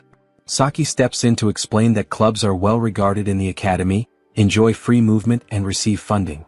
The academy promotes cooperation among cadets, which is why these benefits exist. Additionally, clubs are considered affiliated organizations within the academy. Just as Saki is about to conclude, Speed Weapon abruptly interrupts her, saying that a club provides protection, something a mere cadet cannot have. Saki, now composed, concludes that, conveniently, this is the best way to ensure safety both inside and outside the academy. Kong then recalls this feature from the game, which allowed players to create a decorated space for members to gather. In clubs, it was possible to invite members and build bonds. These features and cosmetics were responsible for emptying the wallets of many players. Kong admits he never paid attention to these features since he had little time. However, now that he understands the housing system better, it seems quite useful. Kong then asks what the specific requirements are for starting a club. Speed Weapon responds that, first, they need at least 5 people and must submit a proposal to the relevant department. Kong reflects that, since the minimum requirement is 5 people, they are 1 person short. Before anything else, he decides to check if everyone present is willing to join the club. Speed Weapon answers yes and adds that he wouldn't have suggested creating a club if he weren't willing to follow through from the start. Chloe also confirms, saying she will do everything to help Kong. Saki also agrees, claiming she owes a debt for what happened in the dungeon and that someone as brilliant as her couldn't be left out. Kong then starts reflecting on his life before the game, where, as he got older, his relationships were nothing more than a cycle of give and take. However, now, these people who barely know him trust him completely and are willing to follow him, even in a world where social class is everything. He thanks everyone, and Speed Weapon points out that this would be a good time to think about the club's name. Chloe is the first to give her opinion, suggesting Memories of Assassination, considering they are a group determined to assassinate corrupt powers. Everyone gets frustrated with the idea, and Speed Weapon mentions that such a name probably wouldn't work well. Chloe feels disappointed, and Saki then shares her opinion. She says it would be best to pick a generic name since in the end the name doesn't matter much. They could just choose one randomly. Speed Weapon gets irritated and asks her once again to be quiet. His suggestion for the name is Fight Club. Chloe ignores his suggestion and insists on something like Assassination Memories or similar variations. Everyone falls silent for a moment until Kong decides to contribute. He thinks of something like Travel Club, where the purpose would be to clear dungeons and explore the outside world as well. To validate the idea, he asks everyone if they think it's a bad choice. To his surprise, everyone is in favor of his club name suggestion, and Speed Weapon follows up by saying that the next step is to find an advisor.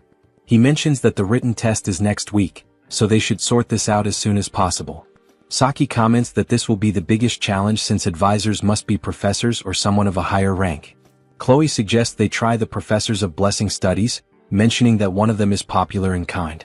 Speed Weapon immediately realizes she's talking about Professor Damien, but he is too busy, and Speed Weapon doubts inviting him would work, though he acknowledges that finding someone like him will be difficult. Saki then reflects on the challenge of finding an advisor, noting that out of 500 school staff members, only 30 are professors, and only 10 of those teach first-year students. She points out the contradiction of the academy encouraging club activities without a system capable of providing proper support. Saki then turns to Kong and asks if he has anyone in mind. Kong confirms that it has to be a professor or someone of a higher rank. Saki acknowledges this but reminds him that there's no one above a professor likely to accept their request. Kong then says he has someone in mind and pulls out his phone. He shows them the screen with the image of the person he intends to be their advisor. Everyone is shocked upon seeing the image, stunned and in disbelief. The setting shifts to the administrative office of the academy, where a staff member informs Kong that any new club must be registered in person by its founder. Kong, calm and composed, confirms he is the founder. The young woman behind the desk, clearly unimpressed, scans him with a condescending expression and enters his name into the system.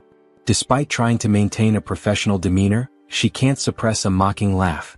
Her dismissive attitude irritates Kong, who questions internally whether someone so rude could truly represent the academy's staff. The triviality of judging someone based solely on their grade strikes him as absurd. Despite her tone, Kang keeps his composure and insists that as long as he follows the procedure, the application should be processed without issue. In response, the yellow-haired staffer rises from her seat, putting on a false air of authority. She declares that first-year cadets must secure a faculty advisor in order to create a club and goes further, suggesting no professor would ever consider advising someone like him. Her words are laced with disdain, targeting his background as a special admissions student. She implies he should know his place. Kang listens in silence, his fists clenched. Deep down he's not surprised. He senses that even the smallest shred of justice within the academy is fading. Though tempted to respond harshly, his years in the restaurant business have taught him that restraint is often more powerful than words. Still, this time, something inside him wants to make sure she remembers this moment. Without arguing, Kang takes out his phone and makes a call. His composed demeanor unnerves the yellow-haired girl. The call is brief, but the voice on the other end says she's nearby and will arrive shortly. Kang ends the call with a calm assurance, which confuses and rattles the staffer further. She demands to know who he thinks he is to act so boldly. Kang replies with steady confidence, insisting they proceed according to the rules. Her composure begins to slip. Visibly shaken, she questions who could possibly be backing him. Desperate to reassert control, she blurts out that she's the cousin of the principal's close friend and threatens to ruin him with a word. Kang says nothing in return, only offering a quiet smile that enrages her even more. He takes a step closer and in a low voice, tells her she's being too loud. Stunned and visibly furious, she lashes out again, but his gaze grows colder. He declares that her hypocrisy is now fully exposed, exactly as he intended. Suddenly the door to the office is blown off its hinges. The room falls into stunned silence as media, a powerful presence radiating authority, enters with force. Every eye turns to her. Kang addresses the stunned yellow-haired staffer, reminding her to show respect. Media is his club advisor. The girl's face goes pale as realization sets in. She is too shocked to speak. Media steps inside with a warm expression, clearly pleased to see Kang in person. He bows slightly and politely apologizes for the inconvenience, acknowledging how busy she must be. Media reassures him that any request from him is worth her immediate attention. It becomes clear to the yellow-haired girl that Kang is not just any student. He is the academy's top incoming cadet. Media turns to him, requesting the registration paperwork and reminding him of his upcoming written exam. Kang hands her the documents, expresses his thanks, and exits the office confidently. As soon as he leaves, another staffer rushes to bring a chair for Media. She sits and casts a sharp glare at the yellow-haired girl, whose earlier arrogance has completely vanished. In a panicked attempt to recover, the girl stammers that the situation was simply a misunderstanding. Inside the administrative office, the yellow-haired staff member tries to explain herself, claiming she didn't mean what she said to Kang. Media, cold and assertive, cuts her off without hesitation. She makes it clear that she does not require blessings or permission to see the truth. Her words are sharp, pointing out the staff member's prejudice, which was based entirely on Kang's background. Media emphasizes that both she and Siegfried have personally acknowledged Kang as a cadet worthy of being a successor. With a flick of her hand, she casts a wind spell that sends the registration form flying toward the girl. She gives a strict order: the form must be completed within 5 minutes. Without giving any room for protest, she tells her to begin. The focus then shifts back to Kang. He checks his device and sees a message from Media confirming that the club registration is officially complete. A smirk forms on his face. He suspects the staff member likely got fired. He sends a polite message of thanks to Media and promises to visit her soon. In response, Media instructs him to stop by the headmaster's office after classes. Later, Kang arrives at the blacksmith's shop. The heat inside the workshop is stifling, and sweat starts to form on his brow. The blacksmith, whose name is Violent, informs him that he'll need to wait a few minutes if he's come to collect his gear. Hearing this, Kang internally notes that for once, Violent actually sounds like a proper shopkeeper. He's unsure of Violent's true opinion of him, but given his memories from the game, Kang remembers this character with mixed emotions. As a former player, Kang recalls Violent as one of the key NPCs for weapon services, and his presence was infamous.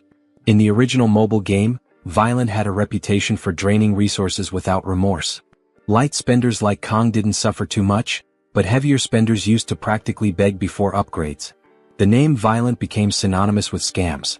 Kang remembers a particularly bitter moment when Violent downgraded his mirror same from B rank to A rank, a sting he hasn't forgotten. Violent notices Kang's silence and asks what he's thinking about. Kang responds vaguely, saying the blacksmith reminds him of someone he once knew. Violent laughs and takes it as a compliment. With a sense of pride, he presents the upgraded weapon to Kang, claiming the work is not only perfect but might even include a special option. Kang examines the weapon and notices a definite improvement. The mirror same's active time has increased from 40 to 50 seconds, which is a significant boost, especially considering the upcoming dungeon challenges. Kang reflects on how 10 extra seconds might seem minor but can be game-changing in combat. He considers the potential of combining this upgrade with his transfer blessing during future enhancements. Despite his past frustrations, he acknowledges that the blessing of painlessness, his unique commander class blessing, is surprisingly adaptable. Following Violent's advice, Kang checks the weapon's rank. It's now at D rank with the potential to reach A rank. For a weapon made with A rank beast materials from Kayaking, Kang had expected at least a C rank outcome. Still, the increase in the weapon's hardness by 2 levels is encouraging. It will no longer shatter on contact, which is vital for aura infusion down the line. Suddenly, a new window appears in front of him. He hesitates, sensing that something is off. Clicking on it, a message appears, revealing that due to the successful enhancement and the weapon's growth potential, it can now hold up to 3 special abilities. These will activate randomly and require mana stones. This is unexpected. Kang's eyes widen, and he immediately begins to think about his supply of mana stones, only to remember that he had already handed most of them over to Violent. In a dimly lit room within the academy, one of its elders lies on the floor, eyes fixed on a photograph of his deceased father. That man, Lyman von Bienhark, was once known as the Mad Tiger, a figure of legend among the 7-star heroes. Revered by the public, Lyman's life came to an end 40 years earlier during the 6th Legion's campaign in Bauman. His death, however, marked not just the fall of a hero but the beginning of a relentless assault on the Bienhark family. Rival factions, hungry for dominance, pounced on the perceived weakness. Left behind in the aftermath, the elder bore the weight of his family's survival. Consumed by vengeance and necessity, he navigated a bloody path, using internal betrayal to eliminate his own kin. Only through ruthlessness did he restore the Bienhark legacy. By the time he turned 30, he had secured his place as an elder of Joaquin Academy, embracing his role as a guide for humanity which he deemed foolish.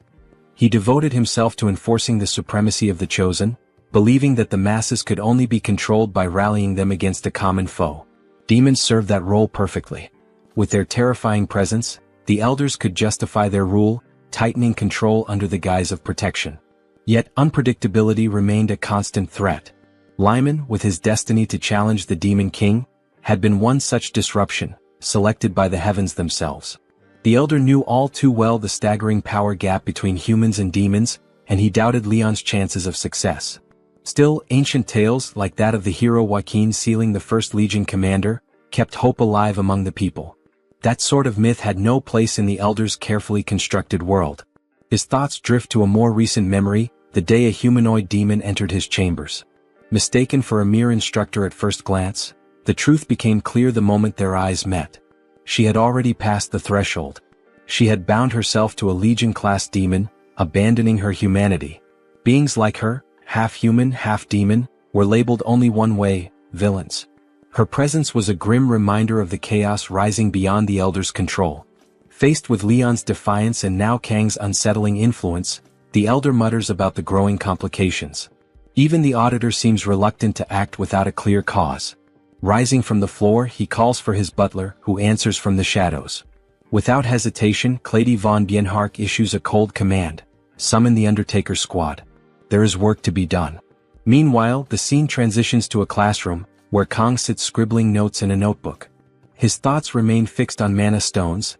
Ever since acquiring one had turned his world upside down. Having 3 open slots available to embed them felt surreal, like striking gold.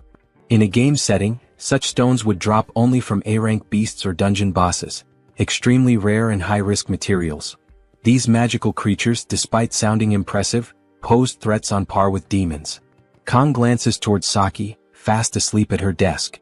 He assumed she had another long night. It's been a week since they cleared the Water Buffalo dungeon as a club.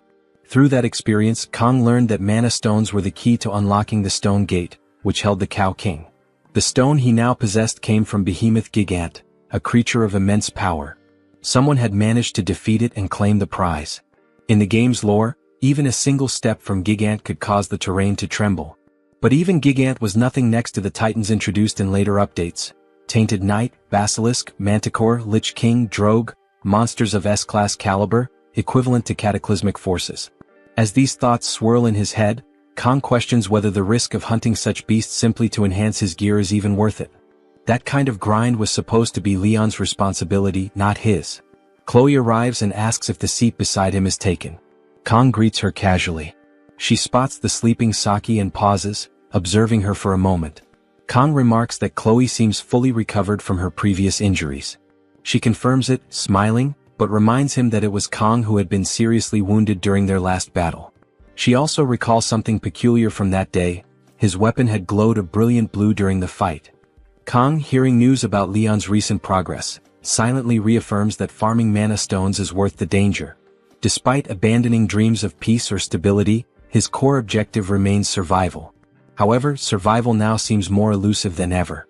Unlike when he was merely a player following a scripted path, the presence of unpredictable variables throws everything off balance. The world appears to be actively rewriting itself, subtly but unmistakably shifting the plot Kong once knew.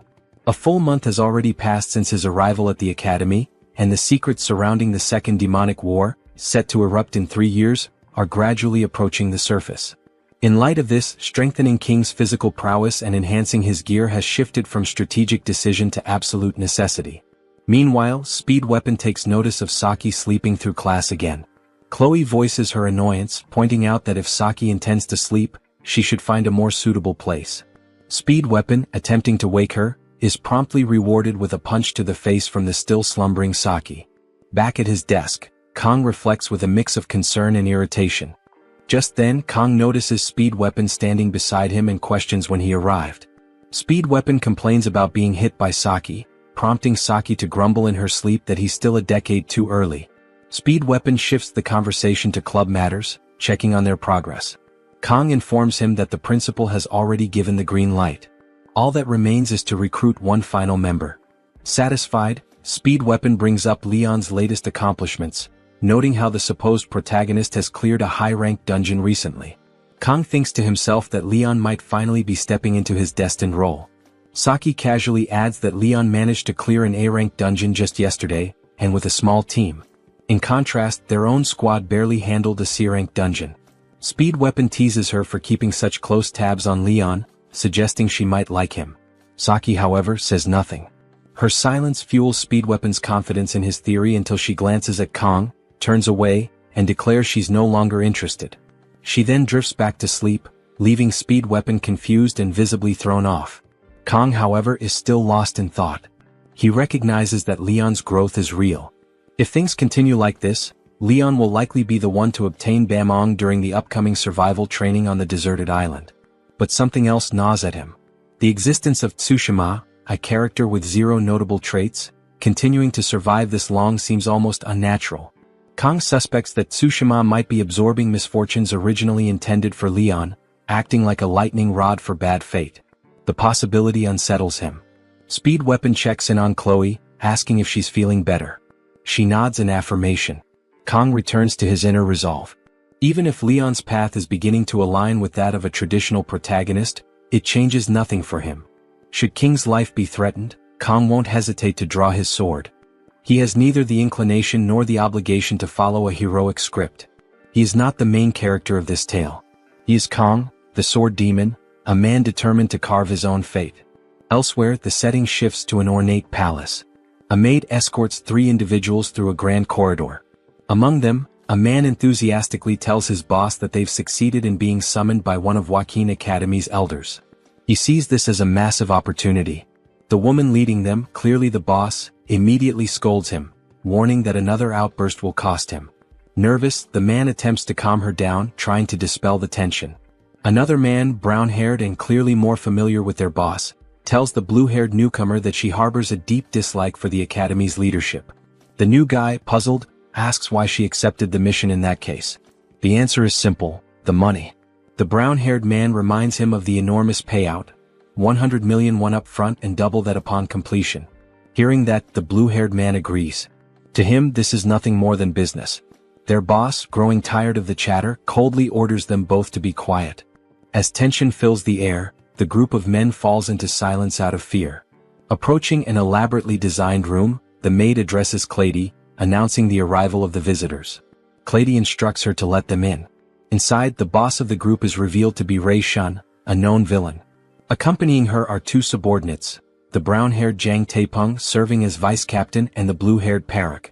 All three are members of a notorious assassin-villain organization known as Undertaker. Clady formally acknowledges Shun's presence but receives no response. Without delay, he hands over a file containing the next target, a student named Kong. Upon seeing the photo, Parak reacts dismissively, making assumptions based on appearance. Clady outlines the assignment. Eliminate Kong during the upcoming survival training exercise on the deserted island. The job comes with an upfront payment of 100 million won, along with a bonus to be paid upon completion. When asked about the post-mission cleanup, Clady responds curtly, leaving the responsibility to Shun. He remarks that the island is isolated, surrounded entirely by sea. The narrative then transitions to exam day. Kong sits alone, eating lunch while reviewing material about the emergence of divine blessings, which began nearly 700 years ago following a major revolution. Feeling somewhat reassured by his strong midterm performance, he doesn't feel particularly anxious. Still, with final rankings displayed publicly on the Academy's board, he knows he can't afford to be careless. Without the pressure of rankings, he would have simply scribbled random answers, but now the competition, especially with his clubmates ranking first and second, pushes him to maintain his pride. Lacking answers during the test, he has already decided to stick with the third option by default. Just then his phone vibrates. Curious about the early message, Kong sees it's from Saki. She reminds him about the exam and checks if he's eaten. Although he doesn't see her as his mother, he responds that he had a sandwich. Saki follows up with a detailed recommendation to consume red bean jelly, citing its benefits for brain function, metabolism, weight management, anti-aging, and circulation. Bewildered by the flood of health tips so early in the morning, Kong offers a cultural reply. In Korea, sweet snacks are traditionally eaten before tests. Saki, surprised by his quick reply, asks for specifics. He answers with a local snack, yote. Saki grows annoyed at what she perceives as a joke and demands a serious response, but Kong ends the conversation there. Placing his phone down, he mentally prepares to conquer the exam, determined not to be outshined by someone obsessed with jelly. Later that day, after the test concludes, Kong reflects with dismay. His confidence from earlier has evaporated. This time he truly feels like the fool. Meanwhile, Saki and Speed Weapon argue over specific questions, while Chloe checks in with Kong to ask about his performance. He admits to selecting option 3 across the board. Chloe laughs, teasing him for his consistent simplicity. Kong internally admits that relying on his past gaming knowledge is no longer a viable strategy. Chloe playfully remarks that he can be quite the schemer when he wants to be. Meanwhile, Speed Weapon considers his own performance, silently estimating that he likely outperformed Chloe.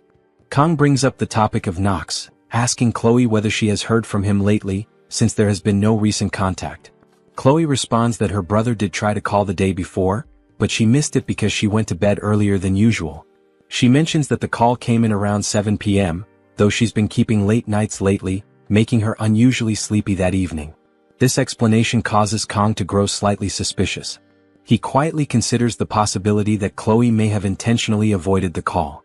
Given that the contact information of auditorium members is restricted, Kong realizes that unless Nox appears in person, there is no straightforward way for him to confront Chloe or dig deeper. Nonetheless, he assumes Nox must have a personal reason for staying silent. Even with the emotional distance between Chloe and her brother, Kong sincerely hopes they will eventually find common ground and reconnect. Across the room, Speed Weapon suddenly erupts in distress over the exam results, lamenting his decision to stay up late the night before. Saki wastes no time in teasing him, suggesting the problem lies less with his sleep schedule and more with his intelligence. Her teasing then turns toward Kong. With a playful smirk, she asks what he and Chloe were whispering about moments earlier. She adds a lighthearted question about whether the two of them are secretly dating. The comment immediately causes Chloe to flush with embarrassment, and Kong internally rolls his eyes at how obsessed the student body seems to be with romance. He firmly repeats the same explanation he has given before, that there is nothing going on between him and Chloe. Upon hearing this, Chloe's face calms down and her usual demeanor returns. However, Saki leans in close, challenging Kang more directly. She wants to know why he has been ignoring her messages lately. The question catches Kang off guard. He asks her to clarify what she means by lately, pointing out that he only ignored her one time. In that exact instant, something shifts in Chloe. The mood darkens as she enters a jealous state, her aura changing sharply. A flare of intensity surrounds her, and her expression turns serious. The moment she realizes that Saki has been messaging Kang, Chloe's entire posture stiffens. With a low, threatening energy, she demands to know whether Kang and Saki have been secretly talking to each other. The two lock eyes and the tension in the air is undeniable. Saki is confused. She wonders why Chloe didn't react when she sat near Kang but is now blowing up over a simple exchange of messages. Speed Weapon, surprised by Chloe's reaction, tries to grasp what is going on. With a provocative smile, Saki directs the question to Kang, asking him to explain what's wrong with Chloe. Kang, however, only asks Saki to move away from him, visibly irritated by her provocation. Saki doesn't back down. She keeps pushing, trying to understand why Kang can't answer, even after knowing Chloe for such a long time. Kang grows more irritated but doesn't respond. He just thinks to himself, wondering what goes on in Saki's head for her to act like a spoiled child. Chloe interrupts Kang's thoughts, demanding to know why he never gave her his phone number. Kang tries to reply, but Chloe doesn't give him room. She's upset over a supposed promise that Kang would be her prince, and only hers. Seeing that this is all turning into a storm in a teacup, Saki adds more fuel to the fire. She laughs shamelessly and moves even closer to Kang, just as Kang asks her if she even knows what the word Yandere means. Saki doesn't take it seriously and says she doesn't understand such apparently English terms. Before she can escalate things further, Speed Weapon steps in abruptly, grabbing her face and asking if she has any idea what's happening. Saki is more concerned about retaliating for the slap to her face, but Speed Weapon's attention is locked on Chloe's insanity. Seeing Chloe holding a small blade in her hand, Kang starts wondering what he can do to de-escalate the situation, realizing it's already gone beyond anything they've faced before. He had even looked up videos on how to deal with yanderes but ended up forgetting everything. Chloe begins walking with a threatening posture and starts her bizarre speech. She declares that from now on she will make sure he sees no one but her. Before she gets any closer, Kang tries to reason with her. But suddenly she lunges with a quick strike and Kang barely dodges in time, nearly getting slashed across the neck. Witnessing the attack, Speed Weapon panics, worried about Kang's safety, while Saki simply observes. Chloe keeps attacking, accusing Kang of always finding ways to make her sad. Completely furious, she launches a direct strike, stating that Kang is always surrounded by others, never her, and even spends time with other girls. Kang realizes the attack isn't directed at him, it's meant for Saki. He reacts quickly, countering the blow and destabilizing Chloe. Saki, ignoring the danger, mocks the situation. Still inconsolable, Chloe tries to press her attack again, but Kang has had enough. With a fast and awkward move, he pins Chloe down onto the table, immobilizing her. He tells her to drop the blade while holding her arm. Ordering her to calm down, Kang asks her to listen. Chloe insists he has no right to ask that, since he didn't give her the attention she believed she deserved. The atmosphere shifts completely when Kang says that between the two of them, he prefers face-to-face contact. He finds phone contact too cold, a phone should never come between them. Chloe completely lowers her guard, enchanted by Kang's words. Getting closer, leaving her totally defenseless, Kang thanks her for always thinking about him. Speed Weapon becomes emotional from the scene, while Saki shows her frustration that the show is over. Kang finishes by reminding Chloe that he stayed by her side the whole time in the Buffalo Dungeon, ending with a request, "Don't be upset." Chloe pulls herself together, her rage turning into passion, while Kang turns his back, relieved to have resolved the situation. Speed Weapon checks to see if Kang is okay and Kang confirms that he is. Chloe then asks what the next topic of the meeting will be, but Kang says they need to clean up the mess first. Meanwhile, Saki turns her back to the group and walks toward the door. Kang notices her leaving but has no idea what might be going through her head. Sometime later, as the sun sets, Saki and Speed Weapon walk together, both sharing the same thought, Kang Jiyama. In Speed Weapon's thoughts, he reflects that Chloe's murderous behavior toward Kang is driven by a twisted kind of love. However, in that situation what remained most in mind was the fact that Kang, despite showing a welcoming smile, was ready for serious combat, holding his knife. It became clear that Kang operates using persuasion, negotiation, and also force. By achieving a balance between these points, his relationships are like those of a commander, a ruler. Such qualities will, without a shadow of a doubt, make Kang great. Looking at Saki, who is totally focused on her cell phone, Speed Weapon asks why she's been in a bad mood the whole time, leading Saki to promptly deny it. When he asks what's so important on the phone, Saki replies that she's about to delete a video because the subscribers are not interacting properly. Speed Weapon jokes that the video must be about how to deal with endorse. Saki then shows the phone, clearly upset. Speed Weapon is surprised by the 210,000 views, saying it's a very popular video to delete. I certainly wouldn't delete it. I'm counting on your help to reach 210,000 views on this video. Back to the scene, Saki replies that she doesn't need the video anymore, and Speed Weapon doesn't argue. Speed Weapon then asks why the channel is called Saki-chan's Japanese. Saki answers that she just typed the first thing that came to mind.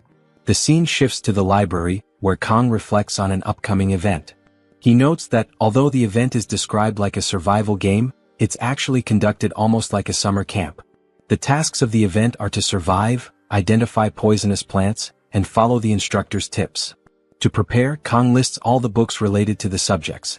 Kang reconsiders his judgment when he sees the word survival on the book cover, pondering the relevance given by the Academy. After all, it's 3 days of evaluation. Remembering the story of the game, Kang, as a former player, knows that during this event Leon obtains the fist of his legendary weapon, Bamung. Not only that, but it's also during this period that emotions between Leon and Abel emerge. While playing, Kang was deeply immersed in this stage of the game, but being a character now, he doesn't care as much. The truth is, as he observes a book with the events, the chaos surrounding Kang has made him simply not care at all about any kind of romance. There's already enough to worry about, considering that the elders are against him, there's a mysterious, malicious instructor, and he still needs to recruit members. No matter how beautiful someone is, romance simply won't be a priority. What interests him most as a swordsman is just one thing: Bamung, a sacred and demonic sword. As a former player, he knows exactly the power of this weapon and where it is. However, this weapon is fragmented, and collecting all the pieces is part of the main storyline. That makes it impossible for Kang to collect it. The requirement to acquire the sword is to ascend to the Blessing of Miracle. This weapon was made exclusively for the protagonist, whereas all Kang has is a sashimi knife. Following the possible paths, Kang is determined to make the most of the event. He then begins to map the locations, starting with Avalon Island, which has no monsters, but there is the possibility of yet another ambush. To prevent that from happening, a high-level instructor will accompany the group to ensure safety. While looking for books about Avalon, Kang reflects on the conveniences that make it possible for him to achieve his goals safely. Kang reflects on his preference for books over the internet, because in them lies ancestral knowledge. After finding a book about the history of Avalon, Kang returns to his table. The island is described as uninhabited, characterized by shifting terrains and a central lake. These things were already known to Kang. Frustrated, Kang considers the possibility of an endless search for a specific piece of information about the island. Meanwhile, Leon approaches. Kang is caught off guard by the encounter, and as he turns around, Leon greets Kang, emphasizing how long it's been since they last met. Some of Leon's fans tend him from afar as he puts his hand on Kang's shoulder and then greets him, emphasizing how long they haven't seen each other. Kang was taken aback when he noticed Leon reading a book titled Introduction to Magic. Observing him, Kang reflected that this doesn't seem appropriate because, as the game's protagonist, Leon shouldn't be studying magic in the library. But apparently the incident at the midterms had him worried enough. Kang stared at him, reflecting internally whether he could trust what he was seeing while Leon remained in silence. So then, Leon showed interest in what Kang was doing, asking what he was reading. Kang explained that he was reviewing material about Avalon Island, the site of their upcoming training, and was researching its characteristics. As they exchanged glances, Leon remarked on Kang's commitment, which Kang silently admitted was true. His recent days had been consumed by training, dungeon exploration, and monster studies. Knowing what disasters awaited 3 years into the future, Kang felt a heavy pressure to prepare. After a while, Kang answered Leon by saying that he needs to take care of the future. Leon then responded that they were different individuals, implying that Kang and he were fundamentally unlike each other. The comment left Kang puzzled. Though Leon's general path still mirrored the one he followed in the original game, something about him had undeniably changed. A sadness lingered in Leon's demeanor, hinting at an inner struggle. Leon encouraged Kang to keep working hard and reminded him that the library would soon close, wishing him a safe return. Kang thanked him and offered the same. As Leon departed, Kang wondered if this melancholy was the burden borne by a hero responsible for humanity's survival. It felt as though both light and darkness weighed heavily on Leon's shoulders. Yet Kang returned his focus to the book, determined to extract the necessary information before the library closed. The scene shifts to the training grounds on a remote deserted island where all the students had gathered for their survival exercises. The atmosphere buzzed with anticipation as the instructors made final preparations. Among the crowd, Rachel and Abel spotted Saki approaching and immediately commented on how elusive she had been lately. It had been quite some time since they had last seen her, and her sudden appearance caught them slightly off guard. Saki was accompanied by Chloe, who stayed quietly by her side. Offering only a brief hi, Saki greeted them with her usual calm demeanor. Facing her directly, Abel asked if she was prepared for the training ahead. Saki replied in a composed tone that she would proceed as she always did, and then turned the question back, asking if Abel was ready as well. Watching the exchange unfold, Rachel couldn't help but smile mischievously. Leaning in slightly, she teased Saki, suggesting that she had quietly managed to advance to the higher class without anyone even noticing. Rachel joked that school life must have been quite entertaining for her lately. In response, Saki clarified with her usual bluntness that everything had been handled properly and there was no reason to inform them about it. Rachel cast a sideways glance toward Abel and muttered under her breath about having to sit back and watch Kang be taken away. Abel immediately dismissed the comment as nonsense, brushing it off with a scowl. But Rachel only smirked and insisted she was simply stating the truth as she saw it. Rachel pointed out with a sly grin that Saki had already explored the Buffalo Dungeon with Kang, participated in various club activities alongside him, and now would once again be near him throughout the entire 3-day survival training trip. Her tone was light but carried a teasing edge, as if she were gently accusing Saki of monopolizing his time. In response, Saki calmly explained that Kang had made it clear he intended to undergo the training independently without forming any teams. Chloe, who had been quietly listening, nodded in agreement. She added that Kang had specifically mentioned having personal goals he wanted to pursue alone and needed space to focus on them. At this revelation, Rachel's eyes lit up with sudden excitement. A mischievous glint appeared as she realized that technically no one had been officially paired with Kang Jayama for the training. This left an opening and opportunity. Saki raised an eyebrow at Rachel's obvious shift in mood, immediately suspicious of her intentions. Abel too narrowed his eyes and asked pointedly what Rachel was scheming now. Rachel merely shrugged, acting innocent. She argued that while Kang had indeed said he wanted to go alone, he had never outright forbidden anyone from following him if they happened to cross paths. There was, after all, no formal rule against it. Saki couldn't help but admire the way Rachel twisted the situation to her advantage, finding a loophole so easily. It was a kind of bold cleverness that Saki herself would never have thought to use. Rachel smiled even wider, sensing their attention. She suggested that deep down everyone probably shared the same unspoken thoughts about wanting to stick close to Kang. Building on the moment, Rachel proposed a solution that would make things fair for all of them, what she proudly called the Rachel game. Both Saki and Abel were caught off guard, visibly startled by the sudden proposal. The atmosphere between them shifted, filled now with a mix of curiosity and wariness as they waited to hear exactly what kind of crazy idea Rachel had just unleashed. Rachel elaborated that Avalon Island's terrain and environment were constantly shifting, making it difficult even with the use of warp gates, as students would arrive at random locations. Each of them would have to find a way to navigate the island independently, facing a challenge designed to test their survival skills. Saki, characteristically direct, urged Rachel to get to the point. Rachel declared that during the 3-day survival training, whoever found Kang first would claim him. The others would then have to back off, granting exclusive rights to the winner. The proposal left the trio stunned. Rachel eagerly asked for their thoughts. Chloe declared her enthusiasm, vowing to win this time. Saki found the idea amusing and decided to prove her resolve by planning to send a verification photo. Rachel grinned, encouraging Saki to show how much she had grown. Abel became flustered at the mention of exclusive rights and briefly thought about her grandfather before declining to participate in Rachel's proposed challenge. She apologized and said she had no time for such trivial games, stating she would not join. Rachel accepted her decision with a nod and confirmed that the rest would continue without her. As Abel walked away, Rachel observed that Abel had been occupied with special training recently, a comment that Chloe supported by noting Abel's dedication. Meanwhile, Kang appeared, feeling fatigued after spending the entire night in the library. Fortunately, he had already recorded all necessary notes on his phone. Among the details was a reminder from the headmaster that Avalon Island was not considered an official monster zone, though students were still advised to bring light equipment. Kang had prepared his own unique gear, including 24 sashimi knives from Daeso, which he considered his secret weapon. At that moment, Kang received a message from Media, checking if he had packed medicine and clothes. Smiling, Kang reflected that Media felt more like a mother, or even a grandmother, than a friend. As the instructor began calling names to organize departures, Kang realized it was time to move. A sudden memory surfaced, the academy security guard's warning about a dangerous female instructor, one with purple hair, purple eyes, and notable height. Kang suspected that the instructor might use the chaotic environment of the island as a chance to act. However, he also realized that the conditions could work to his advantage if needed. Kang recalled that Speed Weapon had sketched a picture of the suspicious instructor, but when he compared the drawing to the women present, he noticed that many female instructors had purple hair, rendering the sketch useless. Feeling frustrated, he wondered how he was supposed to identify anyone with such vague information. Sieg then arrived, dressed casually in a vacation shirt, accompanied by Abel.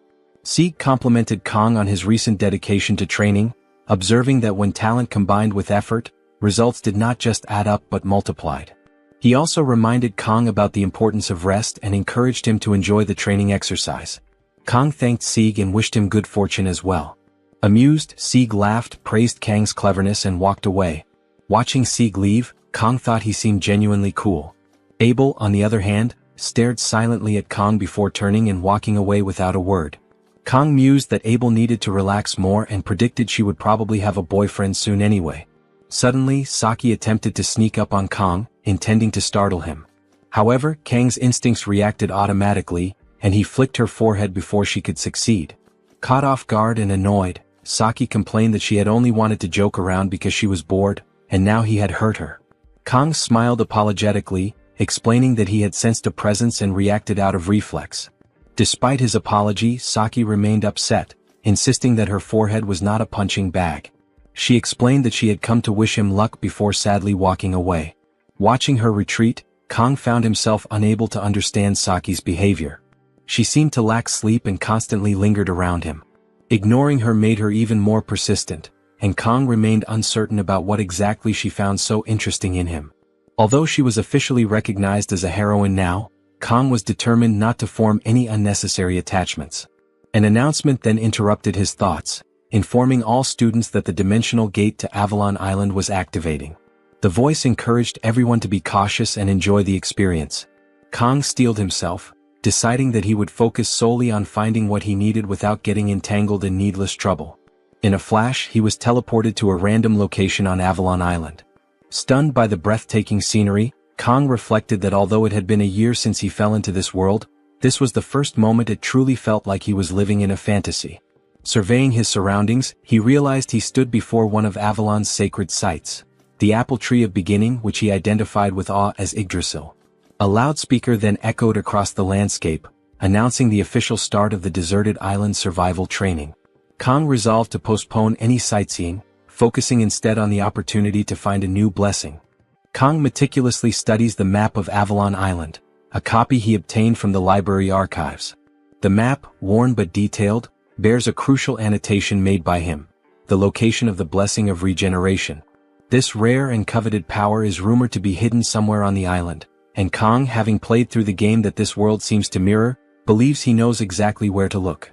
As he cross-references the map with the vivid images in his memory, he recalls that the blessing lies near an odd rock formation, not far from the heart of the island, where the majestic world tree towers above the landscape. With this realization, it becomes clear to Kang that his journey must take him toward the lake at the island's center, a route that will lead him through rough, rocky ground and densely wooded areas. Time is on his side, at least for now. Kang still has 3 full days to accomplish his goals. The academy hadn't sent the students to Avalon Island for leisure or relaxation. This expedition is no leisurely outing. It's a carefully structured trial. The students were tasked with a specific mission: to locate and retrieve magical orbs scattered across the island. The purpose? A test of skill, endurance, and strategy. Each orb adds to a student's score, and some contain magical properties that can enhance abilities. Recognizing this opportunity, Kong decides to collect whatever orbs he can during his trek to the lake, killing 2 birds with 1 stone. Before embarking on this difficult journey, Kong prepares according to the advice he read in a survival manual. He gathers essential gear, and finally pulls out his secret weapon, a machete. It's not just any machete, but one he had specifically purchased from the hiking section of a local supermarket. It was a bit of a luxury item, something he normally wouldn't buy, but he had splurged on it for this exact scenario.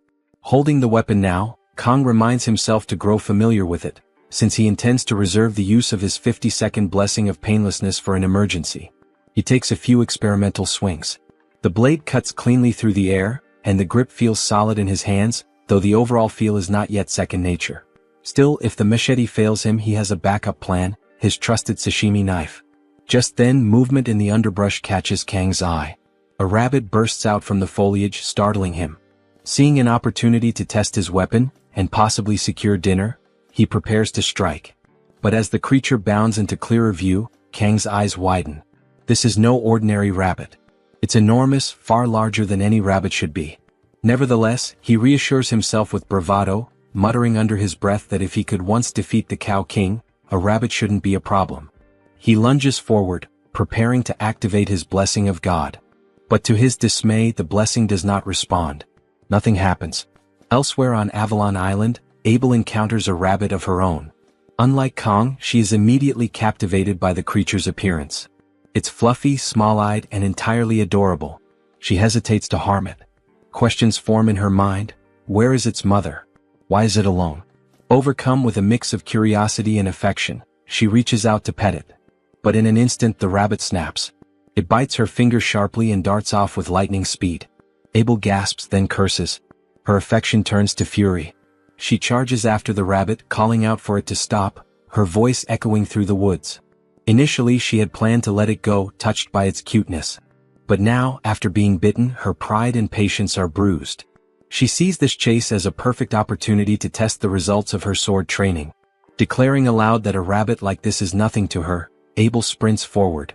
But to her astonishment, the rabbit suddenly accelerates and, impossibly, smirks at her. The expression is unmistakably cunning. It dawns on her that she had misjudged it entirely. The rabbit had been concealing its true power just as Kong tends to do. Still, Abel refuses to back down. Her voice sharp and determined, she proclaims, "No matter how fast you are, before the blade of Nibelung, I will not lose." She reminds herself that she is no ordinary girl, she is the granddaughter of the Sword Emperor.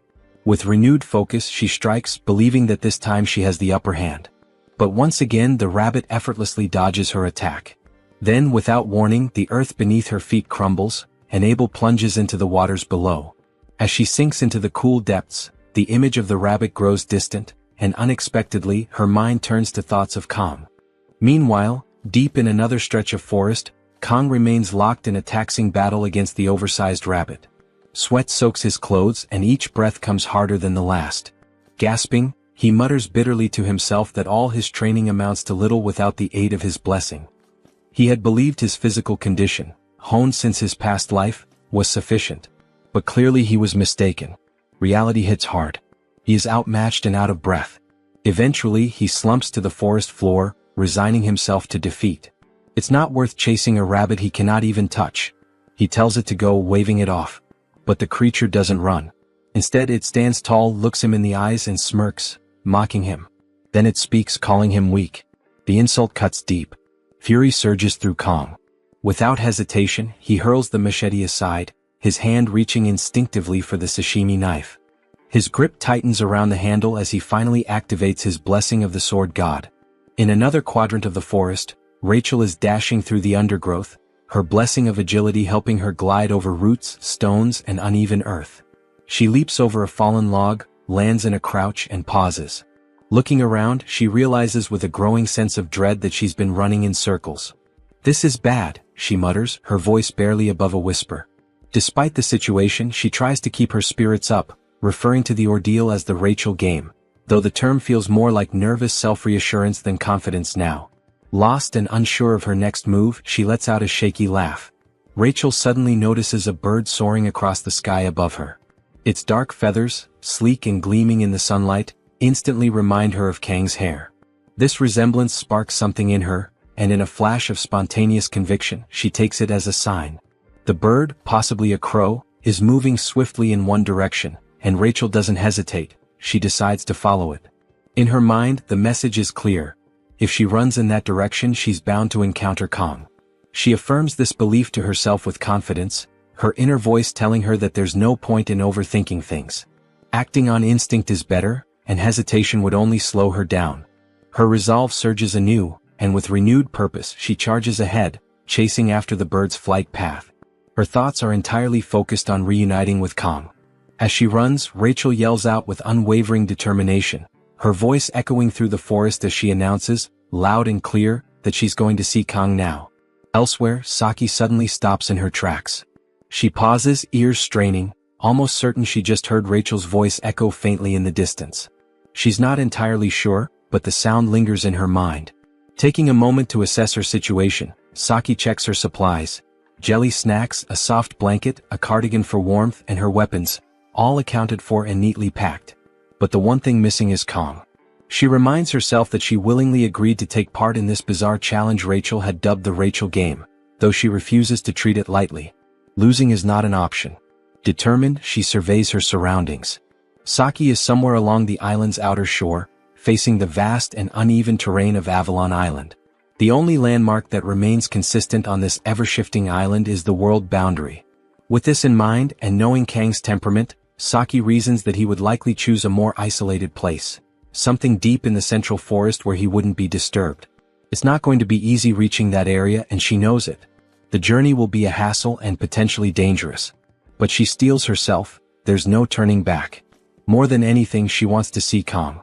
Not just because she's in the game, but because she doesn't want to lose him. That quiet feeling inside her heart pushes her forward. And when she does finally see him, she already knows what she'll do first. Settle the score for the time he flicked her forehead.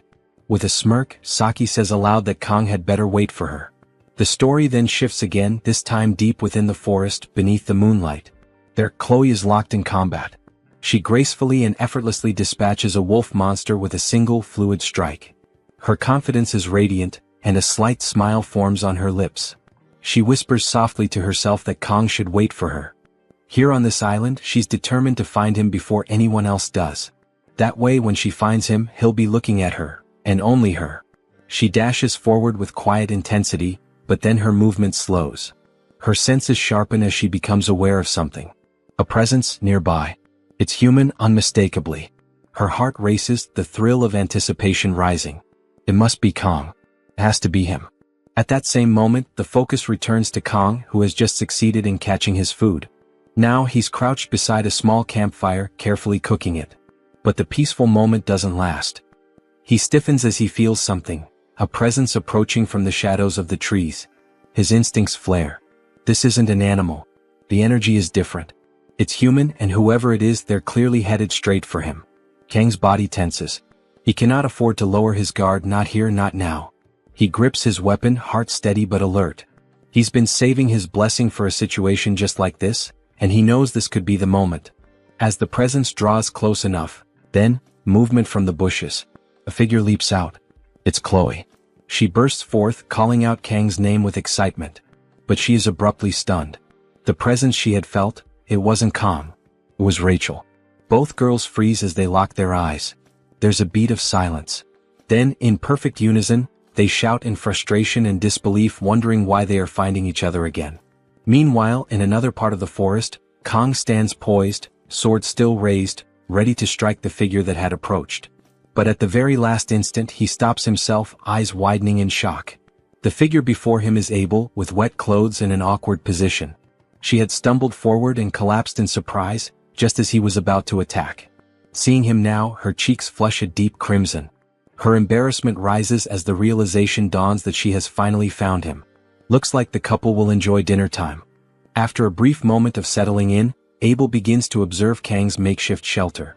She first notices a blanket made from some kind of animal hide, likely fashioned for warmth and survival. Near the fire, there is dried meat roasting to satisfy hunger. As she takes in these details, she quickly realizes that all of it, the hide, the meat, came from the same rabbit they had both encountered earlier. This realization stings. Even in this, Kong had outdone her. Embarrassed and shivering, Abel wraps her arms around her knees, visibly frustrated by the situation. Kang soon approaches her, noticing her discomfort. Without saying much, he offers her the blanket, silently acknowledging her cold state and helping her feel slightly more at ease. As he returns to the fire, Abel tries to hide her embarrassment, reflecting inwardly that she probably shouldn't have followed the scent of food. Still, she accepts the blanket with gratitude. As she adjusts her position, she becomes aware of a strange adornment on her ankle, only to realize it's actually a darkened bruise from a sprain. She hadn't noticed it before and is immediately overwhelmed with worry. Kang, however, reacts swiftly and calmly. He improvises a treatment, taking care to prevent infection and assist her recovery. Abel watches in silence as he tends to her injury, and when he finishes, she thanks him again. The two lapse back into silence as Kang tends to the fire once more. Breaking the quiet, Kang suddenly asks why she's wandering around alone. Caught off guard, Abel scrambles for a response. The first thing that comes to mind is Rachel's challenge, but she knows she can't mention it. Instead, she simply says that she prefers doing things her own way, and that being alone makes it easier. Kang nods, acknowledging that he often acts the same way, noting the similarity between them. Internally, Abel reflects that she had initially chosen to ignore Rachel's challenge, but in the end she became part of it anyway. Reaching into her pocket, she pulls out her phone and activates the camera. She takes a selfie that captures both her and Kang together. Without much ceremony, she sends the photo to the group chat that includes herself, Rachel, and Saki. As expected, the reactions come quickly. Saki is irritated, reminding Abel that she had said she wouldn't participate. Rachel, amused, compares Abel's actions to those of a smug cat. Chloe, who happens to be nearby with Rachel, observes the interaction but doesn't quite understand what's going on, since she isn't part of the same group chat. Meanwhile, Abel remains quiet, holding her phone without showing much excitement about having reached her goal. Kang then hands her a skewer of meat, and her mood lifts noticeably. She had been very hungry. After some time passes, Kang initiates another conversation, commenting on how strange the situation is. Abel takes the opportunity to ask about the nature of his strength. Before answering, Kang briefly reflects. His strength only lasts a minute. He recalls several of his past battles before replying that everything he's capable of is thanks to a good teacher. Abel asks who that teacher was. Kang simply says it was someone who taught him well how to wield a sword. This sparks a memory in Abel of her grandfather, Sieg. Although their time together had been short, all those years were devoted to sword training. For 17 years, she had believed she knew more about the sword than anyone else, only to be frustrated upon meeting Kang, who had clearly surpassed her in every way. She decides to probe further, asking what exactly Kang learned and which family he comes from. Kang doesn't give a direct answer. Instead, he shares a belief he's held for a long time, that being strong doesn't always mean winning, it means never giving up and enduring until the end. Abel takes a moment to consider his words, and then she jokes that he sounds like an old man. A laugh escapes her, and she remarks that what he said was like something out of a cliché, so much so that laughing was inevitable. Kang appears visibly annoyed by her reaction. Abel teases him further, comparing him to her grandfather, Sieg, and asking if he's 70 years old too. The moment reminds her of when they once talked on a bench. This, she realizes, is the first real conversation they've had since that day. Kang doesn't reply. Instead, he quietly offers her another skewer of food. Abel understands the message without words. She eats and silence returns once again. The scene fades into the next morning. Abel awakens to find herself alone. Looking around, she realizes that Kang has already left. He's gone and he left everything behind. Noticing the dried meat once again, Abel laments Kang's silent departure. He left without saying a final word. Her thoughts drift to the moment he treated her injured ankle. As she looks at the makeshift tourniquet, tears begin to fall to the ground, surprising her. She was crying without realizing it. The emotion overwhelms her. This was the first time someone had taken care of her. Until now, Abel had always faced challenges alone. No matter how great the obstacles, she had overcome them through sheer will. Even in moments when she felt like crying, she had always held back, believing that giving in to emotions would hinder her goals, a burden she called the curse of the Nibelung. Wiping away her tears, she begins to wonder why Kang had been so considerate toward her. Remembering that there are still 2 days left before the training ends, she refocuses. Gripping her sword and organizing her belongings, she tells herself that nothing will change if she just sits and cries. With renewed determination, she sets out once more, hoping to find Kang again and return the favor. Wrapping herself in the cloak he gave her, Abel resumes her journey. Meanwhile, Kang is exploring another part of the island, thinking about how comfortable the previous night had been, though now the weather has become hot. He assumes Abel must be awake by now and briefly reflects on her beauty. Still, something inside him believes that she doesn't like him. He blames it on her character, concluding that's just how someone from nobility is expected to act. Reflecting on the previous night, he reminds himself that his gesture of kindness wasn't driven by any emotional attachment. She had simply looked helpless and he couldn't just ignore her. Helping someone once wouldn't change the world or the fate of the game.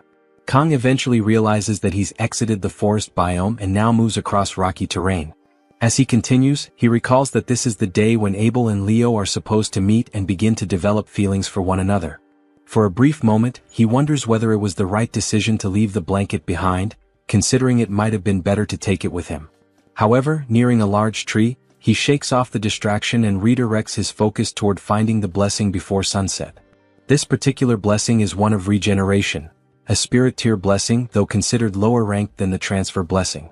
Its primary purpose is to enhance healing abilities. Kang begins to imagine ways to make the most of it, such as combining it with the transfer blessing to use Speed Weapon's healing ability on himself, amplifying the healing effects. He even considers using it to repair his sashimi blades. The way he thinks about the blessing makes it sound almost miraculous, though he knows it won't regenerate lost limbs, only heal wounds. Ultimately, what matters most is that this blessing is considered a hidden one and doesn't influence Leon's development. Leon will grow incredibly strong regardless, so there's no harm in Kang taking it for himself. After scaling a rocky cliff, Kang reaches the tree and is stunned by the stunning visuals and the difference between seeing the game's environment from within rather than from a screen.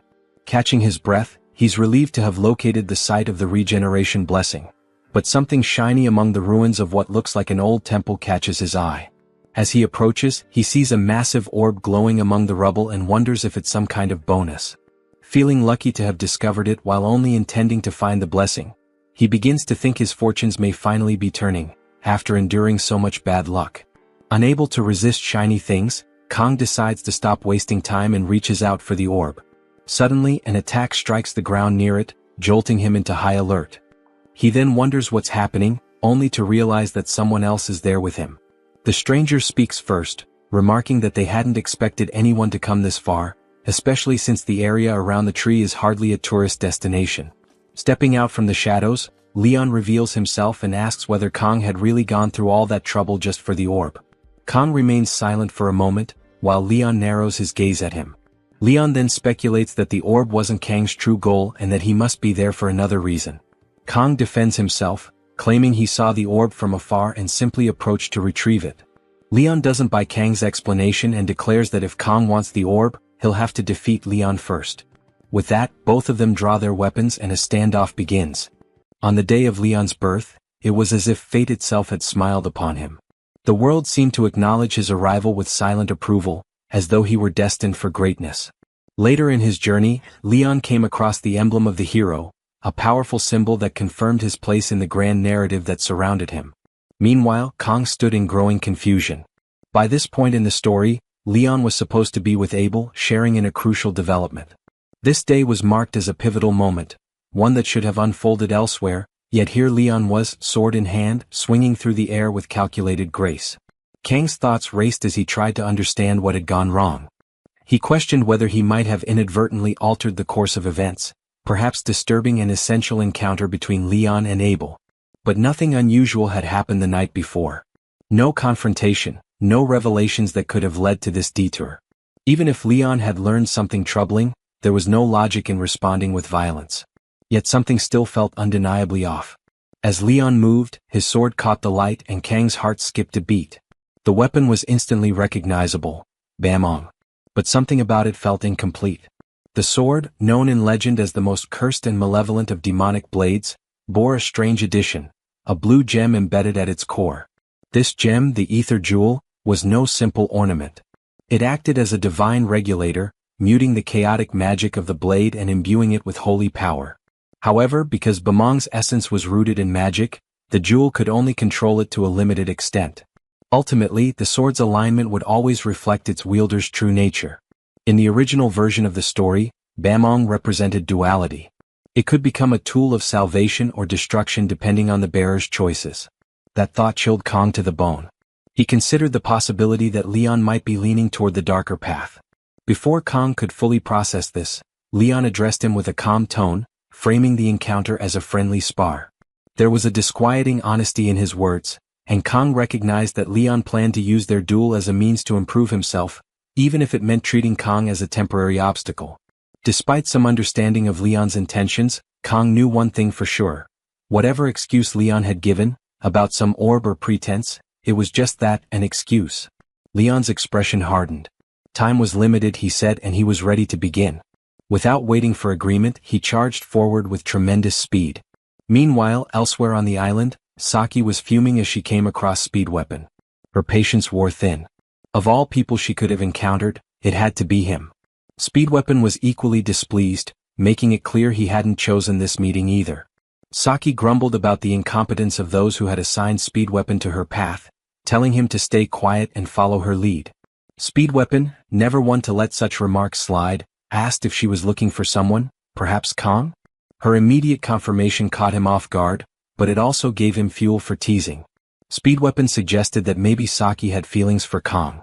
She denied it, but her flustered response only made Speed Weapon more confident in his theory. He pointed out how her behavior had changed dramatically.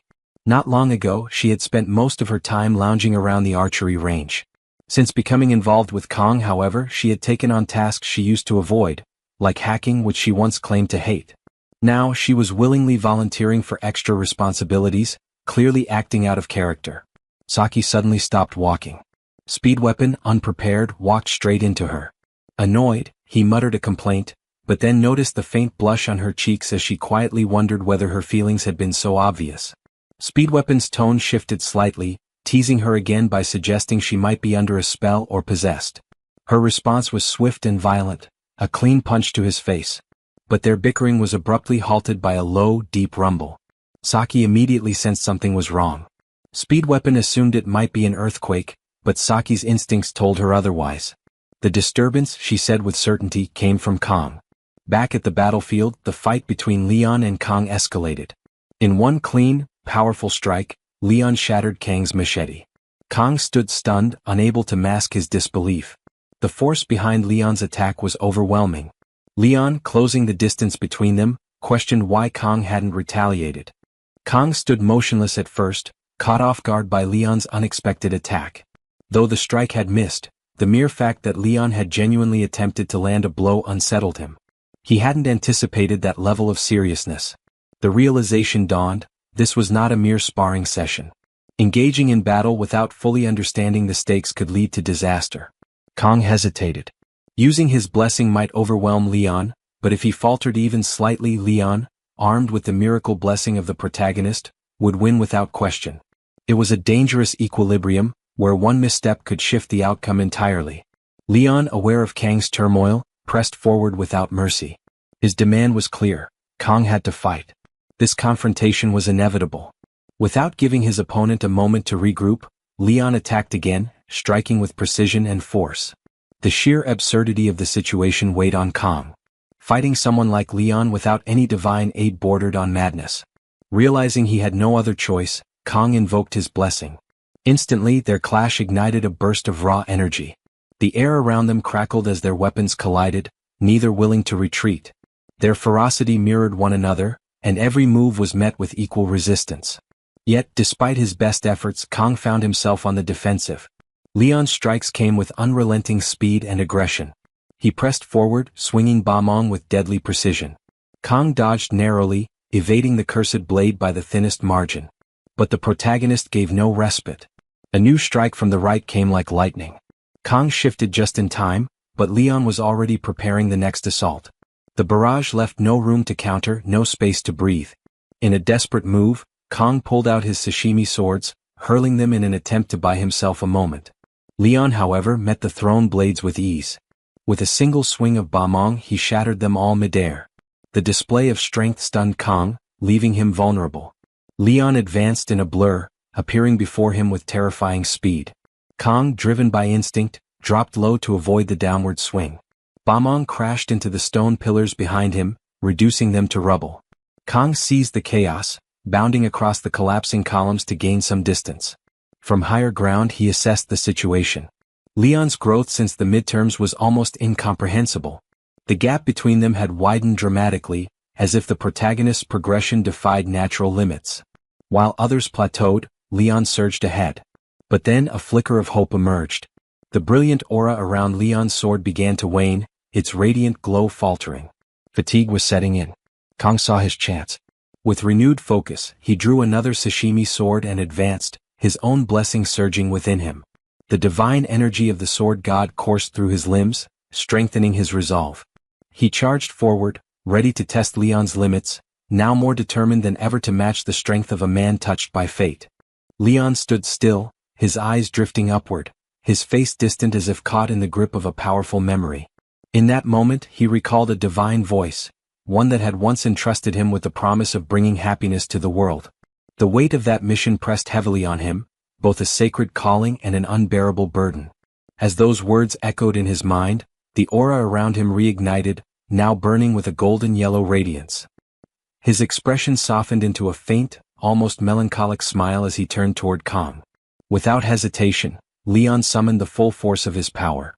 The battlefield was consumed by a brilliant golden light that surged outward in every direction. It was overwhelming, both beautiful and suffocating. The energy radiating from him held the weight of righteousness, conviction, and divine purpose. With sword in hand, he charged forward, seeking to end the clash with a single, decisive blow. But Kong was prepared. At the height of the assault, he invoked the full blessing of the sword god. Empowered by divine strength, he met Leon's charge head-on. Their weapons collided in a burst of raw energy. Kang's sashimi sword struck with perfect timing, clashing against the demonic blade Bamong. The impact shattered the blinding aura and unleashed a devastating shockwave that tore through the surrounding terrain. Leon staggered back, the golden glow of Bamong flickering and finally extinguishing. In the silence that followed, the realization of his defeat began to settle in. The battle was over. As he struggled to steady himself, Leon's thoughts turned inward. He remembered the voice that had chosen him, the promise he had tried so hard to fulfill. He had believed himself to be the one destined to bear that divine responsibility. But as he looked at Kong, still standing strong, unshaken despite everything, it became painfully clear. Kong had risen to meet the moment in a way Leon never could. That unwavering strength, that clarity of purpose, it should have been him. In the end, Leon understood. He had been chosen, but the one truly worthy had always been Kong. After his intense duel with Leon, Kong turned around, expecting to find his opponent still there, but the space was empty. Where Leon had stood just moments ago, there was now nothing. Kang's brow furrowed and thoughts began to swirl in his mind. The duel had caught him off guard. He reflected on how Leon had approached him, deliberate, focused, clearly with the intent to grow stronger as a hero.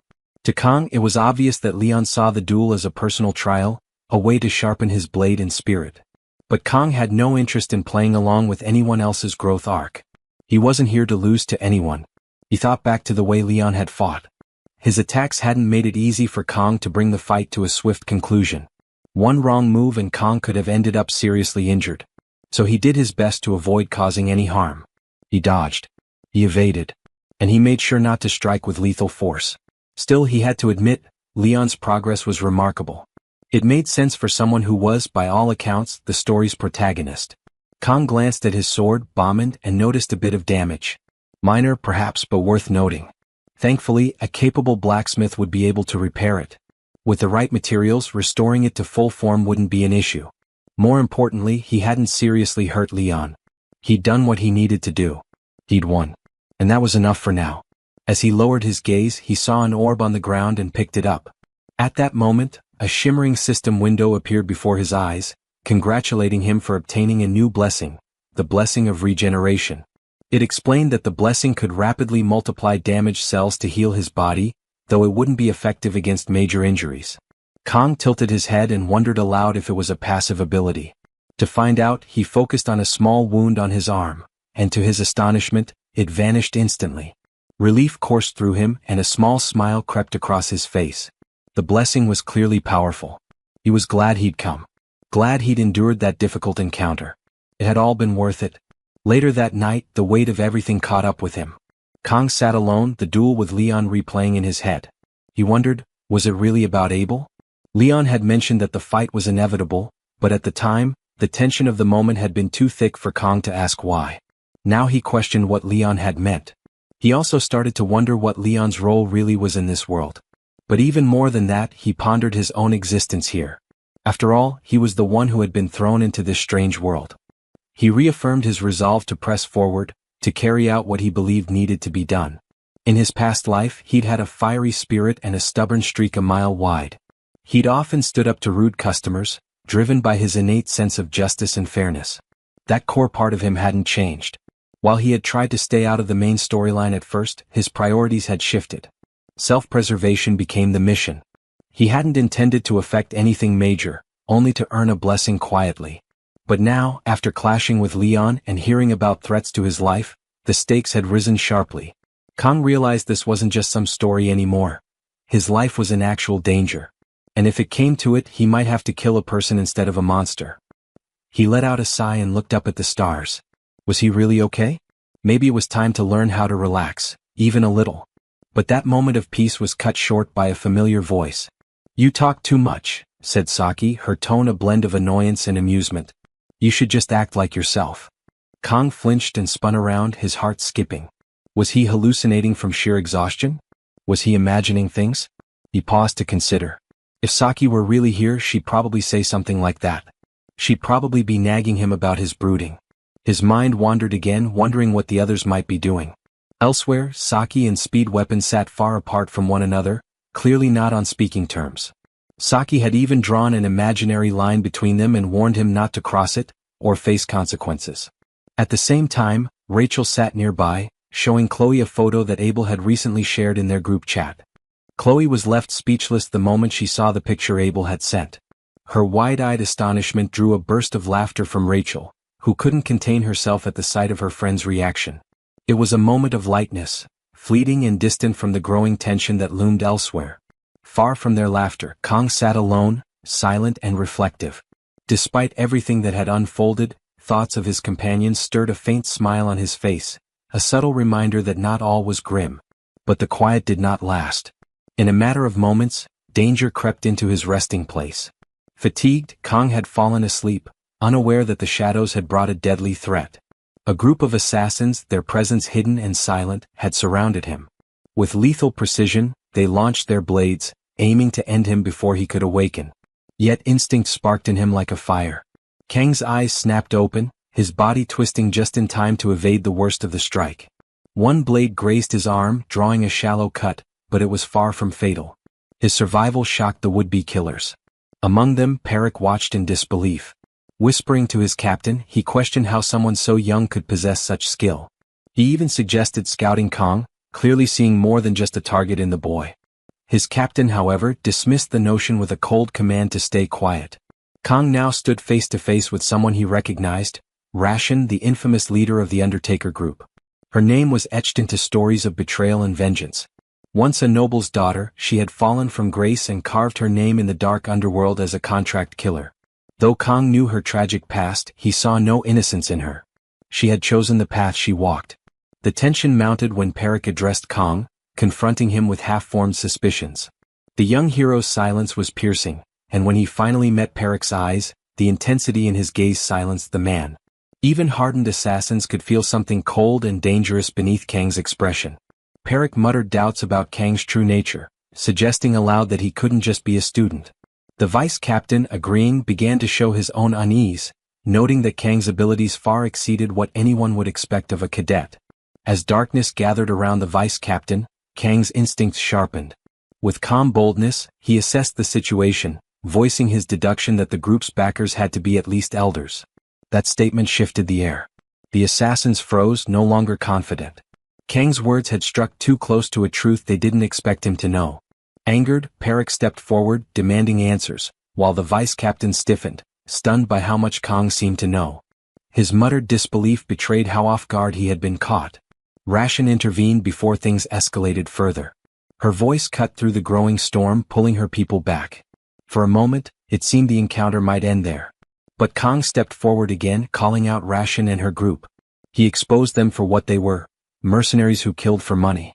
His words were deliberate and sharp, striking at the very thing Ration resented about herself. The accusation burned. The vice captain trembled with anger, fists clenched.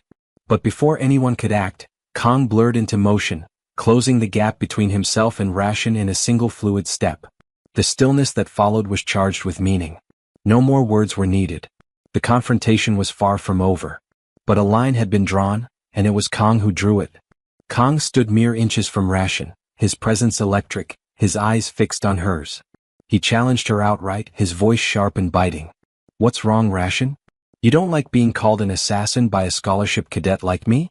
Just because you used to be a noble?" The words hit hard. The display of speed that brought him so close left everyone, Ration included, momentarily stunned. But it was the venom in his words that struck deeper. In an instant, anger flared in the vice captain, who launched himself at Kong. Yet before the strike could land, Kang's blessing surged to life. With a single, precise blow, Kong dropped the vice captain. Silence fell. The rest of the Undertaker group, Perik among them, stood frozen, speechless. Kong, standing tall in the aftermath, wrestled silently with the gravity of his actions. "I've taken down a person," he thought grimly. "Not in a simulation. Not in a subspace. But here. In the real world." The realization was heavy, yet it didn't stop him. He pushed his blessing to its peak. Dark energy poured from him like a tidal wave. His right eye turned pitch black, a mark of the immense power flowing through him. His voice, loud and resonant, cut through the silence. "What are you waiting for?" The question rang out, filled with a calm threat that made even Ration hesitate. Perik and the others didn't move. They couldn't. Kang's presence alone had paralyzed them.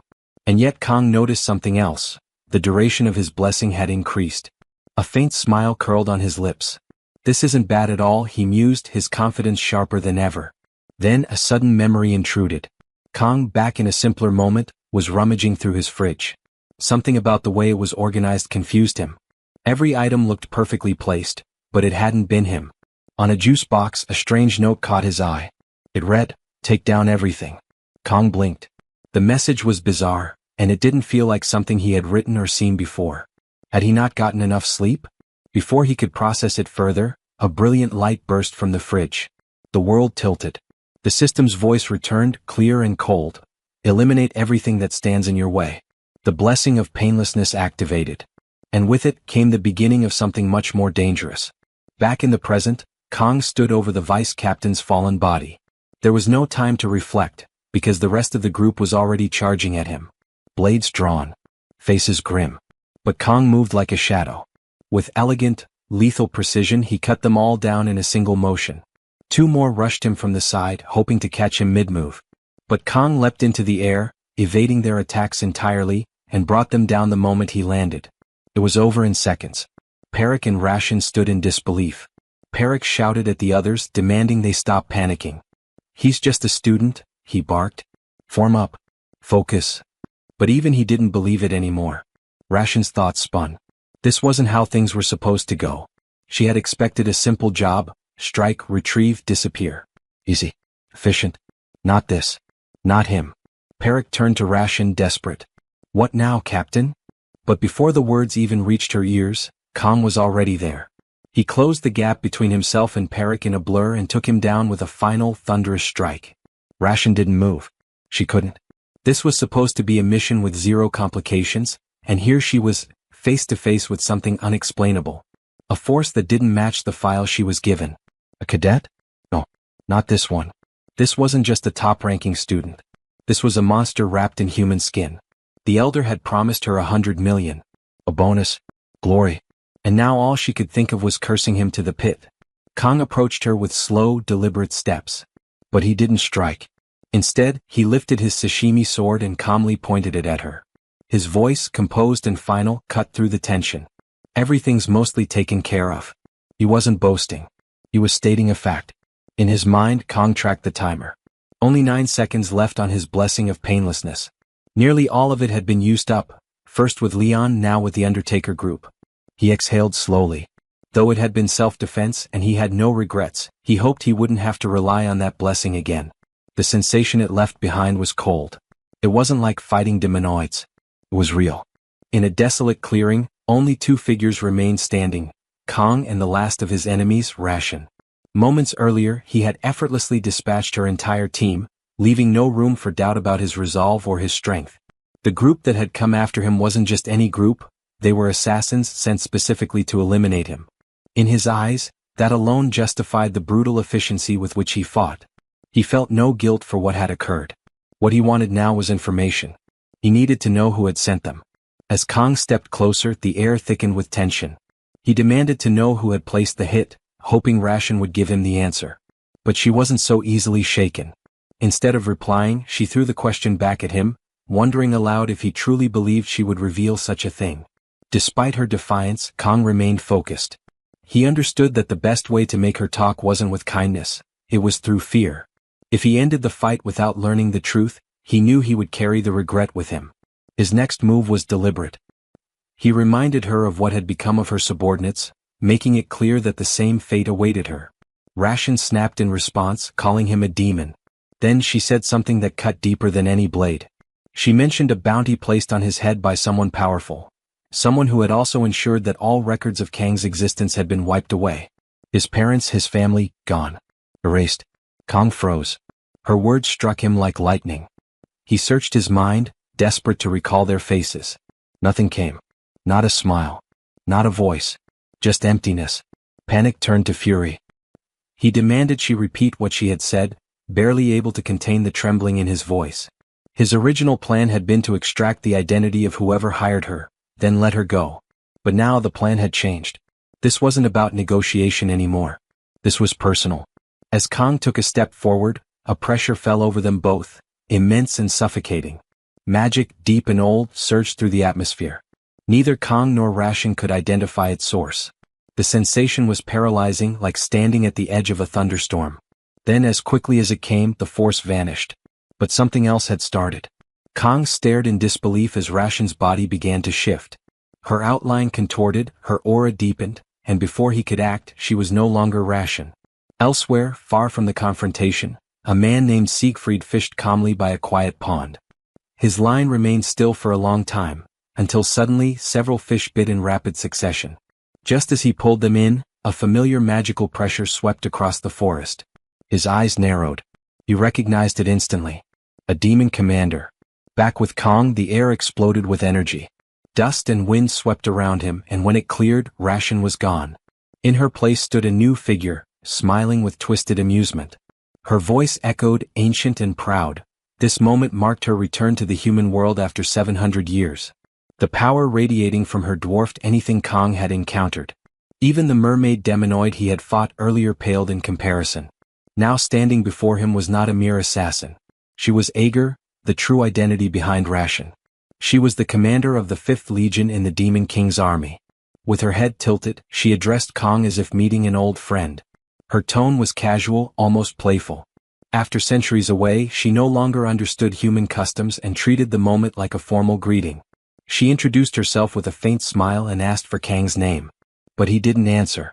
He watched her carefully, wary and calculating. Ager's soft laugh followed his silence. She teased him for being cold and distant. But Kang wasn't ignoring her out of rudeness, he was thinking. In his mind, he sifted through everything he remembered about her from the game Miracle Blessing AM. Of all the Legion commanders, Ager was not known for brute strength. In fact, her combat skills were average. But that wasn't what made her dangerous.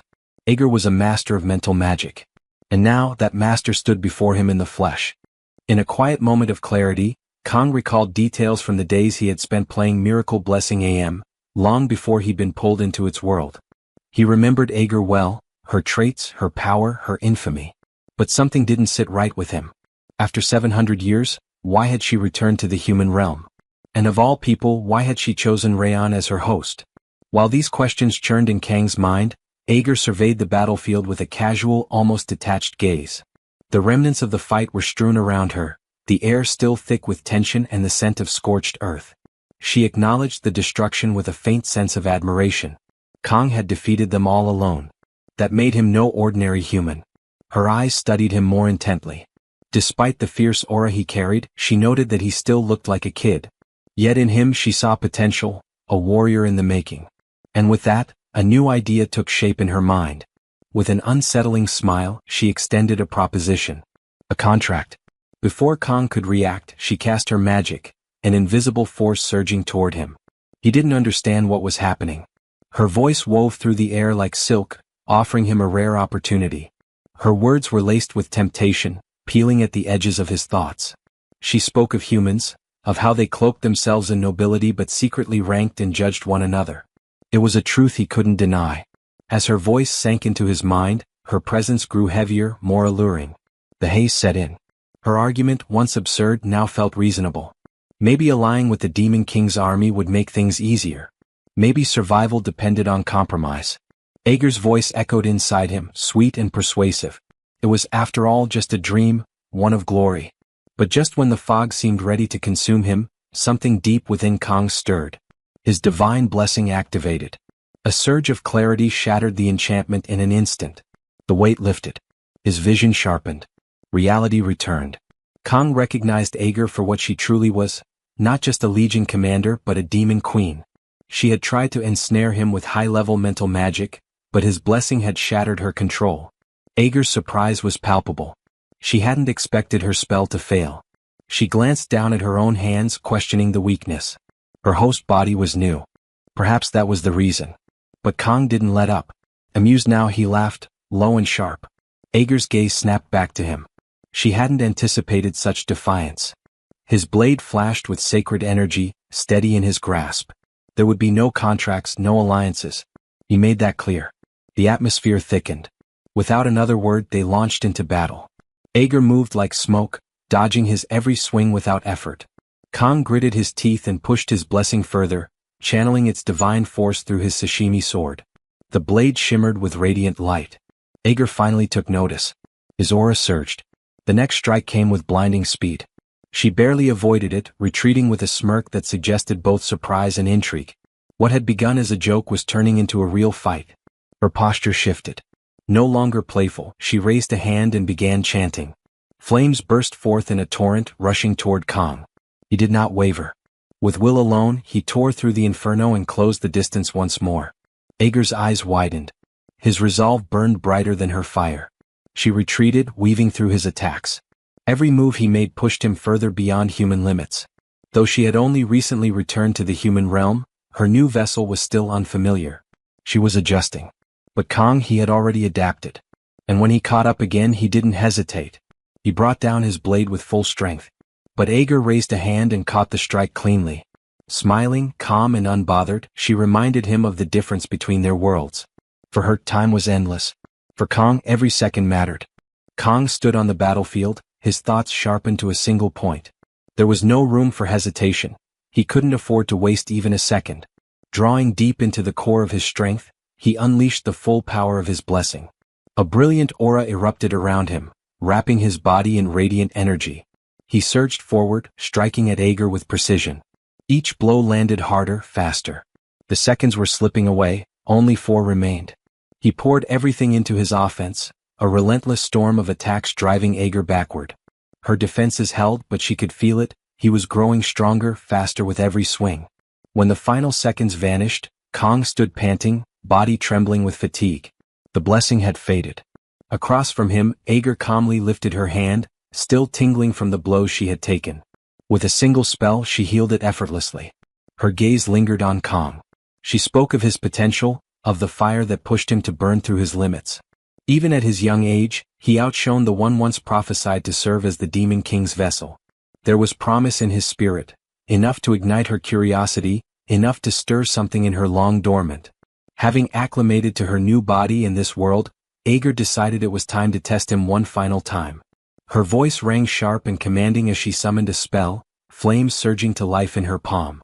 With a word, she launched it at Kong, daring him to survive it. But before the spell could land, a flash of silver tore through the air. Siegfried arrived, blade gleaming, intercepting the magic mid-flight. The flames shattered against his sword, and in the roaring aftershock, his voice called out to Kong. Aeger's demeanor shifted, her tone cold. She warned Siegfried to step aside. It was not his battle. But he held his ground, unmoved, his stance a shield between Kong and the oncoming storm. Aeger's eyes narrowed with renewed focus. She would not be denied. With a flick of her hand, she released the full force of her magic again, the spell crackling as it sped toward Siegfried. Then the world turned white. Everything vanished in a blinding haze, and Kong found himself suspended in a vast empty space, weightless, directionless. Confusion gripped him as he drifted. Was this death? But the light faded. The world returned. He blinked, breath caught in his throat. Before him stood Siegfried, sword still drawn, unwavering. The spell had been blocked completely. The commander had shielded him, not only with his blade but with absolute resolve. The scene rewinds to moments before, capturing the instant when Siegfried intercepts Ager's ferocious blow. As he absorbs the strike, a thought echoes within his mind: such extraordinary potential should never be wasted in a place like this. Kong, that young warrior, might be the one destined to finally sever the cursed cycle binding humans and demons together. Although Siegfried manages to divert the devastating attack, his arm becomes trapped in the impact, suffering a grave wound. Yet, despite this, he stands unwavering, steadfast before the demonic adversary towering over him. Deep inside, he firmly believes that Kong will rise as the guiding light of humanity. Wincing from sharp pain, Siegfried coughs and shifts his gaze to Kong, who slowly begins to stir, consciousness flickering back. In a gentle, almost fatherly tone, he urges the young man to rest and allow his battered body to heal. Despite the bleak reality unfolding, Siegfried holds onto a composed facade, aware of the grim truth surrounding them. Kong notices the severe injury and reacts with worry, but Siegfried answers with a faint, reassuring smile. He quietly insists that there's no need to worry, tightening his grip around his sword's handle. He reminds Kong that wielding a sword doesn't require both hands, urging him to focus solely on recovery. He promises to keep their foe occupied. Elsewhere on the chaotic battlefield, Ager's expression twists into pure confusion. She struggles to comprehend how Siegfried, a mere mortal, could endure her destructive power. How is this frail old human resisting my sorcery? She mumbles under her breath, disbelief surging through her. None of it adds up. While they lock eyes, Siegfried calmly assesses the unfolding scenario. To summon a demon commander into this realm, a blood sacrifice is demanded, weakening the veil separating worlds he contemplates. Such beings require a human vessel to act as a conduit, restricting them from unleashing their full might. Even so, these entities remain catastrophic threats. Ager's face contorts in frustration. This is becoming intolerable. My new body and demonic essence must not be merging properly, she admits to herself, realizing why subduing Kong took so long. The fact that she now struggles against Siegfried only sharpens her rage. She strides forward, her voice dripping with venom. I don't know what deception you pulled, old man, but you won't escape this time. Suddenly, she lunges, but Siegfried erupts with a surge of pure energy, meeting her head-on and delivering a crushing strike to her arm. Ager reels back, gasping in shock. What just happened? She stares at her injured limb, disbelief freezing her in place. Siegfried narrows his gaze, his voice calm yet piercing. You're trembling, aren't you, Ager? Ager, infuriated, snarls and orders him to stop spouting nonsense. Overcome with rage, she lifts her hand and hurls a raging torrent of flame directly at him. Steeling himself, Siegfried stands firm. I may not fully understand why a demon commander crossed into our world, he states, his eyes locked firmly on the roaring blaze. But now I see it clearly, your fear. With deft precision, Siegfried redirects the fire spell as if it were nothing but a breeze. Ager stares wide-eyed, momentarily thrown off balance. Don't get cocky, she snaps. Blocking a few spells proves nothing. In an instant, Siegfried closes the gap between them, unleashing a strike at full strength. Ager manages to narrowly evade by leaping backward. Breathing heavily, she stares at the determined old warrior in utter disbelief. Where did this warrior emerge from? She questions internally. His presence radiates an overwhelming, oppressive aura. Then her gaze locks onto Siegfried's eyes, and a spark of realization ignites in her mind. That's it, he's a descendant of Aaron. Confronted with this harsh truth, Ager tightens her fists in frustration. Fortune clearly isn't favoring me today, she thinks bitterly.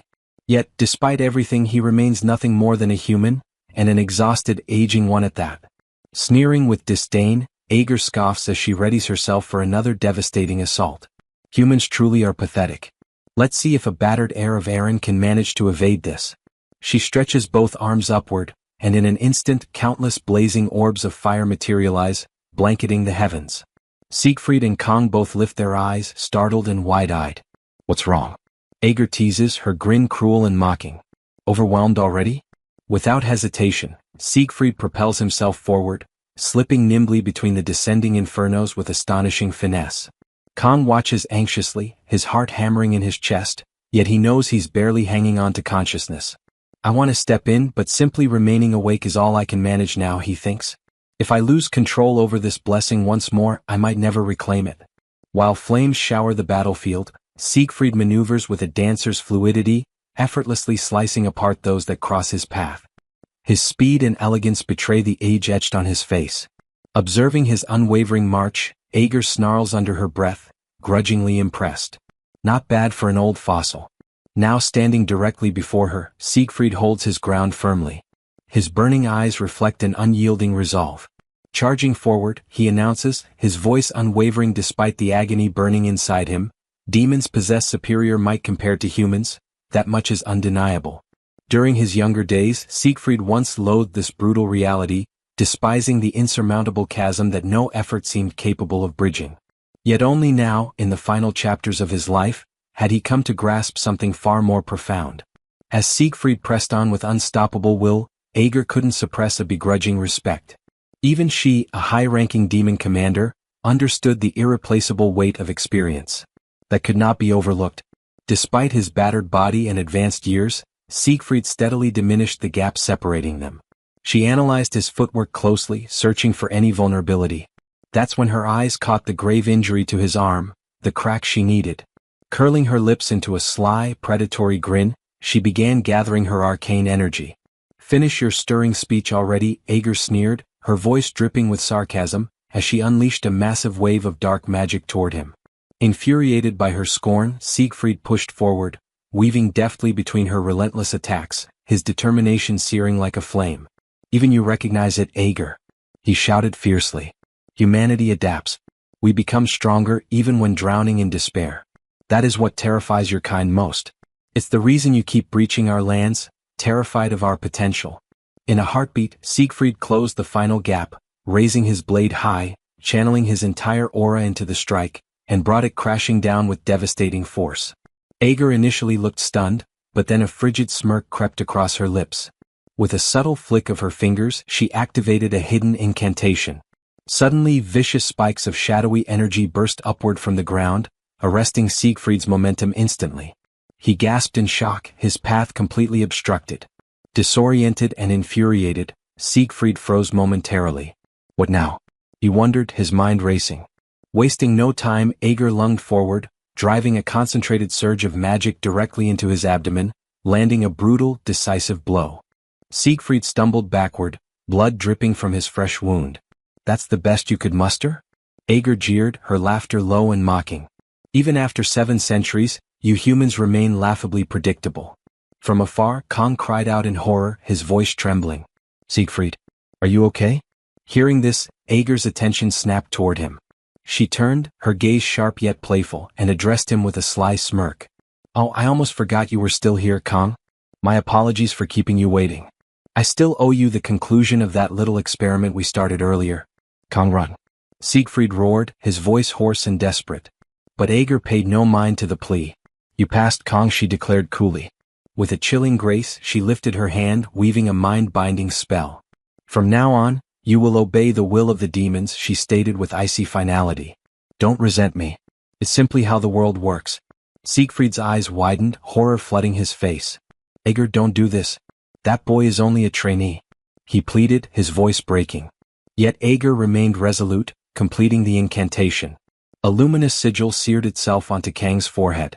In that instant, a translucent system notification flickered into view before them. Unauthorized external interference detected. Engaging autonomous defense mechanism. Unexpected failure. User authority too low. System unable to proceed. World line classification inadequate. Another panel popped up. Override initiated.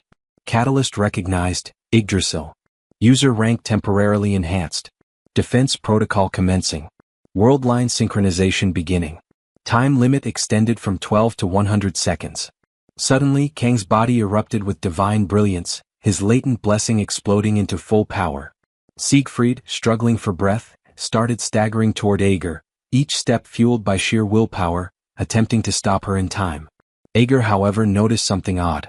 Despite being gravely weakened, Siegfried continued advancing, his movements agonizingly slow yet unwavering. How is he still moving? Ager whispered, perplexed and irritated. Siegfried hoisted his sword for a final blow, but Ager easily evaded it. His legs finally gave out and he collapsed to the earth. Yet even then Siegfried forced himself back up, every muscle trembling, channeling all remaining aura into his blade. I'll use everything I have to finish this. Right here, right now, he growled, teeth clenched tightly. Spotting the brilliant golden glow enveloping Siegfried's sword, Ager's eyes widened in shock. That aura, it's identical to 700 years ago, the aura of the sword saint, she realized with a shudder. Despite his broken state, Siegfried had transcended, evolving his aura far beyond anything Ager had foreseen. Narrowing her gaze, she hissed, I have to end this now. Ager lunged forward at full speed, ready to eliminate him once and for all. But just as she closed the final gap, a devastating blow crashed into her from behind. She shrieked, spinning in utter disbelief. To her horror, it was Kong standing there. Yet something was off, he wasn't the same fragile youth she had mocked earlier. His presence radiated overwhelming power, an ancient, dreadful familiarity washing over her like a tidal wave. That presence, it's identical to 700 years ago. Another notification window materialized in the air. All user blessings forcibly enhanced and fully awakened. Pain immunity, divine variant, initiated. Regeneration, divine essence, engaged. Blessing of transition, sacred, now harmonizing all blessings and balancing the wordline distortion. Blessing duration expanded to 100 seconds. Ager's expression twisted into pure fury. Aaron Hokin once again meddling in my affairs. Standing before her was Kanga, transformed beyond recognition. His entire figure wrapped in an ethereal, luminous radiance. A final system alert shimmered before him. Blessing of the Sword God, disengaged. What Kong held now transcended any previous form. The perspective shifts to Abel, who stands silently under the endless sky. Her eyes distant, lost in contemplation about the moment. It was the final day of the trial, she mused inwardly. Her gaze drifted upward, scanning the heavens. She couldn't help but question how the others had endured so far. Did they manage to survive? Were they holding on? Elsewhere, Saki checked her phone, her face drawn with tension. Meanwhile, Speed Weapon slowly awakened, rubbing the sleep from his eyes as he noticed Saki standing nearby. It's not even sunrise yet, Speed Weapon grumbled, yawning. You haven't slept at all, Saki. Saki's eyes stayed fixed on her phone screen. It already is dawn, she snapped sharply. Speed Weapon blinked repeatedly, bewildered. Growing more agitated, Saki shot him an icy glare. I told you the sun has already come up. Still half awake, Speed Weapon squinted into the distance. Then why is it still pitch black outside? He muttered under his breath. Is it just me, or are you sure you're really second place in the written exam? Saki retorted coldly, her patience fraying. Almost growling, she continued. It's nearly time to return to the academy. We have to get to the return zone immediately. Around them, the air grew thick with a tense, uneasy energy. Other cadets had gathered since the previous evening, each looking equally bewildered by the unnatural gloom. Low murmurs spread like ripples through the group as they scanned the darkened surroundings, exchanging worried whispers. Didn't the sun rise already? Why is it still so dark out? What is happening? Saki glanced toward the hidden horizon, then turned to Speed Weapon again, her voice now low and edged with anxiety. Regardless, this doesn't feel right at all. Abruptly, the narrative cuts back to the battlefield, where tension crackled in the air. Siegfried and Ager stood frozen, eyes wide with shock as Kang's transformation finished before their eyes. Ager's pulse thundered in her chest. What she was sensing felt impossible. That's Hokin's energy, she whispered shakily. How is this kid emanating Hokin's power? As Kang landed firmly on the ground, realization crashed into Ager's mind like lightning. It really is him. Yet, the aura surrounding him bore Hokin's unmistakable signature. How is he channeling Hokin's might? She mumbled, her thoughts spiraling. I was reckless. I assumed, no, I was certain. Hokin was merely a mortal. There's no way he still exists. A chilling dread crawled through her mind. Things were already dire, but now they had spiraled into something far more catastrophic. Ager's newly formed body, still unfamiliar and lacking full strength, felt woefully inadequate against the force towering before her. Her thoughts churned in a fog, unable to comprehend how Kang had so flawlessly mirrored Hokin's power during that earlier blow. Meanwhile, Siegfried, grievously wounded and fighting to remain upright, could do nothing but observe in stunned bewilderment. His knees finally buckled, dropping him to the ground, completely unable to process the unfolding chaos. Kang began to step forward. In utter silence, he lifted a hand, and a gentle luminescence enveloped Siegfried's battered form. A revitalizing surge coursed through him. Within moments, his wounds closed, vanishing as though they had never been there. Siegfried examined his body in astonishment. My injuries, they're completely gone, in an instant. What kind of divine force is this? Kang offered no explanation. Instead, he shut his eyes briefly. When they reopened, currents of lightning coiled around him like a living mantle. The air crackled with electric tension. Suddenly, he vanished from sight. Before Ager could even register his movement, Kang materialized directly behind her. A sharp inhale escaped her lips. I didn't even catch a glimpse of his movement, she thought, dread knotting in her chest. Something is terribly wrong. She couldn't read his flow. Couldn't trace his strikes. Was it only her weakened vessel? This transcended simple frailty. This was beyond any ordinary perception, she murmured to herself. He no longer felt human. Cornered, Ager clenched her fists tight, drawing upon every last reserve of power. So be it, she muttered under her breath. You've left me no alternative. She spoke aloud, voice tinged with reluctant finality. Forget what I said before. I withdraw my words. You are far more than worthy to serve as the demon lord's vessel. Raising both arms, she summoned a monstrous surge of abyssal energy. But if I fail to defeat you right here in this moment, you will become the gravest threat ever to the future of demonkind. The atmosphere ignited, waves of hellish heat distorting the air. She unleashed her ultimate attack, Black's Flame. A monstrous torrent of demonic firestorms surged toward Kang. Even from a distance, Siegfried could feel the scorching heat clawing at his skin. Ager narrowed her gaze, her voice low and certain. Farewell, Kang. The infernal wave thundered toward its target, yet Kang remained utterly still. Siegfried's breath caught in his throat. Why isn't he moving? Kang stood firm, lightning sparks crackling along his frame. The blazing inferno swallowed him. At that crucial moment, Kang triggered a sequence of divine blessings. First, the blessing of flexibility activated, followed by the blessing of rapid regeneration, and then the blessing of transference. As the final flood of energy rippled outward, the blessing of the sword god began to radiate. Standing steadfast in the maelstrom, Kang's voice reverberated like a vow. I will obliterate everything before me.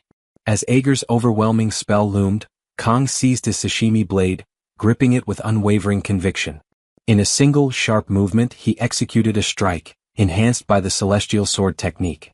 The strike didn't merely stop the advancing flames, it shattered them completely. The unleashed energy wave then surged forward, crashing into Ager herself. Caught entirely off guard, her eyes flared in raw disbelief. The impact slammed into her, flinging her to the ground with a violent, bone-shaking force. Meanwhile, back at the return zone, the waiting cadets lifted their eyes skyward. Gradually, the heavy, ominous cloud cover began to disperse. Beams of early sunlight pierced the gloom, spilling gold across the earth. The gathered students exchanged hushed gasps, captivated by the long-awaited dawn. Back on the scorched battlefield, Ager lay sprawled amid smoldering debris. Her body battered and motionless, she strained to activate her regeneration. Yet no magic came. Her limbs remained limp, her power utterly severed. A trembling fear seeped into her voice as she whispered hoarsely, "At this rate, I'm going to die." Nearby, Kang stood silently before her, until finally, his body buckled under the strain of his unleashed might. He toppled forward, utterly spent, his strength completely depleted. Ager, shaking and battered, struggled to move her broken form. She clenched her jaw tightly, struggling to muster the last lingering fragments of her mana. Her entire frame quivered violently as she forced herself onward. I refuse to die like this, she thought, panic burning in her mind. If Kang survives, it will bring doom upon all demonkind. Even if I perish here, this is my final opportunity. Drawing every remaining drop of her strength, Ager began weaving one last incantation, her most potent fire spell. Blazing flames surged and coiled within her palm, prepared to erase Kang completely. But just as she prepared to release it, Siegfried, filled with unwavering determination, surged forward. With a decisive charge, he swung his sword at Ager, cutting off her final attack before it could ignite. Ager shrieked as his blade struck home, her frail, battered body unable to mount any defense. You overlooked me, Siegfried spoke sharply, his tone cold as steel. You're no different than Bamon, the sixth commander. However, I'll give you credit, your magic far surpassed his. Without hesitation, Siegfried summoned one last technique, his ultimate aura sword. The blade shimmered brilliantly, pulsing with concentrated power as he brought it crashing down upon Ager. Her form crumpled, finally defeated. Standing over her fallen figure, Siegfried spoke in a quiet, resolute voice. I'm not merely a descendant of Aaron. I am Siegfried von Nibelung. With those words, he spun around and rushed to Kang's side, falling to his knees beside the young warrior. His hands moved rapidly, carefully checking for wounds and injuries. Stay with me, Kang, he murmured urgently.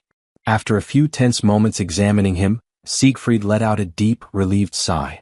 His breathing is stable. A few meridian blockages, but nothing fatal. He's out of immediate danger. Even so, Siegfried could not quiet the storm of questions spinning through his mind. What had Kang become during that astonishing transformation? That unfathomable power, that divine radiance, it was unlike anything Siegfried had ever encountered. His thoughts drifted inward, searching for answers. What exactly are you, Kang? Since ancient eras, humanity has believed that every force in the natural world possessed a will of its own. Torrential storms, raging floods, meteors streaking across the midnight sky. Such phenomena inspired both terror and reverence in mankind's heart. Yet, paradoxically, those terrifying forces were venerated. People offered prayers, pleaded for mercy, sought protection, and craved blessings. Over countless generations, these primordial forces came to be named in many ways. As disasters, as divine manifestations, or as gods themselves. When everything calmed down on the battlefield, a portal opened, giving access to where all the other students were gathered. An uproar formed instantly, with everyone curious about what could have happened. Saki and Speed Weapon stepped to the front and witnessed the unimaginable. Sieg and another professor are carrying Kang, unconscious, on a stretcher. Saki is shocked by the sight, but her attention quickly shifts elsewhere. Chloe, overwhelmed by despair, tries to approach Kang, but is restrained by Rachel and the demonic professor. An argument begins, and before the chaos around Saki is limited to that, another reality comes to light. Her attention now turns to Abel, who is stunned by what she sees. As if Kang's condition were not enough, Sieg is also gravely injured and missing one arm. This causes Abel to break down in tears. Saki, realizing the gravity of the situation, comforts Abel. For now, the only thing to do is reflect on what could have happened in the exam zone that left the strongest people she knows in such a state. Sometime later, Saki watches a live stream where people discuss the matter, pointing to the battle between humans and demons. Some speculate on what happened, since the true event has not yet been revealed. People suspect betrayal, conspiracies, and even that Sieg injured himself. Another pressing concern arises. Will Sieg's position now be considered vacant? For Saki, however, the lack of any news about Kang makes her even more anxious. Maybe he has already recovered by now, but without concrete information, she cannot stay calm. Some nearby students comment that Kang has not been seen in class since the incident that left him on the brink of death, speculating he might not survive. That possibility leaves Saki irritated. She draws their attention, startling them, unsure if she is addressing them at all. Saki tells them to talk farther away, since she did not sleep well and they are too loud. The pair obeys her request and quickly leaves. Saki then refuses to believe in the possibility of Kang dying. Suddenly, Chloe's crying takes over the atmosphere. The redhead laments having spent all this time without being able to see Kang, and for that reason cries all day long. A week has passed since he was last seen, and Saki can no longer hide her concern either. She recalls the moment when she and the team tried to visit Kang, but were blocked by direct orders from the principal. Chloe, impulsive as always, even tried to force her way in, but that did not work either. The fact that visits were forbidden by direct orders highlights the seriousness of the situation. Putting the pieces together, remembering how Avalon Island was left covered in lava and releasing strange mana multiple times, along with Sieg losing his arm, leads to one conclusion. Some demon invaded the exam and fought against Sieg and Kang. Saki used her abilities to search for some useful information, but nothing came. An interesting fact about the lack of information was that Midea was supposed to give updates, yet all communication was cut off, to the point that even she had no news. Saki contemplates her frustration. Recalling the last contact she had with Kang, the flick on her forehead, she wonders when they will stand face to face again. Meanwhile, in the star class, Abel and Rachel are together. Rachel is worried about Abel, who seems distracted. Rachel calls Abel's attention and at last Abel responds. She had been lost in thought and the mood is one of complete sorrow. Nearby, more students comment about news regarding the movements of the other members of the strongest group, trying to bring some sense of stability. Abel recalls the scenes of Sieg carrying and acting as a protector, but reflects that, in truth, Kang was the one who got seriously hurt while trying to protect Sieg himself. Abel's seriousness makes Rachel even more concerned for her friend. Elsewhere, the henchman responsible for setting up the entire ambush gets drunk. He smashes his bottle against the table. The scoundrel reflects on how things did not go as he wanted, which only brought more trouble. Looking at the document used to hire the mercenaries, he curses them as useless vermin. The scene shifts to a conversation where it is explained that practically all of Kang's muscles and nerves were twisted and broken. Midia points out that none of this was normal, given her experience. Sieg recognizes the severity, but notes that now Kang has recovered and is probably much healthier than before. Midia then brags about mobilizing every doctor and healer to treat Kang, even threatening each of them to save the hero at all costs. Sieg says that now everything is over, she does not need to worry anymore, or else she will get wrinkles. Midia becomes furious. She soon calms down and breathes with relief that, in the end, everything turned out well, holding on to positive thoughts. Midia then asks Sieg how he has been handling things. The master replies that there have been no major inconveniences, swinging his arm as a gesture to mock and lighten the seriousness of the situation. Midia recalls an encounter with one of the doctors, who expressed astonishment at never having seen such a monstrous recovery in his entire life.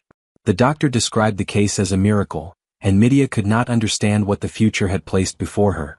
Trying to figure out why Sieg had spent an absurd amount of money on Kang's care and never left the hero's side for a single moment, Midia begins to wonder if it was guilt for not having prevented Kang from leaving the exam in tatters.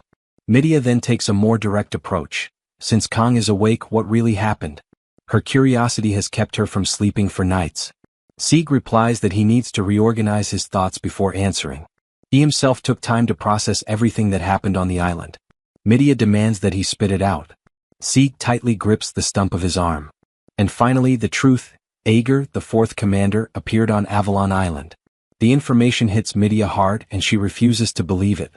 Sieg says it is the truth no matter how absurd it sounds. It was she who tore off his arm when he tried to protect Kang. Midia, now accepting, asks if Ager was the one who caused all that to Kang, and also wants to know her fate. Sieg replies that Ager was eliminated. He points out that it is still too soon to make the information public, but he witnessed it with his own eyes. Midia asks if Sieg was the one who finished Ager. The answer comes with laughter. How could that even be possible? Midia relaxes on the couch. Then comes the quick assumption. Sieg was cornered and needed more backup. Sieg does not give her time to confirm and immediately reveals who delivered the final blow. The truth shatters Midia completely. As for the details of how things unfolded, Sieg cannot say more as he still needs further information. Enjoying his drink, Sieg jokes that now it is time for the young lady to visit a certain place before dealing with adult matters. Midia pauses, calls Sieg a boomer, and smiles as the conversation ends.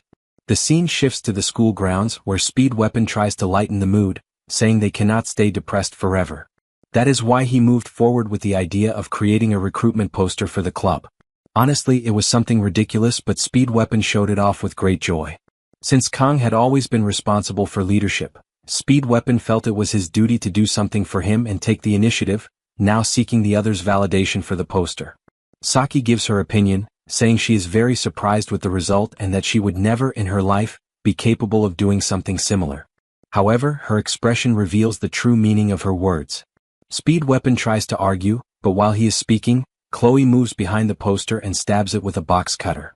When Speed Weapon mentions that the poster is very eye-catching and would easily grab people's attention, Chloe finishes the job in a single motion. Speed Weapon panics at Chloe's action. She defends herself, saying she would never let Kang see a piece of trash like that. Upset, he asks how Chloe has the courage to so easily throw away something he spent all night making. She replies that at least it can still be burned, so it has some use. Saki then reaches for a golden bar on the bench, reflecting on how the noise cannot fill the emptiness in the group. Not even the sweets taste as sweet as before. Before there is much time for lamenting, the others greet the arrival of the hero. Saki quickly turns to the commotion.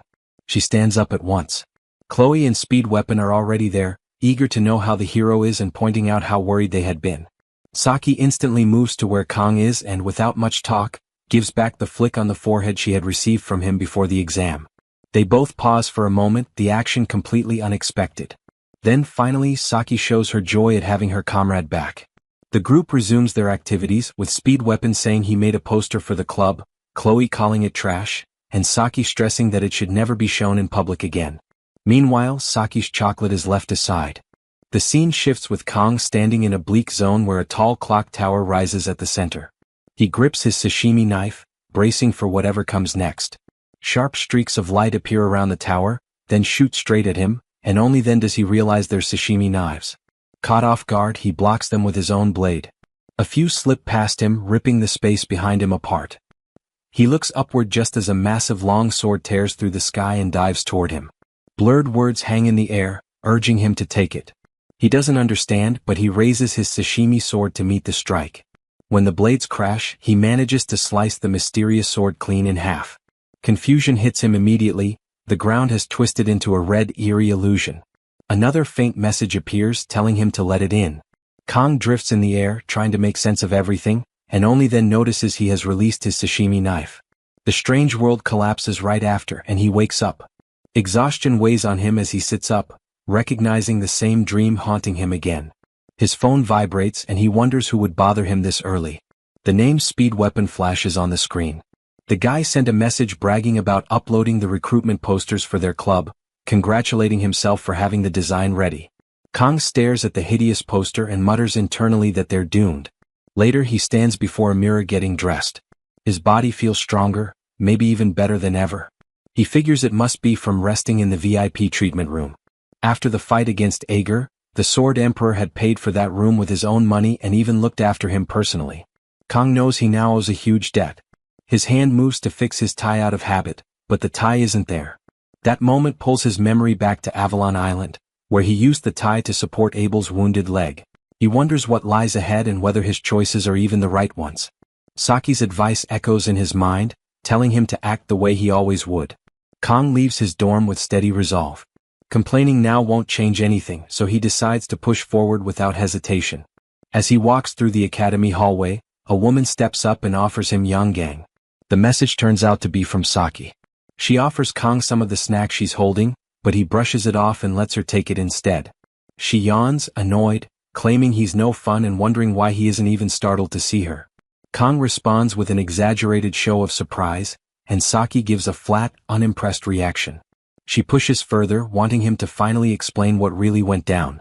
Kong plays dumb, acting like he has no idea what she means.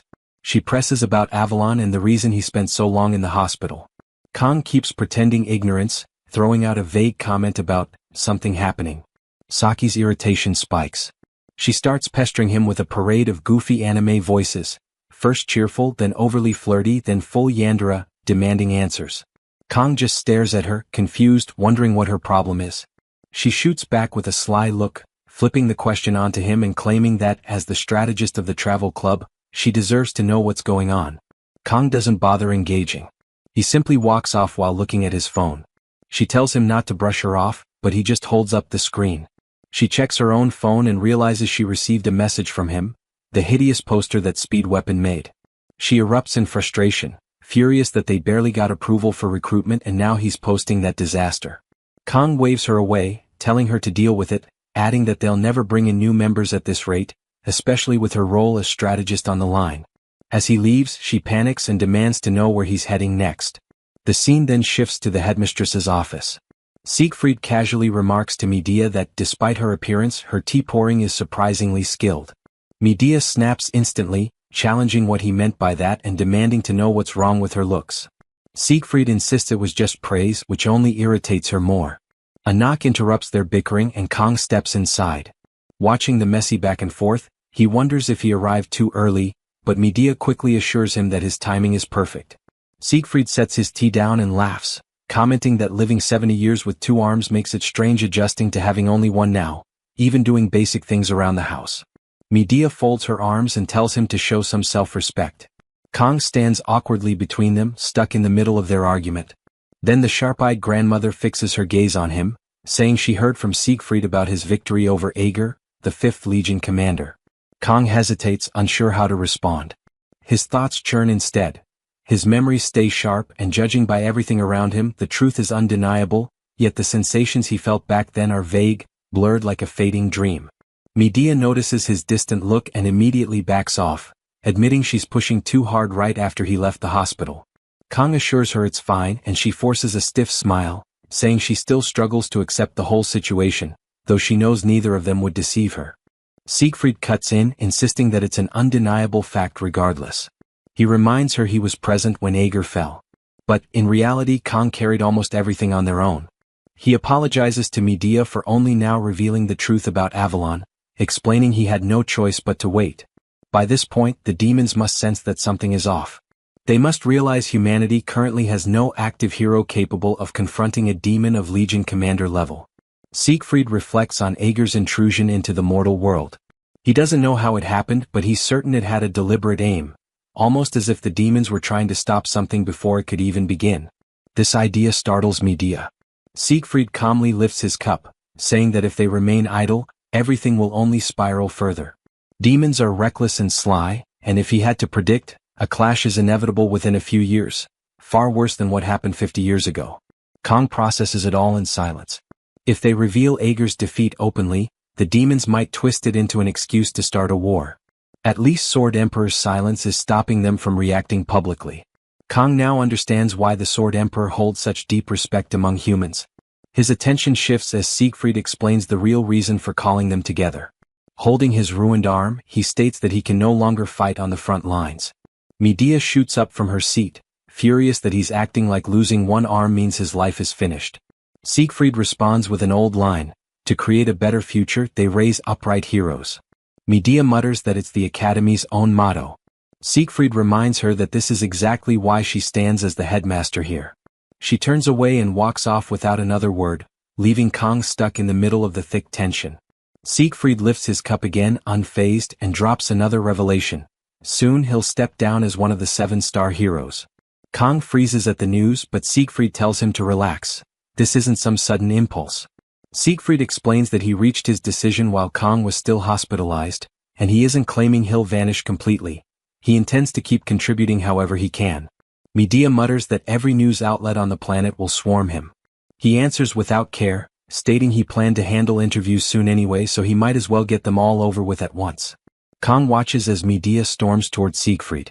She grabs his collar and explodes, demanding how he can still act the same after 50 years. He fires off a playful remark about it, proving he's young inside. She snaps back, calling him an old man, and Kang can't help letting out a faint chuckle at their bickering. Inside, his thoughts unravel. Up to this point, he tried everything to stop the world from twisting off its intended path. Whenever the story's characters behaved differently than expected, he practically panicked. But looking back, he realizes he acted stubborn and self-centered. Their choices come from their own will. They aren't game NPCs, they're people with actual lives and motives. From here on out, whatever decisions they make or whatever situations unfold, he plans to face them head-on. Hiding from reality is no better than a child crying with eyes closed. Siegfried then mentions he nearly forgot the most crucial point. Medea, already drained from the day's revelations, wonders what else he could possibly add. That's when Siegfried states that he intends to pass the 7-star hero title to Cadet Kang. The shock freezes Kang in place. Time shifts forward. The teacup now sits empty. Medea exhales heavily, calling Siegfried a lunatic in her thoughts. Silence settles around her as she recalls the earlier chaos. A flashback follows. Medea panicked, insisting they first needed to measure the demon's response, then arrange all the interviews and most importantly handle the 7-star position. Siegfried cut her off, stating he wasn't doing any of that immediately. Preparations alone would take at least a year. He also pointed out that Kang should enjoy being a student for as long as he still can. Medea grabbed him by the collar again, furious, while he only laughed. The memory fades. Medea remains upset that someone as young as Kang is expected to inherit the 7-star title. She thinks to herself that it's far too heavy a weight for a 17-year-old. And yet, she knows there's barely anyone more fitting for that role than Kang. They can't announce anything publicly, but if the world learned what Kang has already done, everything would be thrown into chaos. In her mind, she calls him a genius who seems carved straight out of the heavens. Kang is already stepping into the territory of myth, much like Valor Joa. But she cuts herself off the moment the name slips out by accident. A dry laugh escapes her as she mutters Siegfried's name instead. Inside, she admits she understands his reasoning. Leaving the 7-star hero position empty could create diplomatic tension with the demons, not just trouble among humans.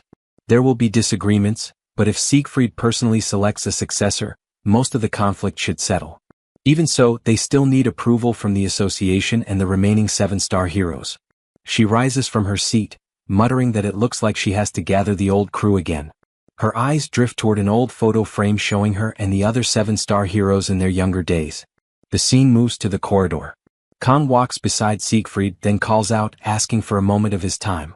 Siegfried stops and turns, assuming it's about the 7-star succession, and apologizes for not telling him earlier. Kang stays quiet. Siegfried then asks if Kang knows why the 7-star heroes have kept the roster at 4 for so long. Kang, confused, assumes it's to honor their fallen comrades. Siegfried answers that while their sacrifice keeps humanity alive, leaving the seats empty purely for that reason doesn't hold up. Kang listens closely as Siegfried continues. The truth is far simpler. No one stronger has appeared until now.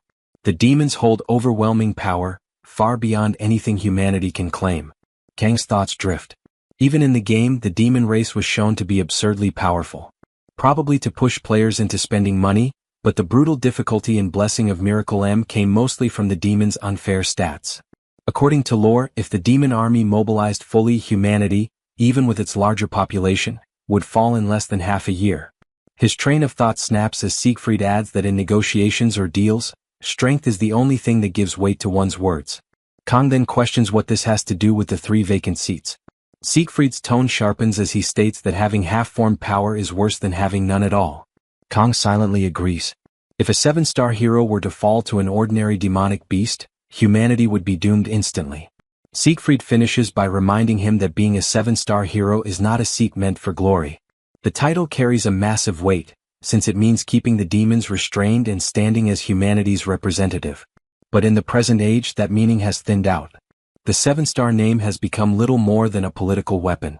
Kang thinks to himself about leaders exploiting the prestige of the 7-star position. A prime minister holding office for 40 years straight, basically for life, practically a dictator. That man is Japan's prime minister, Absolute Bayosaki Kojima. In the game he was only mentioned and never shown, so Kang barely knows anything about him. Even here, Saki has never once spoken about her family. Even Chloe, who barely talks about her own life, mentions hers more often than Saki ever does. Kang remembers Saki saying she hates the 7-star heroes. Kang then turns to Siegfried and says he understands the explanation, but that isn't what he wanted to ask. He wants to know why Siegfried chose him specifically. Siegfried pauses, then asks if Kang is pretending not to understand or truly that oblivious. He states the reason plainly. He's handing the position over because Kang is far stronger than he is. Kang's thoughts swirl. Yes, he was the one who almost killed Ager, but was that really his own ability? Siegfried adds that there's something he's wanted to ask for a while. He faces Kang and says that his power looks like it has a time limit. Kang freezes, stunned. He never told anyone about that. How could Siegfried know? Could he be the game master? Someone from outside this world? Siegfried rests a hand on Kang's shoulder, telling him not to look so shocked. He had only been making an educated guess. No one, not even Kang, could wield power that extreme without some kind of drawback. During the reassignment exam and again on Avalon Island, Kang collapsed after roughly a minute. That was enough for Siegfried to put the pieces together. Kang calls out to him, tightening his fist. He says there is something he needs to reveal about his ability. Time moves forward.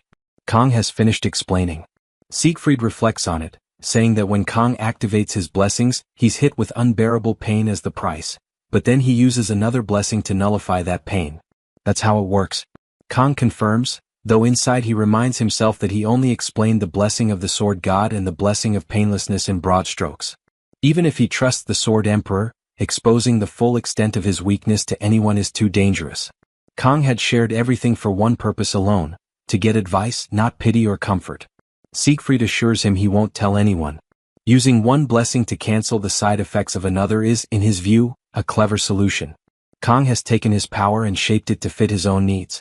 Siegfried adds that Kang truly is gifted, but if he doesn't want to keep fighting against the clock, learning to manage that power is just as important. For that, he'll need a seasoned mentor, and Siegfried casually mentions that he himself happens to need a genius student. Kang is taken aback, but Siegfried brushes it off, saying that choosing Kang as his successor means passing things down as part of his duty. Even if he steps away from the front lines, he can't simply sit still. A thought strikes him and he hands Kang a tie, explaining that Abel asked him to deliver it.